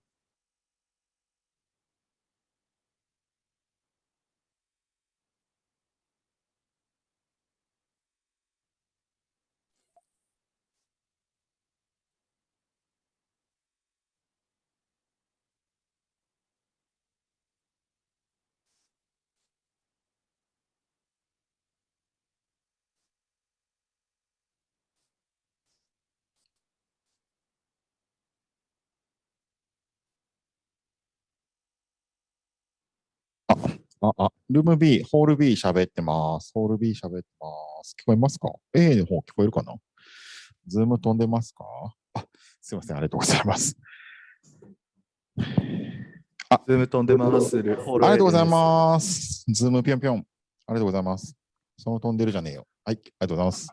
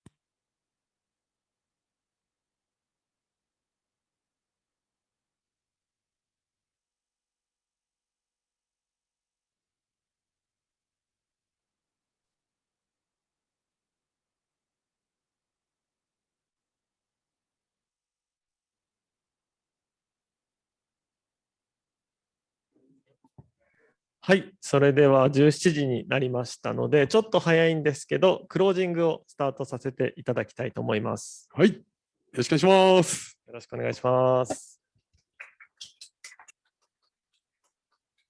いよいよ DevOpsDays 東京もあと1セッション。そうですね。最後のクロージングキーノートを残すのみ。はい、クロージングキーノートの前にちょっとクロージングだけやらせていただくんですけど、ちょっと時間の都合上クロージングキーノートがどうしても17時半からしかスタートができなかったので、先にクロージングだけやらせていただきます。クロージングはするんですけど、この後セッションありますので、ぜひ皆さん残っていただいて、聞いていただいてから帰ってください。そうですね、はい。ちょっとなんか終わりっぽい雰囲気になりますけど、はい、まだ最後の大取りがあるので、はいはい、そちらも楽しみにしてください。はい、よろしくお願いします。で、最初にご連絡なんですが、大きく映りましたね。はい、セッションの録画なんですが、Discord のレコーディングスのチャンネルでこの後展開予定になってますので、レコーディングを見たいっていう方は、Discord をウォッチしておいてください。大丈夫ですか？大丈夫だと思います。はい、今、あれですね、オンラインの方に伝わってないかもしれないですが、カメラマンがいらっしゃるので、撮影中です。はい、じゃあ私の方で進行していきます。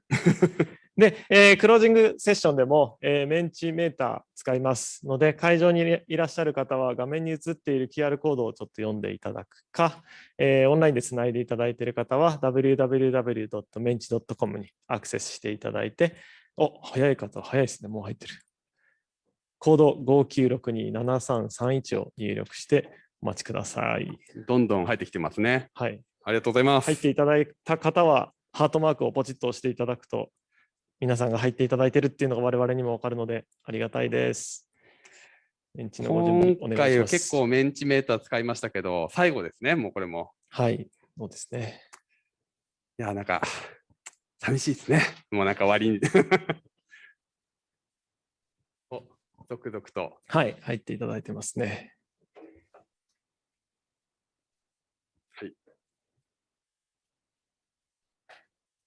もう40人超えてきているので、そうですね。こんなところですかね。44。Zoom が今入室46名ぐらいなので、皆さん、オンラインの皆さんに見えないかもしれないですが、見えてるか。今カメラを設置したんで見えますね。お部屋の中にはだいたい2、30人の方がいらっしゃる感じになってます。はい。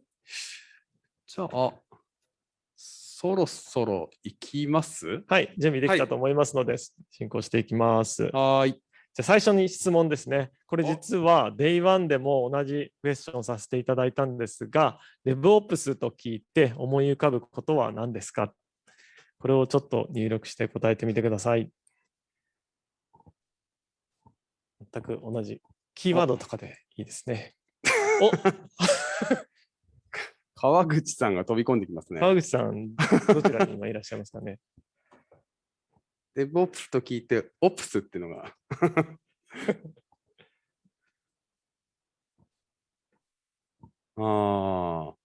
どういう変化があるのか楽しみですね。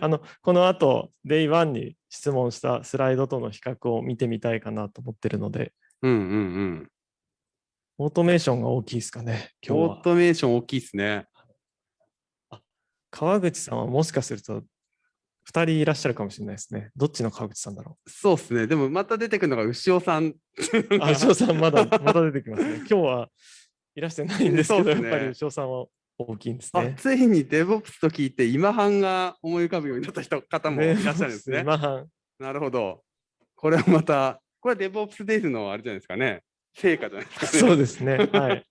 今回は漢字で今半で、ローマ字の今半はないですかね。今半。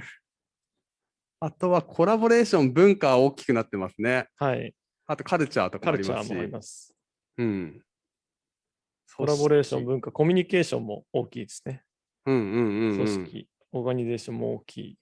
今半大きくなりましたよ、ちょっとだけ。そうっすね。なんか、そのうち一番大きいやつに並んでくるんじゃないかぐらいの。モブとかも入ってますね。モブ、はい。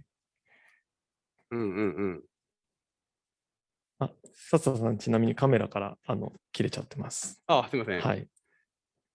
じゃあ、ありがとうございます。今日はコラボレーション、オートメーションあたりが大きくなってますね。そうですね。で、昨日 Day1 の一番最初に皆さんに質問した時の答えがこちらでした。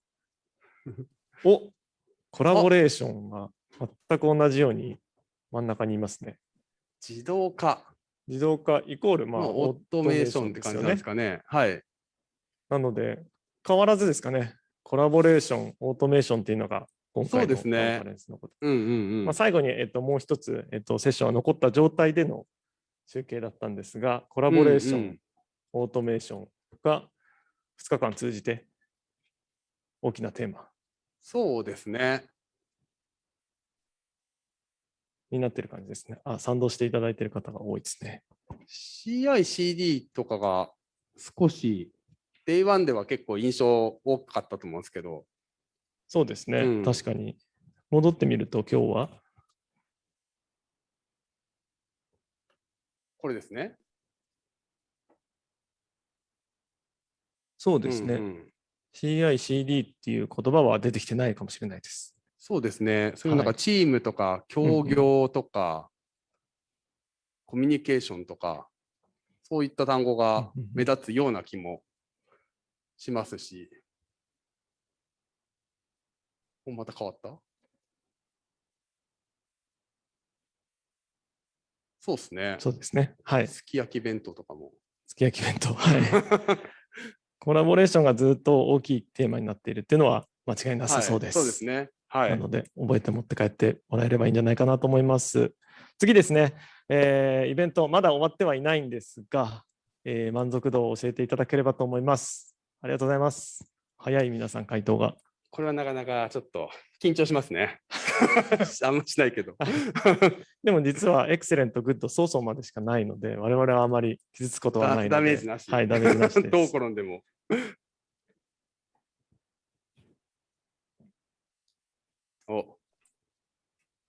みんなめっちゃいいか、いいと思ってくれてるんですね。はい、ありがとうございます。ありがとうございます。満足度こんな感じですね。はい。はい。よかったよかった。いいイベントでしたね。何でもいいので、感想のコメントをお願いします。今思っていることとか、こんなこと感じたとか、何でも OK です。なんですかね、感想。結構2日間いろいろありましたもんね。さっきの、なんですかね、DevOps と聞いてっていうので、メンチとかっていうのが入ってたり、メンチメーターも印象に残っている人がいるのかもしれないですね。そうかもしれないですね。久しぶりのオンサイト。そうっすよね。自分もめっちゃいろんな人と話せて楽しかったですね。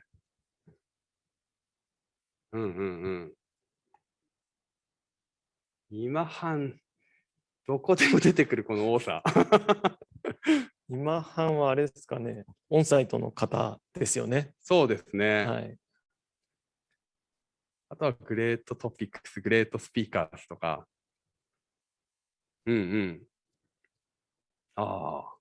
お酒がないのが残念っていう方もいらっしゃいます。そうですね。3年前とかはネットワーキングとかやれてたんですけどね。どら焼き美味しかったです。でもこれあれですかね。スポンサーブースでどら焼きを配られている方がいらっしゃったんで、そのどら焼きの話ですね。結構内容も良かったって感じですね、きっと。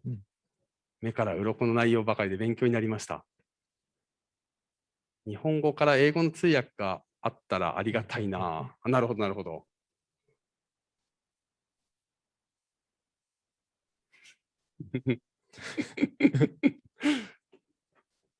3分の1ぐらいは弁当の感想になってそうな。お弁当は美味しかったですね。そうですね。はい、今回残念ながらオンラインで参加っていう方も、次回ぜひ、お弁当は伝統の今半を注文しようと思っているので。そうですね。はい。来年は今半を体験しに行きますっていう方がいらっしゃいます。ぜひぜひぜひぜひ。ありがとうございます。確かにネットワーキングでお話しする時間っていうのが、やっぱり欲しいですよね。今回初参加の人が結構多かったと思うんですけど、なんか思ったよりバラエティに富んでましたとか、嬉しいですね。初参加でしたが。少し慣れていただいたかと思うんで、そうですね。また次の時にもっと楽しめるようになってっていいですね。そうですね。はい。ありがとうございます、感想。はい。ありがとうございます。ありがとうございます。じゃあ次に行きます。時間的にはまだ大丈夫ですね。次はですね、持ち帰れそうなこと、学習したこと、学んだこと、何でもいいので書いてみてください。こんなこと学んだなっていう。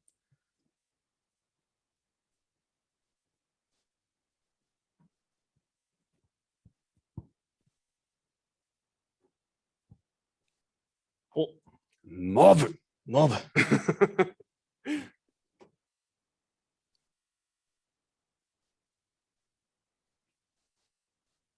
なるほど。発信し続けること。ティール組織。会話のタイプ、コミュニケーション大事。会話のタイプは、アラさんのセッションの話ですかね。なんか自分あんまりセッション聞けてなかったので、あ、こういうのがあったんだっていう。ちょっとどうしても我々運営していると、なかなかそうなんですよね。お話聞けないので。一本まるっと聞いたのはあんまないような感じですね。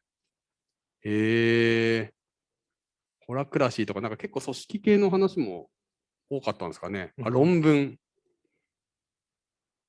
100本ノックのうち20本ぐらいが終わったとか聞きましたね。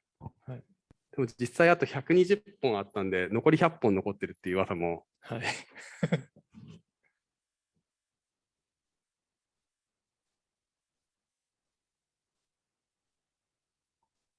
あ、でもモブプロが多いんですね。そうですね。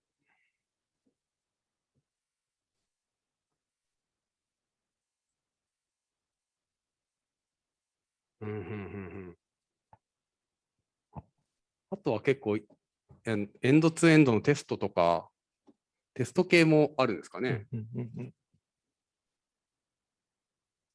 モブプロ、モブに印象が集まった感じですかね。そうですね。あんま今までの中でもモブプロとかにこう注目が集まるというか、こんなにコメントが集まることはあんまなかった気がしますけど。今日午前中のキーノートがクリスさんのセッション、モブプロの内容だったので、それもやっぱり大きいんですかね。そうですね。いいですね。文化を大事にしていることを発信し続ける。これはあれですかね。Day1 のキーノートの中のお話ですかね。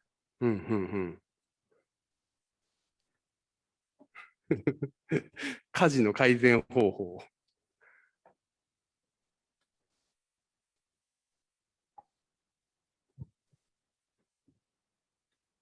だいぶ集まりましたね。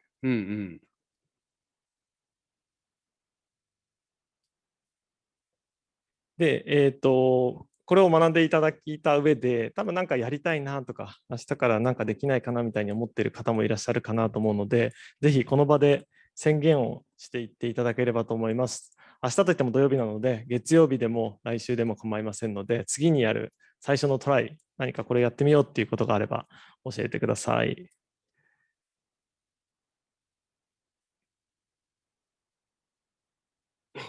早い。もうこれだって決めてる感じですね。論文読むと文化の名文化。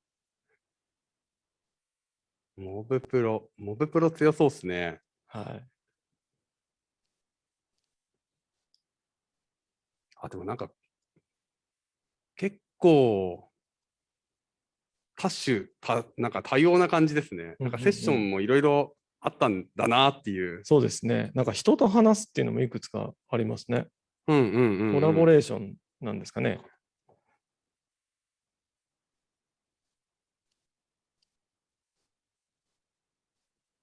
なんか録画が公開されるのが楽しみですね。いろんな観点の話があったんだろうな。はい。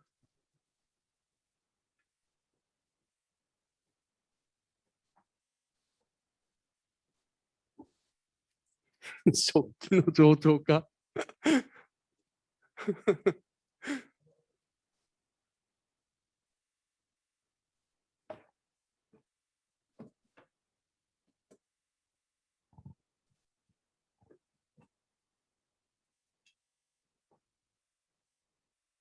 上司を説得するための資料集め、何か活動につなげようとされてそうですね。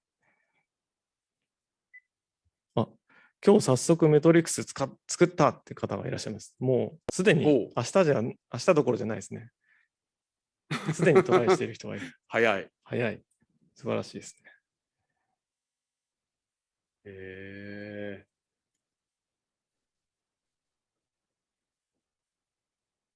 なんかやっぱモブプロとかが多いんですけど、他は結構パラパラと本当にいろいろありますね。そうですね。はい。なんか今回セッションが3トラックで進行してたんですけど、どのお部屋も人気で、いろんな話を聞いていろんな刺激を受け取った方がたくさんいらっしゃるんですかね。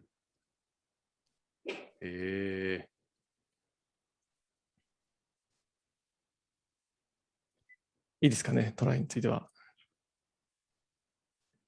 こんな感じで。36人回答してくれてますね。はい。ありがとうございます。なんか明日からの活動、ここに書いたことでもそうでなくてもいいので、何かにつなげていただければ嬉しいなって思います。ありがとうございます。ありがとうございます。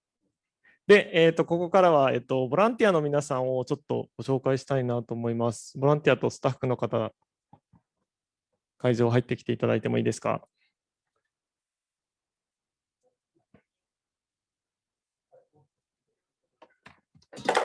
意外と入ってこない。あれ恥ずかしがり屋かな。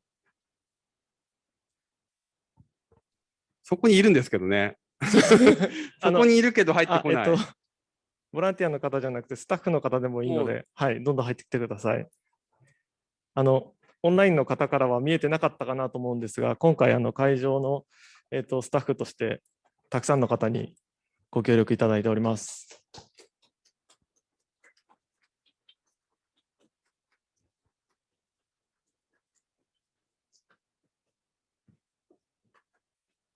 カメラ映ってますかね。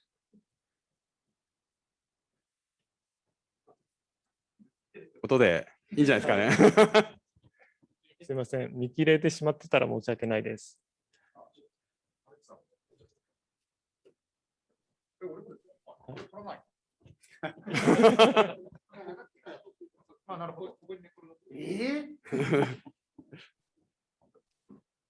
はい、今回、画面に映っている方々にご協力いただいて、このイベントができております。皆さんありがとうございます。ありがとうございます。ありがとうございます。ボランティアの皆さんと、スポンサーの皆さん、ちょっと壇上にはさすがに上がれないのご協力もあって、このイベントができております。ありがとうございます。ありがとうございます。そして、スピーカーの皆様も、まだあとお一人いらっしゃいますが、皆さんありがとうございます。ありがとうございます。そして、たくさんの方にご参加いただいております。参加者の皆様もありがとうございます。ありがとうございます。今回ですね、とてもたくさんの方にご参加いただけておりまして、スタッフ含む総参加者数でいうと268名の方にご参加いただいてます。ありがとうございます。では、この後はですね、皆さんありがとうございました。で、このスタッフも含めですね、ちょっとした発表があります。DevOpsDays 東京、今年は2022をやったんですが、2023はあるんですね。あります。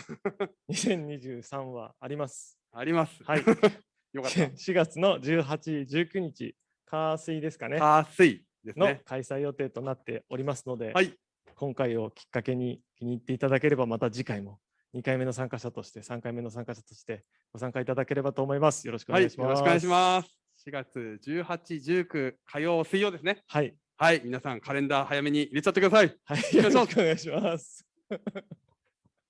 そして、もうそろそろお時間なんですが、この後17時半からですね。はい、シュースケルトンさんとアレックスさんが、キーノートセッションやってくださいますので、アレックスさんいらっしゃいますね。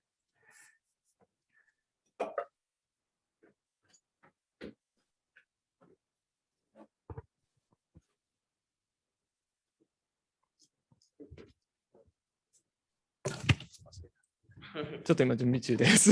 こんにちは。こんにちは皆さん。もうすぐ始まります。OK。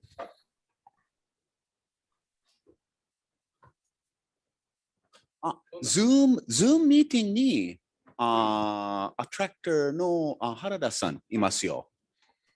マジですか？そう、前にメール来たので、話せますかね？そうですね、大丈夫と思います。ちょっとキロさん呼んでみますか？原田さんいらっしゃいますか？Zoom ミーティング。はい、いますよ。アレックスに破りされてきました。Hi, Matthew. Nice meeting you. 紹介しないとあれですか？これから最後のクロージングキーノートの、マシュー・スケルトさんが書いてるチームトポロジーの日本語の翻訳を担当してます原田キロさんが来てくれてるので、ちょっとお話を伺っていいんですかね？マジか。はい。はい、じゃあ急ですけど、キロさん大丈夫ですか？はい、なんか振っちゃって。So Matthew, we have some キロさん、すみませんが、何かお願いします。はい、こんにちは。アトラクターの原田と言います。チームトポロジーという本をですね、去年の終わりぐらいに出たんですけど、おかげさまで重版しておりまして、みんなに読んでいただいて大変嬉しく思います。で、アジャイルチーム、フィーチャーチームっていうのができてですね、そうやって、価値を顧客にちっちゃなチームで直接届けるんだっていうことをやってきて、だんだんそういうことができる、組織も増えてきたんですけど、じゃあ、それだけでできるのか、他の組織どうすんの？じゃあ、運用ってじゃあ、フィーチャーチームが全部できるの？できないよね。って言ったときにですね、じゃあ、顧客に直接価値を届けるチーム以外はどんな形にしたらいいんだろうっていうときにみんな悩んでたんですよね。そういったときに、どういう形にしたらいいかっていうときに、ストリームアラインドチーム、そう、価値の流れに沿ったチーム、イネーブリングチーム、先を見つけるチーム、プラットフォームチーム、そのストリームアラインドチームが動けるような基盤を作るチーム、で、コンプリケーテッドサブシステムチーム、ちょっと難しい技術などを引き取って作るチーム、そういった類型をやることで、だいぶシステムの作り、組織の作り方を語れるようになってきました。はい。っていうところで、今日はですね、マッシュさんに話して打たれるので、これからインタビューを聞いて、その後、チームトポロジーを読んでみて、皆さんの組織をどうするともっとうまく DevOps がやれそうかっていうのをやっていただけるといいかと思います。はい。どうもありがとうございます。Thank you very much for joining us. Thank you. Thank you.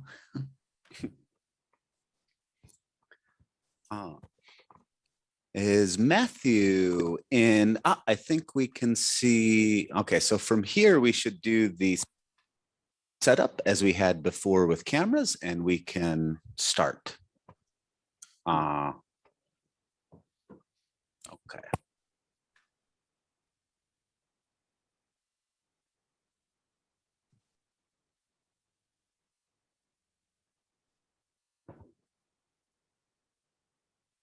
Let's begin.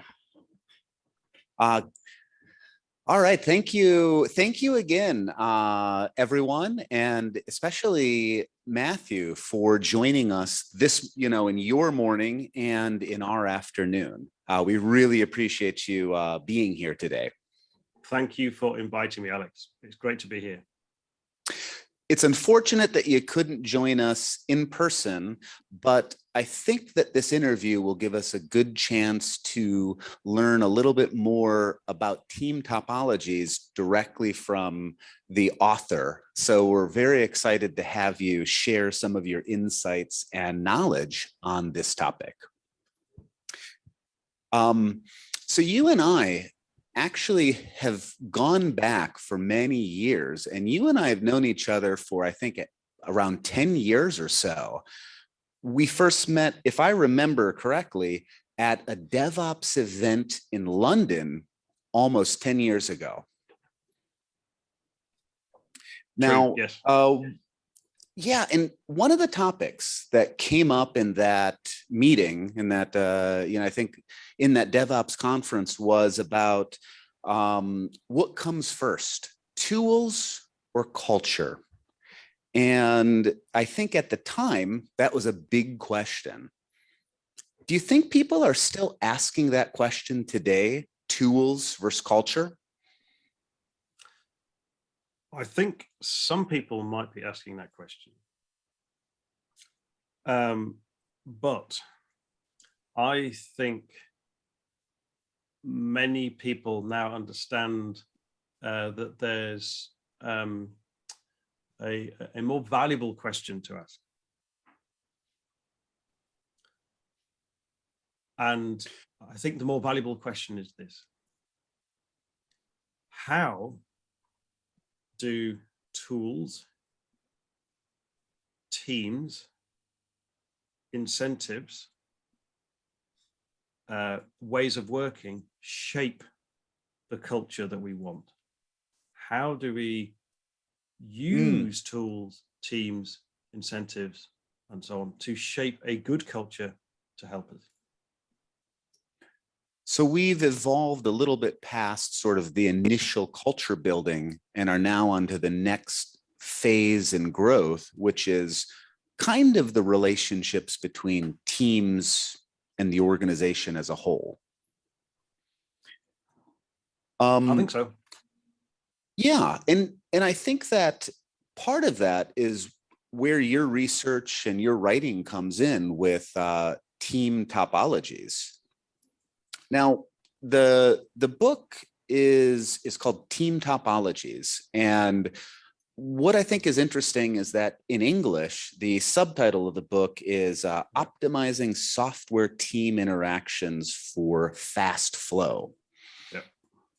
Now, it's a little bit different in Japanese in so much as it has, there's one word in there, teikyo gata, which focuses a little bit on adaptability. Can you tell me a little bit about what your title means in English, and what do you mean by optimizing for fast flow? Yeah, thank you. So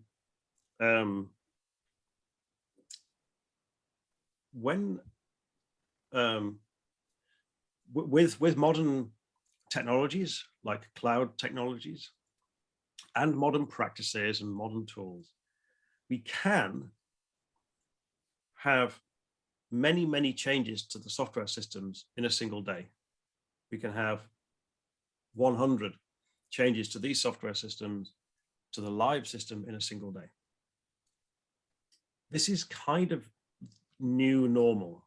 This is almost like a starting point. And this means that it's possible in an organization, many hundreds of people or even thousands of people, to have many independent streams of change to different systems, each stream deploying, changing many times a day. And that's what we mean by fast flow. It sounds a lot like agile to me. What's the difference between, this idea of fast flow and agile? Good question. So remember where agile came from. Agile came from 20 years ago, the late 1990s, when the standard at that time was one software change every year. One software change every year, or even one software change every 3 years. And Agile came along at the early 1990s, saying we can make changes every 2 weeks. And at the time, that was very rapid. That was very rapid. Whereas now, if we only make changes to our software systems every 2 weeks, that's very slow. So a lot of the context around the original agile methodologies was in the context of very, very slow changes. And what we've seen, unfortunately, is that some people who are very kind of fixated, very passionate about the original agile approaches are stuck in this world of 2-week changes. And what we really need to be thinking about is how do we get 100 changes into the live systems every day? Because that's valuable for customers. I see. So it's not just about getting, 2-week sprints out from an engineering standpoint, but getting the whole business to think in terms of agility and multiple changes at once, hundreds of changes, as you say, in, different sprints and different cycles. Exactly. And it's even beyond that. It's not just about lots and lots of things going to production. What we need to be able to do is to have true kind of business agility. The organization itself needs to be nimble and to be able to recognize when things have changed and to be able to change direction. And it was interesting we were talking, weren't we, before the Zoom call now. And the subtitle of the Team Topologies book in Japanese, you'll be able to read it out, or the interpreters will be able to read it. But in English, the subtitle is something like an adaptive organizational design to provide valuable software quickly. It's the adaptive aspect. Yeah, exactly. It's the adaptive aspect, which is really important. This is not, Team Topologies is not about a fixed organizational design or pattern. It's not about it being fixed. It's about it being able to adapt. We're listening to what's happening, and we're able to adapt the design and the principles and responsibilities so that we have true organizational agility. So what I'm hearing is that once an organization is able to deliver software at an agile pace, using that, doing agile 2-week sprints, now the rest of the organization needs to learn how to use that tool to adapt itself quickly. Do you have any kind of examples of what maybe an old organization looked like and a new organization that is adaptive, that's, that has accomplished business agility? What does that look like specifically for kind of the old not a non-agile business and an organization that's adaptive in business agility? That's a great question. And there's an example from the UK where I live. During the, I think it was during the early part of the pandemic, so 2020 and 2021. The health system in the UK, in England, where I live, we had to provide booking systems for vaccinations and to enable citizens to then find their test results, so their COVID test results, to be able to book a vaccination and to be able to get test results quickly. So this clearly is something which did not exist before. And what happened is that the teams of software engineers, software people, and medical experts were able to use the Team Topologies ideas to work together really effectively to be able to create these software services for vaccination, test results, this kind of thing, very, very rapidly. And that kind of speed where we can create and define and update a service, in the very short space of time, is an example of the kind of capability that we can expect if we use approaches like team topologies. So the team topologies enables the business to adapt to just these unforeseen changes and unforeseen situations like the pandemic. And it's not just about software, it's a way of thinking, it sounds like. I would say yes, is a way of thinking. We expect to need to change. We expect to need to change direction, focus, how something is built. This contrasts with a mindset, a set of expectations from 10, 15, 20 years ago, where we are going to build the software and then we're going to release it and then we're finished. That mindset is not helpful. The mindset we need is we are going to evolve this software on an ongoing basis, and we're going to do it many times a day. It's a very different mindset. And team topologies lets you do that with the business as a whole. And there was something that I thought was really interesting in the book, where you talked about the idea of decoupling business concepts. And, you know, when I read that, it was a little hard to understand at first, but I wonder, you know, the way that you said it, in the old days, you would build a whole large system, plan it, you know, years in advance. We would call that, you know, a monolith. Today, we break it down into microservices. Is that what you mean by decoupling business concepts?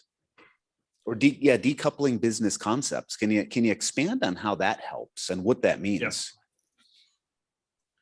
So your example there with monolith and microservices it's close to it's close to what we mean, but not exactly.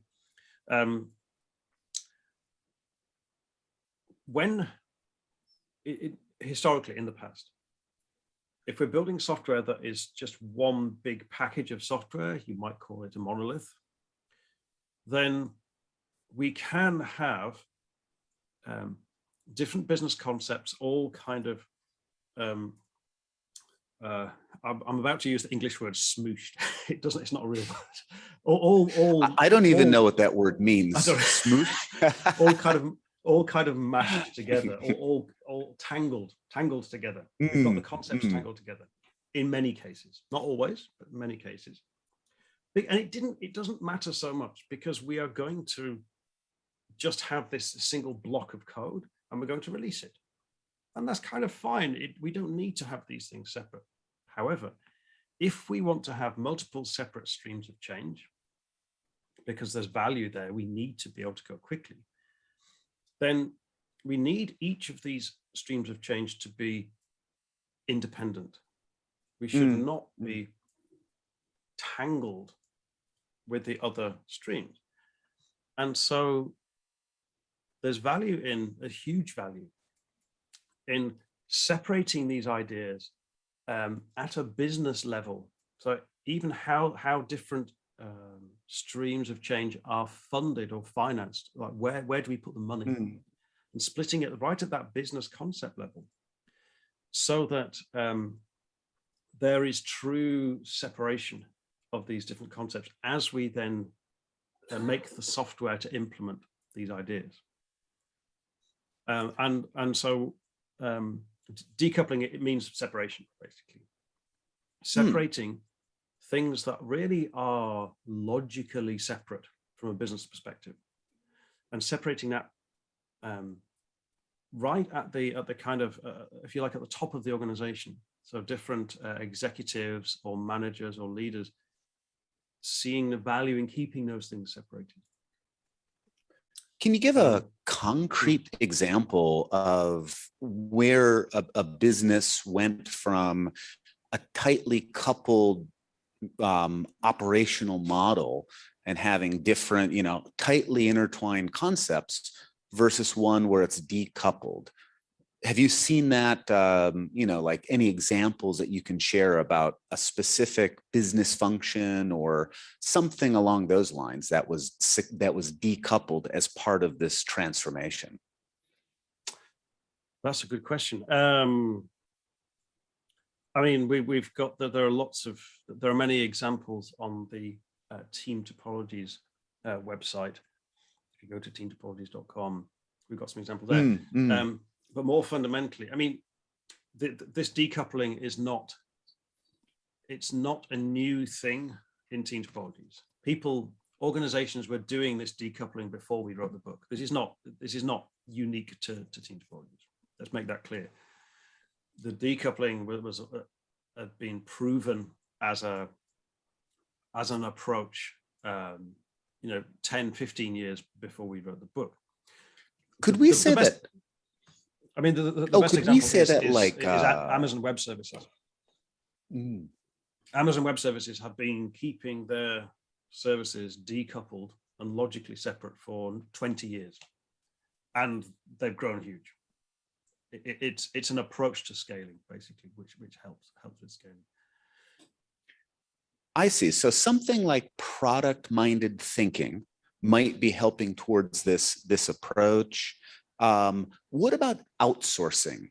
Is outsourcing a form of that's very popular in Japan, to outsource certain business functions? Is that getting us on the right track when we're talking about business decoupling and understanding what that means? Outsourcing can be good and bad. And the key aspect is, where do you put the boundary? Where is the boundary between the organization and the outsourced capability? Because if the boundary is in the flow of change, then when we come to this outsourced boundary, there's a danger that we have a waiting, that we're waiting for something to be able to move forward. And so that's not a good boundary. That's not a good use of outsourcing.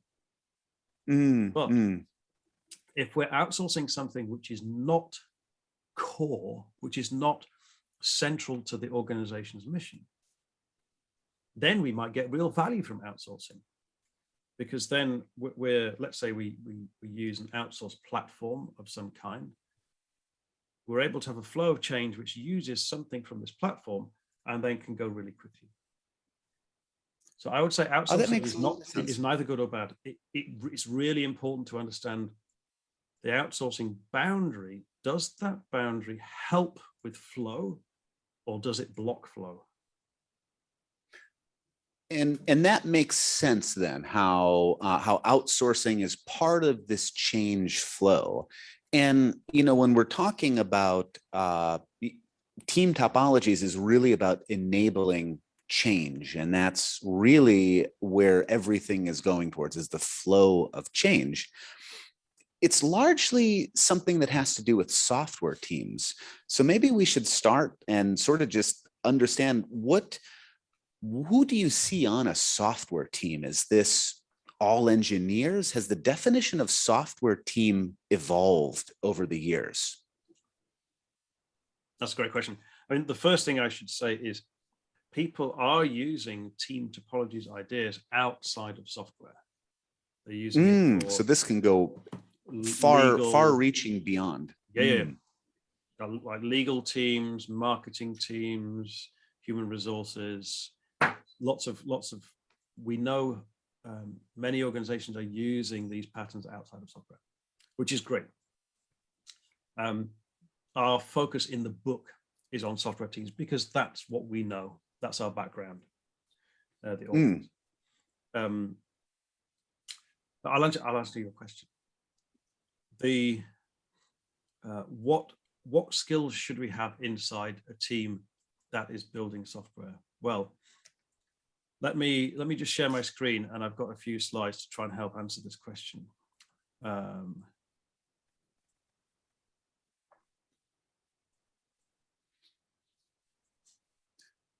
Oh, great. It came right up. It's looking good. Okay. So stream aligned team. Great. Okay, I can see that. here. So in Teams Topologies, I've got my, can you see my mouse as well? Can you see my mouse on the screen? Yes, yes, it's coming through. Good. So if we want changes to move as smoothly as possible with no waiting, we need a team that has end-to-end responsibility for those changes. And this team has ongoing responsibility for that software service. So they care for it, they nurture it, they look after it, they make the changes, they build it, and they run that service. Because that's the so a stream aligned team. I'm sorry. A stream aligned team is one that has a lot of responsibility for seeing changes throughout the life cycle. Exactly. Yep. And this team has all the skills that they need, that it needs to make those changes happen. So to answer your question, what kind of skills go inside this team? It depends what the team is focused on. If this team is focused on something that is very much about kind of user experience, then they will have a greater amount of user experience capability and skills in the team. If this team is focused on something that uses machine learning, then they'll have more machine learning skills inside the team. But they have an ongoing responsibility for that service or software product. And this team seems like it's one that might be aligned to a topic we had earlier today. This might be where a mob programming type of team comes in. If I'm understanding this correctly, is this where mob programming could really empower a stream aligned team? Absolutely, because inside this team, we might have a mix, where we will have a mix of skills. People who can write code, people who can understand how to test, people who understand cloud systems. Maybe we have in the team a subject matter expert on something like financial compliance or legal compliance or something like that. There might be value in having that skill in the team permanently on an ongoing basis, because then the whole team can come together doing mob programming or ensemble programming all together, solve these challenges all together with all of that expertise. And we discover that, we do not need to build this thing, or this thing. We just don't need to do it. Not necessary. We've saved ourselves a lot of time. Or we might discover, it's really important that we build it like this so that it's more testable, or it's more compliant, or something else like this. We're getting all of that insight together at the same time. And because we as a team are responsible long-term for that service, it makes sense for us to come together, because we're all responsible inside that team for the service. It's our software, it's our service. So it makes a lot of sense for us to work together on a regular basis like this. Now, this isn't the, in team topologies, you mentioned that there's other types of teams. What else is there outside of a stream aligned team? Good question, thank you.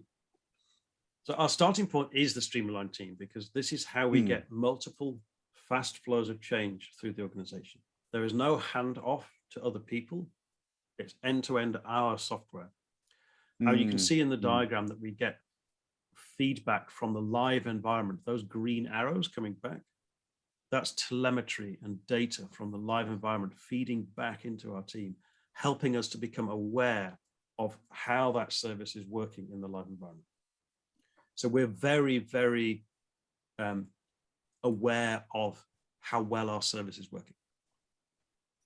And over time, we might take on more and more responsibility. So to help us to build and run this service, we might decide to learn a bit more about cloud technology, or a bit more about machine learning, or a bit more about JavaScript, whatever. But at some point, we now have too many things to think about. We're thinking about too much. We have exceeded, we've gone over the cognitive load limit for our team. We've exceeded the cognitive load limit. So what we call in team topology is what we call team cognitive load. And a team cognitive load, to understand that, it basically, I think you explained it, but I wanted to confirm the my understanding. Once a team, in particular, any team, but a stream-aligned team, as their product or their service, whatever they're working on, just gets more and more complex. There's too many details. Maybe they wrote a service, but it's grown in complexity over a year. Is that what you mean by exceeding the cognitive load? It's one example. It's one example. And so in team topologies, we emphasize the importance. It's really important to use team cognitive load as a design, as a fundamental design input, as a way to guide the shape and size of software services. What we want is for services to be team sized. They are sized for the team. We are not asking the team to do more than they can handle effectively. Because if we ask them to do more than they can handle, something will go wrong. They will miss something. They will not be able to meet the user needs in the best way possible. So that is. Is there a good way to measure the cognitive load of a team, or is that just something that you learn over time? Yes. Let me come back to that question in a minute or two. There, I think it would be so. You're right. It's important that we find ways to measure team cognitive load. Let me just come back to that in a minute. I'll answer your previous question, which is there are three other types of team that we talk about in team topologies. Enabling team in purple, complicated subsystem team in orange, and platform team shown in blue. But these three types of team really only exist to reduce the cognitive load in the streamlined teams, to help the streamlined team be independent and maintain that fast flow of change. And that is a very different perspective, a very different way of thinking about different types of team. Can you talk a little bit about what an enabling team versus, I think the words are great, like the enabling team empowers, but what are some of the examples of some of these teams that you've seen in, some concrete examples or other ways to show how the difference between stream-aligned and enabling versus platform is? Sure. So a streamlined team has a clear mission to deliver useful changes to its customers or users. The enabling team in purple is a team of experts in a particular area that helps to increase the capability and knowledge inside the streamlined team. So the experts might be experts in, for example, machine learning. So we've got some experts in machine learning. They help the streamlined team to become more aware of how to use machine learning. And the enabling team helps them for 2 days, 2 weeks, something like this, a short period of time. But then after that interaction, the Streamline team is now independent again. They've increased their awareness. They've reduced their cognitive load because they understand how to use machine learning better. And now they can be independent. And it's a similar dynamic with complicated subsystem and platform. The complicated subsystem is taking like some difficult algorithm. Maybe it's video processing, maybe it's financial transactions, something like this that's very involved. If we so we're able to put the cognitive load into that complicated subsystem team effectively, that allows the Streamline team just to use that system without exceeding their cognitive load. So enabling is about skills and expertise and bringing in sort of, maybe we could even say almost consultants about a particular skill or service. Complicated subsystems, institutional knowledge and capturing organizational complexity into smaller units. Is that a good way to sort of differentiate those two types of teams? That's one way. And the other way is that an enabling team will interact with the Streamline team just temporarily on a temporary basis, maybe for 2 or 3 days or 2 or 3 weeks. But a Streamline team might use a complicated subsystem all the time on an ongoing basis. And in the same way, a platform team might provide a service to a Streamline team, and that service might be used on an ongoing basis. And I think this is where the interactions between these different types of teams and these different teams really start to come in. Let's talk a little bit about what that looks like, the collaboration, X as a service, and these. What do these mean? Exactly. So we felt it was important to define or suggest some ways in which teams can think about interacting, because that was missing. That kind of that mindset or that way of thinking was missing from all of the previous discussion and discourse about, agile software development. And so we wanted to make it much clearer to provide a language for people to use when thinking about how they're interacting with other teams in the organization. And what we came up with is these 3 interaction types. Collaboration, that's shown in purple here with the cross-hatching. So 2 teams are working together for a defined period of time to achieve a specific outcome. Usually they're working together to discover exactly what a boundary should look like. That's the purpose usually. It could be something else, but usually we're trying to establish who should be responsible for what. And that collaboration might take days or weeks, because collaboration is kind of expensive. It's expensive because we slow down. It's expensive because we're blurring the boundaries of responsibility. But it's valuable because we might find a good boundary, a boundary that really works well for flow. And so then we might change into a different way of interacting, which could be X as a service. One team is providing something and one team is consuming something as a service. And that interaction, if we have a good boundary, the X as a service interaction scales very well. We might be able to use that for many months or even years if we found a good boundary.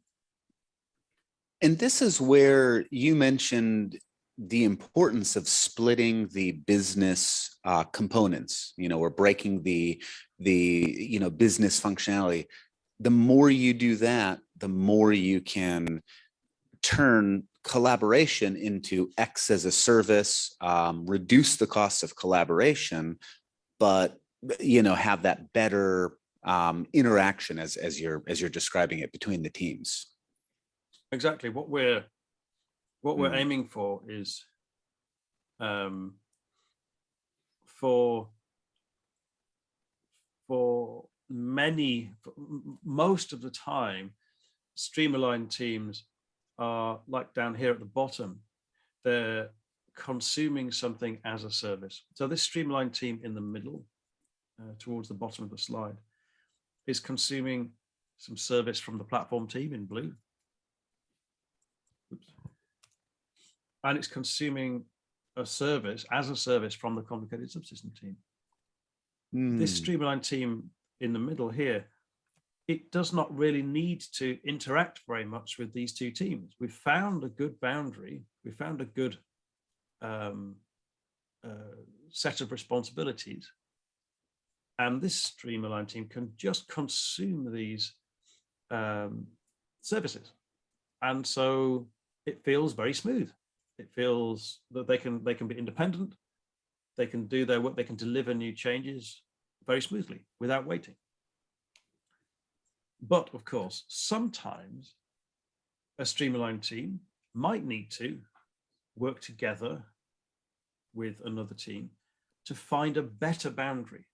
And in this diagram here, that's what we're seeing.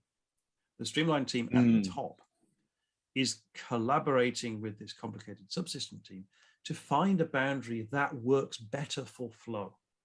Because that's what we're always thinking about. We're looking for boundaries that work for flow. That's what's happening here. So but the important thing here is this diagram is just like a photograph. It's just like a snapshot in time. This week, this is what our organization looks like. In 3 weeks' time, 3 weeks in the future, or 3 months in the future, the diagram might look different because we're doing different things. So this the is interactions evolve. It's adaptive. That's where the adaptive aspect comes in. This is not a fixed design for the organization. We are expecting the interactions to change. So you're really not looking to turn. This is not what a org chart is supposed to look like. This is more of a metric or a tool to understand the relationships between teams and more help them work together towards the flow of change. Exactly. Okay. No, that's really helpful. So if we see these if we see team topologies as a means of identifying types of teams and the 3 types of interactions that you've identified to talk about the collaboration and interaction between those teams, what does that get us in terms of how does that help teams individually and the organization as a whole increase the flow of change? What does team topologies do by showing us all these things? That's a nice question. So when we have teams that are aware of the team types, and when those people in the teams are aware of the team interaction modes, then let's say we are in a situation like this at the top with this streamlined team at the top. They're currently collaborating with the complicated subsystem team, but that collaboration has been going on for 3 weeks. It's too long. It starts to be too long. The team can be aware of that and go, this collaboration feels like it's not succeeding. It's not finding a useful boundary for flow. It's taken too long. We need to step back and say, are we focused on the right thing? Do we have enough awareness and capability to be able to find that good boundary are we looking in the wrong place for a boundary for flow? So that's an example of how it can help to keep people focused on good boundaries for flow. They might realize they need some help from an enabling team to help them increase their capability. So maybe that's what they're doing here with the enabling team here. They're getting some help to find a good boundary from that enabling team, these experts. But we're now focused on the team's core mission, and we're focused on making sure we have good boundaries for flow. And that's our kind of everyday focus when we're working with other teams. And it's a different mindset, basically. It's a much more useful mindset compared to the mindsets that we had in the past with previous approaches. It really helps everyone to focus on flow, multiple flows of change in the organization. That makes a lot of sense. And this sounds a lot like a tool for upper level, for executive management, you know, something that at the top of an organization, when you use team topologies, you can use it as a tool to help adapt, you know, help become more adaptive, to become, you know, to increase the flow of change. Where would you suggest an organization? And, you know, a lot of the folks here are engineers, engineering managers. How can we use team topologies at that level to maybe, you know, do we introduce it to our organization? How do we take these ideas and get started with getting some of the benefits of identifying different team types? What would you suggest we start at? It's a great question. Thank you. I'll stop sharing my screen now. I think we've covered all that. So one of the things that we wanted to do in team topologies, and I think we did do it, is to speak to everyone in the organization, execs, kind of managers or architect people, and people, practitioners, engineers. So engineers can use team topologies to think about the different types of team. Hey, what would happen if we adopted these team types? What would we need in place to make those effective? What's missing? Also think about the team interactions. Hey, what would happen if we started to use the team interaction modes in our organization right now? Let's be more mindful about the collaboration. Let's make sure if we're collaborating with another team, let's make the focus to find a good boundary for fast flow. So we can think of team topology. Oh, go ahead. On this very kind of day-to-day level, day-by-day level, we can start to make our interactions more purposeful, more defined. So a lot of this, it's almost like, I don't want to use the word design patterns, but that's what's coming to my mind is, you know, you're not necessarily trying to build a certain team topology or using it to measure and identify how your teams are working so you can optimize the flow. Maybe similar to design patterns. Is that a good way for us to think about that? Is it's like design patterns, but for teams? Yes, I think that's true. I think what it really is effectively a kind of meta pattern, it's a pattern for generating patterns, a set of rules or heuristics or clues that help us to think about different patterns, like a pattern generator, perhaps, something like that. And that's what other people, that's how other people see it. This is for sure. So that's great. And I think it's a really easy, I mean, in general, easy to, once you learn it and, you know, understand the topics, it's a really good tool for, like you said, everyone at all levels of the organization to, you know, to understand. So I have a lot more questions and we could talk on this all night long, I'm sure. But I'd like to see if there's anybody, here in, so we have actually a couple rooms. We've got the English room here, the Japanese room where they're doing the translations. Is there anybody in this room that had any questions that you would like, Matthew to answer about team topologies, organizations, and those sorts of things? And while we wait, if there's anyone in the Japanese room or I suppose in Discord too, if anybody sees questions, let's get, we'll get those rolling if anybody has questions. But in the meantime, I think that what would be really interesting for us to hear is, can you tell us a case study or some story of how using team topologies at an organization helped bring them towards the flow of change? Sure. There's a case study on the Team Topologies website from an organization called Pure Gym. They are the largest gym operator in the UK. They've got more than 1 million members. And so this is an example of an organization where software is not the only thing. Their main focus clearly is they've got hundreds of gyms around the country, with all the gym equipment, all the weights and all the running machines and all of this stuff.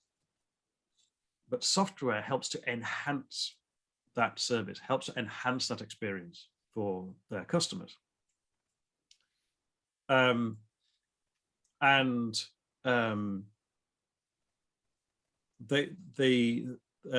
Gym were at a point where they needed to expand. They needed to make software changes much more rapidly. The software is used for things like attracting new customers, helping customers to book an appointment or a slot at the gym so they can go and do a gym session, manage their payments, these kind of things.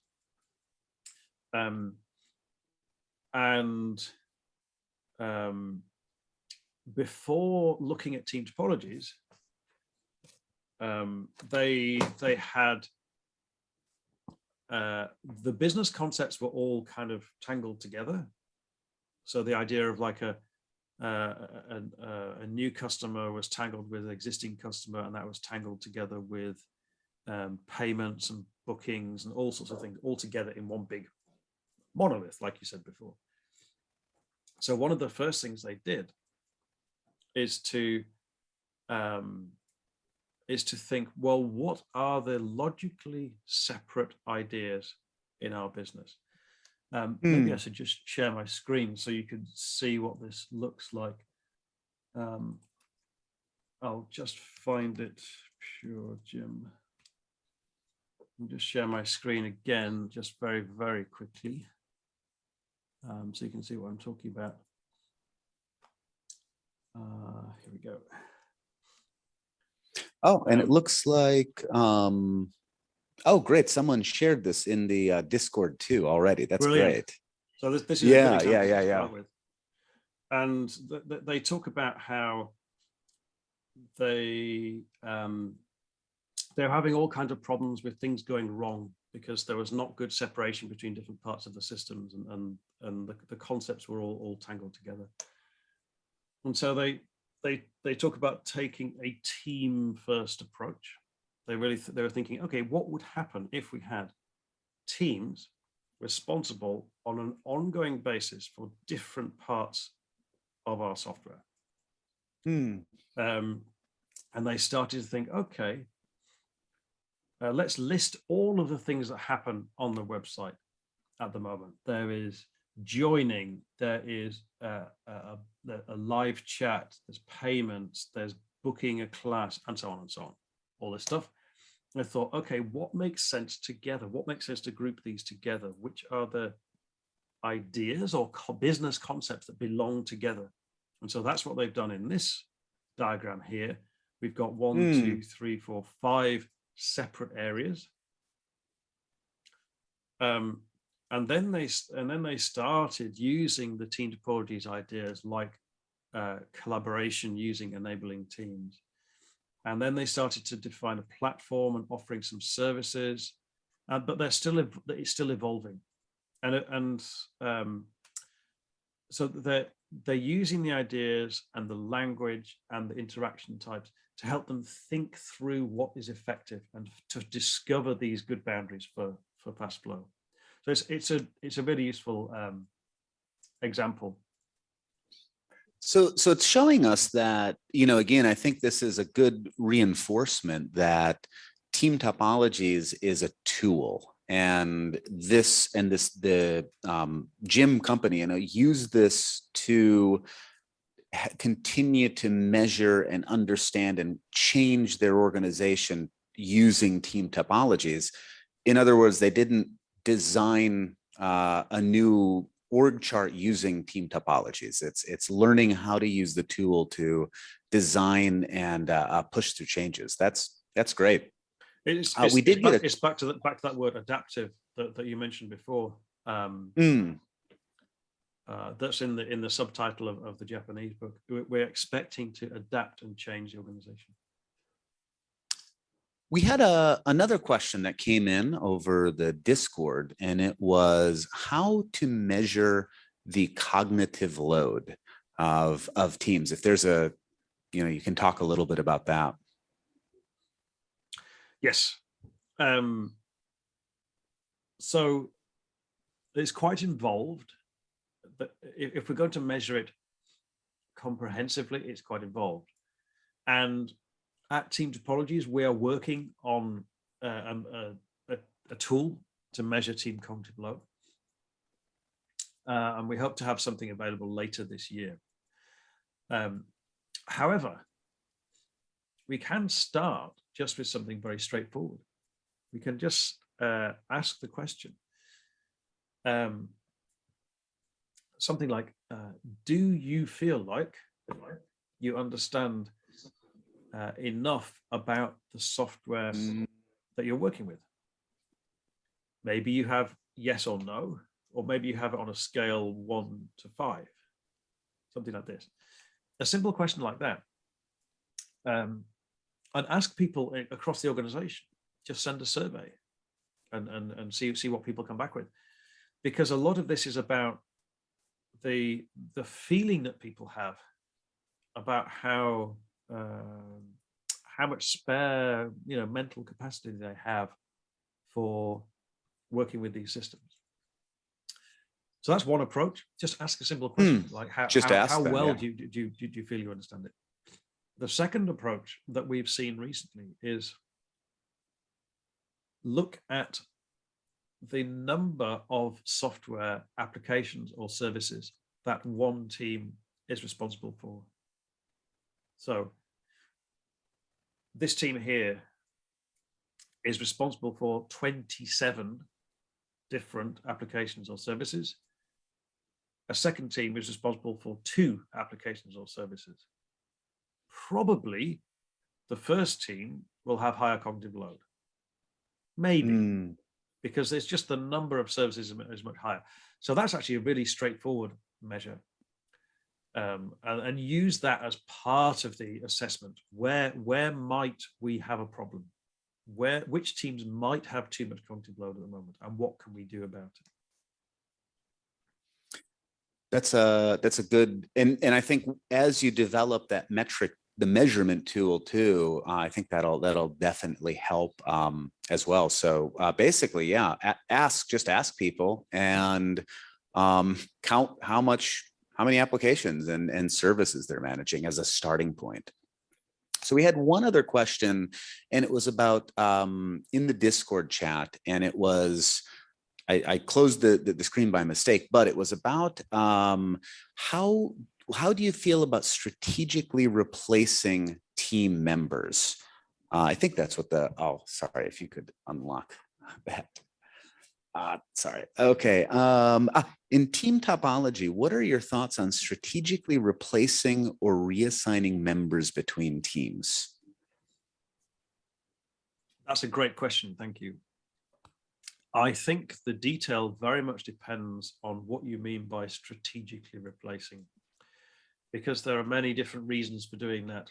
Some reasons for that are good, and some are very bad. But what we do have is this book here called Dynamic Reteaming. Now, I know that there's a version in English language because I'm holding it in my hand. I do not know if there's a Japanese language version yet, possibly not. But in this book here, there are patterns for changing teams in a way that is healthy. And it's very compatible with team topologies. So if you are going to, and you should have some slow change of the team membership, then make those team membership changes healthy by following some patterns like these kind of patterns here. The important thing is make those team changes healthy. Make sure the way you do it is does not destroy the team dynamic. That's the important thing. Oh, great. And let's see if we have we have another question here in Japanese, but who is the right person to be the flag waving person to use team topology to drive change? So who's kind of the the lead? Who's the person to lead the change when you want to share changes across these teams? That's a good question. Thank you. I think in practice, what we need is champions at different levels of the organization. We need a champion at the executive level who says, this stuff is great. We're going to do this. We need to optimize for fast flow. Go and make it happen. Fine. We need people at the engineering level or on a practitioner level who say, yes, this feels good. It feels human or humane. It feels like it's a positive thing for me. I'm going to do what I can at a on the ground level, if you like. I'm going to listen for these interactions. I'm going to be aware of team dynamics. But also we need it at the kind of manager or architectural level in the middle. People who are looking across multiple teams and able to change how they work so that their focus is now on enabling a fast flow. So instead of trying to manage lots of dependencies, we're now trying to avoid the dependencies and keep these teams independent, keep them separate, decoupled. So I think it's important that we have champions or flag wavers at multiple different levels of the organization, really, to make it effective. So not necessarily, a single driver to bring it in, but getting a lot of people aligned to understand team topologies will help us learn, and everyone kind of working towards similar goals, maybe. Excellent, excellent. Well, this was fantastic. We are running, a little bit over on our time, but this was such a treat, Matthew. This is great to chat with you remotely, and we again appreciate you taking your morning to meet with us. I hope that you can come, in person sometime soon and introduce some of these ideas to us. That would be so great. Thank you, everyone, for your questions and for the opportunity to speak and join DevOpsDays Tokyo. Great. Thank you. Thank you, everyone. Thanks.